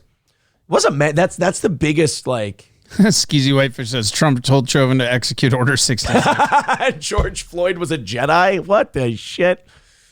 We take these allegations and their impact on students very seriously. Okay, if you have students who can't see a mask without can't evening, you got to talk to your students, not the teacher. We want to be clear. Every student in our school deserves to be treated with respect and dignity. Show me where wearing a stupid... Now, first of all, I'm not saying that everyone, wearing a Donald Trump mask is cool. No, it's stupid, but that's exactly my point. Yeah. It's just a dumb thing a guy did. He didn't do it at anyone. Like, nobody can wear a Donald Trump mask at you. Like, he's wearing a stupid mask. They better not. At least he's still masking up. At least he cares about the lives of children. Floyd, a black man, what the hell you say? Died May 25th, blah, blah, blah, blah, blah. So that's it? That's all they're saying about the whole thing? There's no extenuating circumstances? He didn't go and tease anybody or taunt anybody? He literally wore a former president mask to a school. No, I get it. If you walk in the school and you're a teacher and like your boss sees you, he's going to be like, hey, asshole. Not my racist president. Hey, asshole, take the mask off. And you go, all right, I was just effing around. Sorry about that. There you go. But like he's suspended. He's probably fired too. Yeah. Like he's done. They're saying the teacher is definitely banging down now. Yeah, banging down is now a thing. After your Japanese GDP comment, banging down down, baby. It's going to take root.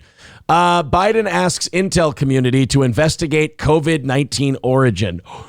Oh boy. Even Joe Biden's saying we need to investigate. By the way, he did say that. And like, what else is he supposed to say? Like all of the evidence is mounting. Right. You have to get on board. But here's the kicker. Well, the cover up, you can't cover it up anymore. Like right. You tried, but it didn't. It worked, but it's not gonna work now. And why keep with the cover up? You got what you wanted. Yeah. Like game's over. They want more power. They want all that power. Right. It started with let's get rid of Trump, and then it went with wait a minute, universal basic income, stimulus, can make that a regular thing. Inflation. It's not inflation. Prices of goods are just going up. Trust your nut. Trust your nut. If he makes that his 2024 theme, I could go with it. Can I just ask something of one of our listeners? Sure. This one is for Need Trump. Change your damn name. If you want to keep it to that, change it to Need Trump 2024. Because Need Trump 2020 didn't work, bro. You're like that loser who just has a bunch of like losing political stickers on their back. Like, Dukakis 88. Carrie Edwards. Like, that's what you look like right now. Somebody get Ramistar a sub. He's brand new. I want this guy subscribed to the channel. Let's take care of him. Show him what we do. So, Joe Biden. Yes, Karen, really. I know that's your husband, and it goes double for you. Yes. If it's 2020 Need Trump, he didn't win. You can change your name in Twitch. You're not even telling him to take out the Trump thing. The name's not gone. It's still in there. What are you talking about? Atomic Citizen, Dukakis. It's literally right there. What are you talking about? Yeah, just have him change it to 2024. Trump 2024. Easy. Cyrus DeVirus gifting a sub to Ramistar. You know, Cyrus DeVirus, I'll say this. You're a very supportive guy to this channel. I thought you had way more than 9 gifted subs. You're cruising. Thank you, man. I appreciate that. You're a really super supportive guy. I see you a lot in there. Thanks, bud. Yeah, but need Trump 2024 is not used. These people are weird, man. That's what she meant is it's gone, meaning that name is gone. It's available. It's not available. Like someone else has need Trump 2024. No, they have Trump 2024, but need Trump 2024 is still there. So is underscore need Trump 2024. It doesn't even bother me. It just makes you look like an idiot. Like, oh, need Trump 2020. Like that's like, oh man, need coronavirus 2019. Are you willing to die on this hill? Yes. Are you willing to die on the need Trump needs to change his name hill? Behold my death hill. But does need Trump, as we've gotten to know him as a listener and a guy in the chat, does he strike you as the type of guy who's going to respond to that kind of pressure? Oh, yeah. Need Epstein 2024. Need Epstein. That's all right. How about need George Floyd, but you spell it a different way? Ooh. Spell it with a K. Or no. Biden, in a statement, said the majority of the intelligence community do not believe there is sufficient information to assess one to be more likely than the other. Oh, stop. He directed U.S. National... Look at Ryobi. Ryobi says need Floyd. Look at how it's spelled. It's like dough. Yeah. So it's like a triple entendre. I think he spelled it wrong. I think he meant K-N-E-E-D. I think he did, yeah. He directed U.S. national laboratories to assist with the investigation. And get this, Corey, he called on China to cooperate with international probes into the origins of the pandemic. You think China, this is the thing about China, man, is like they may not on the surface look like they're the most powerful country, but they are. They have everybody in the world on puppet strings, including us. Called on China to cooperate with international probes into origins of the pandemic, but then he slid the premier of China a note that said NBG. Trump just said, how about I change my name to Corey's Life is a Piss Jug? That'd be actually kind of funny. Yeah, it'd be a better name than what you're using. I do like that name. Yeah, don't try and get us with that. Corey's Life is a Piss Jug is actually, I'd love to read that in the chat. It sounds That's actually what my autobiography is called. So I told him that in confidence. That really hurts, Trump, that you're airing it now. And for such a petty reason, too. Yeah. Woodpecker and the Still Life of a Piss Jug. Corey Adam, My Life. That's the piss jug. Yeah. The other one is premature ejaculation and why the chicks dig me. He's going to call on China to cooperate. Are we going to make them cooperate the same way the World Health Organization did by just reporting on their labs? Right. That's what they're going to do. I'm telling you, man, like I know that your pride in America can't let you see this, but China's in control right now. And they have been for probably about 3 years now.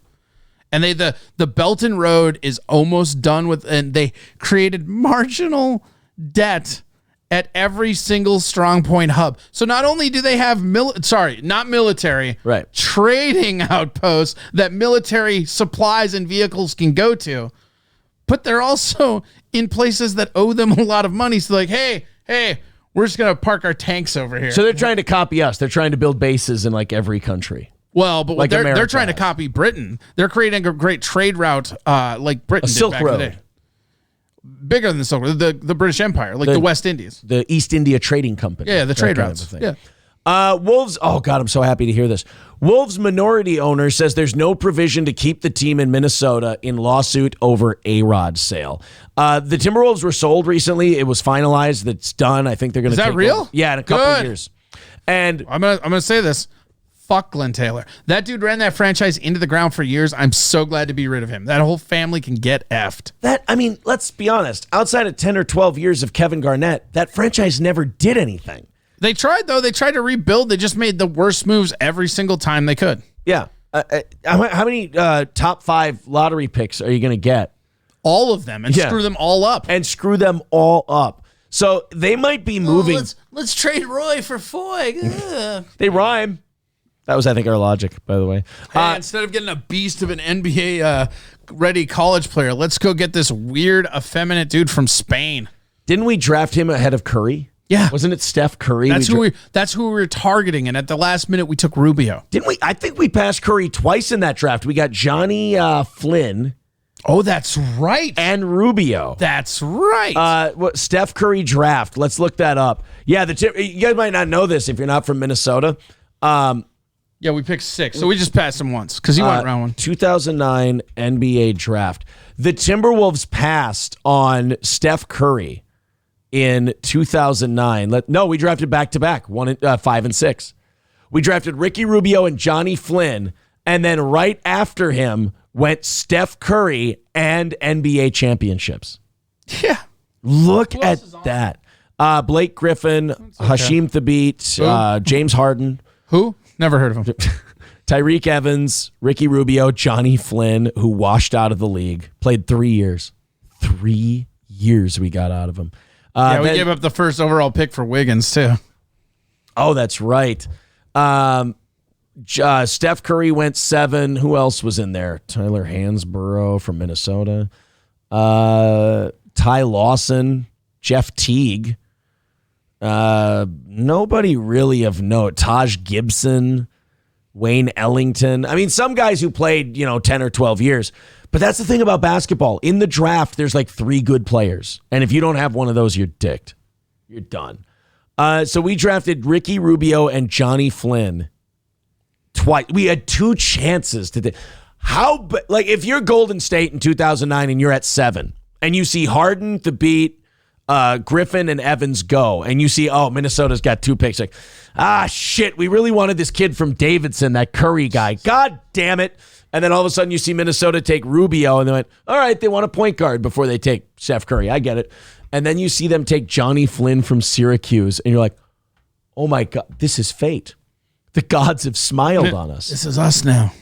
Let's see. I bet you we've passed on 2010. Where did we draft? Number 4. Number 4, we took Wesley Johnson. We passed on DeMarcus Cousins. Paul George was in that draft. Cole Aldrich, not terrible. He was okay. So we passed on a couple people there in 2010. But look where we're drafting in all these. Yeah. 5, we had 3. that 1 year. Remember Derek Williams? Oh, I do now. Gross. We drafted Derek Williams with a 2nd overall pick. Tristan Thompson, Kemba Walker. Those guys are just okay, though. That was a pretty terrible draft class. Kawhi Leonard. Kawhi Leonard's good. You're right. Those guys. That was a pretty weak draft. So you can't blame them too much. But we drafted Derek Williams. Oh. Hey, was this the 1 year we went to the playoffs in the last 20? Yeah, and we didn't draft in the first round because we gave it up for Wiggins. Right. We've got so many draft picks we still owe people because they're lottery protected. Then after that year, we drafted 9. We took Trey Burke. That worked out great. He's still in the league, Trey Burke. I didn't know that.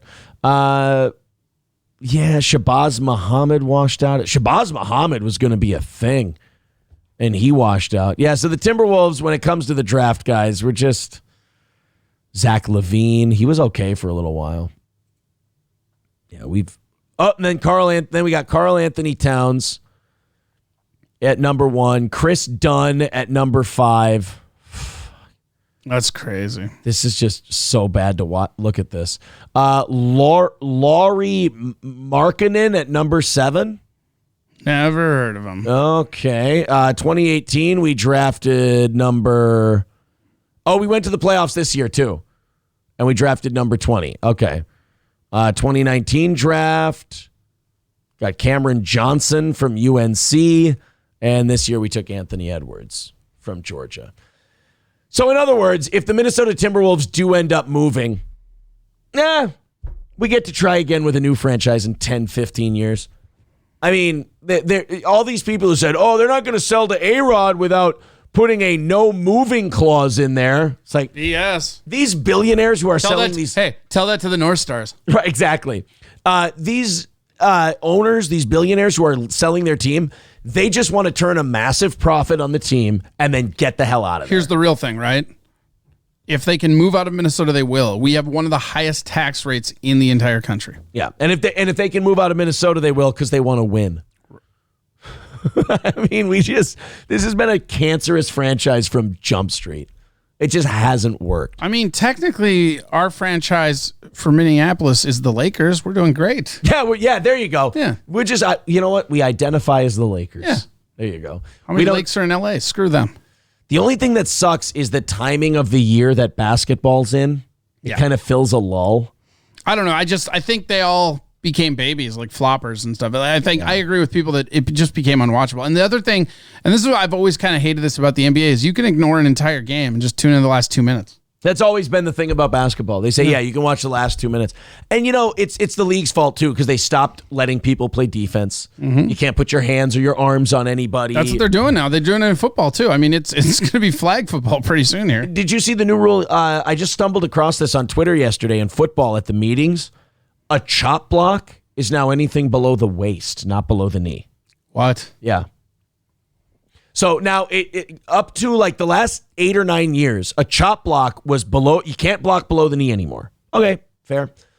But if you blocked at the thigh, you were okay. You could throw a block at the thigh. Now, if you block anyone below the waist, 15-yard.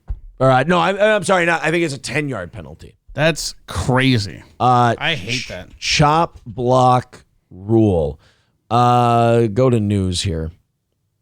NFL owners approve rule change to outlaw chop blocks. The offensive committee, the change will prohibit blocking below the waist by offensive and defensive players on scrimmage downs when contact occurs beyond 5 yards on either side of the line of scrimmage and more than 2 yards outside of either offensive tackle. So it's now, it will result in a 15-yard penalty if you block below the waist. God, that's one of the rules that hurts the offense. That's a rare one for the NFL. It hurts the defense too. Yeah, because you can't. Okay, if you got somebody blitzing behind you, you can't take off take out an offensive lineman at the knees. You can't stunt block and just take out their knees. Yeah, that hurts both of them. People sent this to me. They thought this would be perfect for you. You're not paying the heat bill in the winter. Might have just paid off huge for you. I know. Xcel Energy is announcing a new program that will forgive past due bills for those who have fallen significantly behind due to the COVID-19 pandemic. Remember, if anybody asks, this all started during COVID. Yeah. I fell behind during COVID, guys. Nothing I could do. I tried. Nothing I could do. I'm not shitting you. The payment plan credit program is funded by Xcel and will forgive up to 75% of their past due balance when they enroll in a payment plan. Do you want to hear and something stay on that's the going to current make plan. you just absolutely infuriated? What? I never paid it off this spring because they sent out a letter that they weren't going to disconnect it when it came back. Because normally in April is a hard disconnect. Yeah. So I have not paid my any bill, electric or thing, in about a year, and I already got a thing from Xcel and one from Centerpoint. Basically, for something around the tune of $2,000, I'm going to pay something like $200 out of pocket. Oh, they sent you the thing on this program already? They sent me the advanced sign up for it plan because they had another plan that wasn't this, but I also qualified. The program is designed to target residential customers who have between $1,000 and $4,000 in past due charges. What up, Doc? So they're cutting off anyone after 4 because they're like, okay, you're purposely dicking us at 4 or 5 grand. Are they? So Ben Thinkin says, pay your bills, you scrub. Bad time to tell him to pay his bills, guys. We look like the suckers on this one. 25 cents on the dollar. Yeah. You're going to have to pay. Yeah. Holy shit. I don't care, though. Check it out. I didn't get any relief money at all throughout COVID, so I don't even feel bad about it. Yeah, Rusty Grammar. Diamond hands, baby. Yeah, diamond hands, baby. P.A. Cheddar says, damn, my sub ran out. Well, renew it. You know what to do. Oh, so you're going to get 25 cents on the dollar to pay off your Xcel Energy bill. Holy shit. You know what? You can be mad at the guy if you want to, but it's just hiding your envy. I mean, he wins. I mean, that's a W. There's no other way to state what that is. That's just a W for you. Holy shit. You're so mad about it. I mean, you feel like a sucker, don't you? It makes me wish I could go back and not pay my bills. Yeah. Shut the F up. Karen says, yep, it is envy. Again, it's still a scumbag move. You're trying to make us feel better about our L. Yeah. You're like, listen, here's the thing. I'm still a piece of shit. You might have taken the L, but I'm a piece of shit. Just remember that.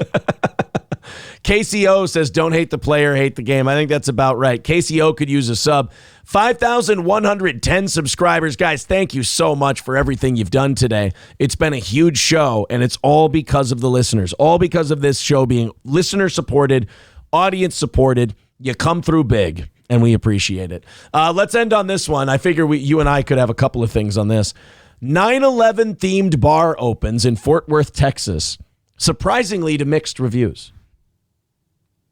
It's a Why is that surprising? Well, it's because it's a 9/11 themed bar, but not in the way you're thinking. George Bush is responsible for building it. That's what makes it a 9/11 themed bar. That's great. George Bush did 9/11. The bar. In Texas, there's just about a bar for every type of person. Well, don't tell the gay community. You have your local dive bars with live music, your over-the-top downtown city life bars, and, of course, bars with some of the biggest country dance floors in the state. What we didn't have was a bar themed after one of the most tragic events in U.S. history, the death of Freddie Mercury. I'm sorry. Dudapest says 25 cents to the dollar. He's still not going to pay it. Dudapest. I like Dudapest, by the way, too. 9/11. That is until now. It all started when a guy named Jesse. They can't have a patio because it has to be an inside job. What do you know what they serve there? What? Pizza. You know what kind? What kind? 2 large planes. Every table gets them, You baby. got to repurpose that one. Everybody gets them. Oh, that's they could have let's see. Oh, I got it. Are you ready? I got to think of some of some menu items. The twin onion towers. There's onion rings. An onion ring. And then when you go to eat them, you press a button and they just implode down on themselves. It's a telescoping thing and it just all the waitresses dressed like either it's like the Jackrabbit Slims in Pulp Fiction. All the waiters dressed like Jesse Ventura or Alex Jones. Mm-hmm. They just go and lecture you about 9/11. I wish we could be exaggerating, but nope. Jesse Tyler passed by the bar himself and said, that couldn't be what I think it is, right? I mean, exactly that. Tyler posted photos of the bar to Twitter. Okay, I'm in. It's literally called Bar 9/11. Holy shit. That's awesome. That is on the nose. That's great. 9/11. Oh, and then they have this little plaque there. Yeah. For 9/11. All the meat is smoked. Oh, try their firefighter wings. Try our debris browns. Yeah, your firefighter wings are under your debris. Would you like browns. some fries with some debrisy cheese? Oh, That's my best work. You needed to react more to I that. do like it. I was still the 2 large planes. I was actually thinking of the 2 large planes while you were doing that thing. Fiery tax paper nachos. Will that be crash or credit? Oh, the booze is a conspiracy. Blah blah blah. Come on, you guys can have great lines. I know you've got it in you. Need a Reno 911 bar based on the show. Their signature drink is jet fuel. Yeah. Oh yeah. They'll have beer flights, but they'll serve them on like planes. The beer flights will be on planes. It also But you can only get them if you can hijack them from another table. They don't have a box lunch. They have a box cutter lunch. It's all right. Asbestos sprinkles. I'll bring the Rhino sit since Corey is busy that night. Fog machines, onion pentagons. First string. responder. Hey, string beams. I like that one. This is tougher than I thought. The burger is called the Never Forget. The men's room is Building 7. Molten steel lava cake. Try the Tannerite wings. God damn. It is 10:30, isn't it? They're off the clock. All right, guys. We tried to end the show on a 9/11 themed bar. Corey had a couple good ones. I'm putting in the work. You guys need to look. Tomorrow's Friday and I'm not going to be here. You guys all need to step it up and make sure you work overtime. The government has to subsidize my gas bill, people. All right, 5,000. Wait, should we do it like a radio show? Oh yeah, hold on. I just want to let everyone know we will be on tomorrow. We will be on Monday, so tune in tomorrow, 6 a.m. Central Time. Corey. What's up, Aaron? They're building a 9/11 bar. Are they building 9 or 11 of them?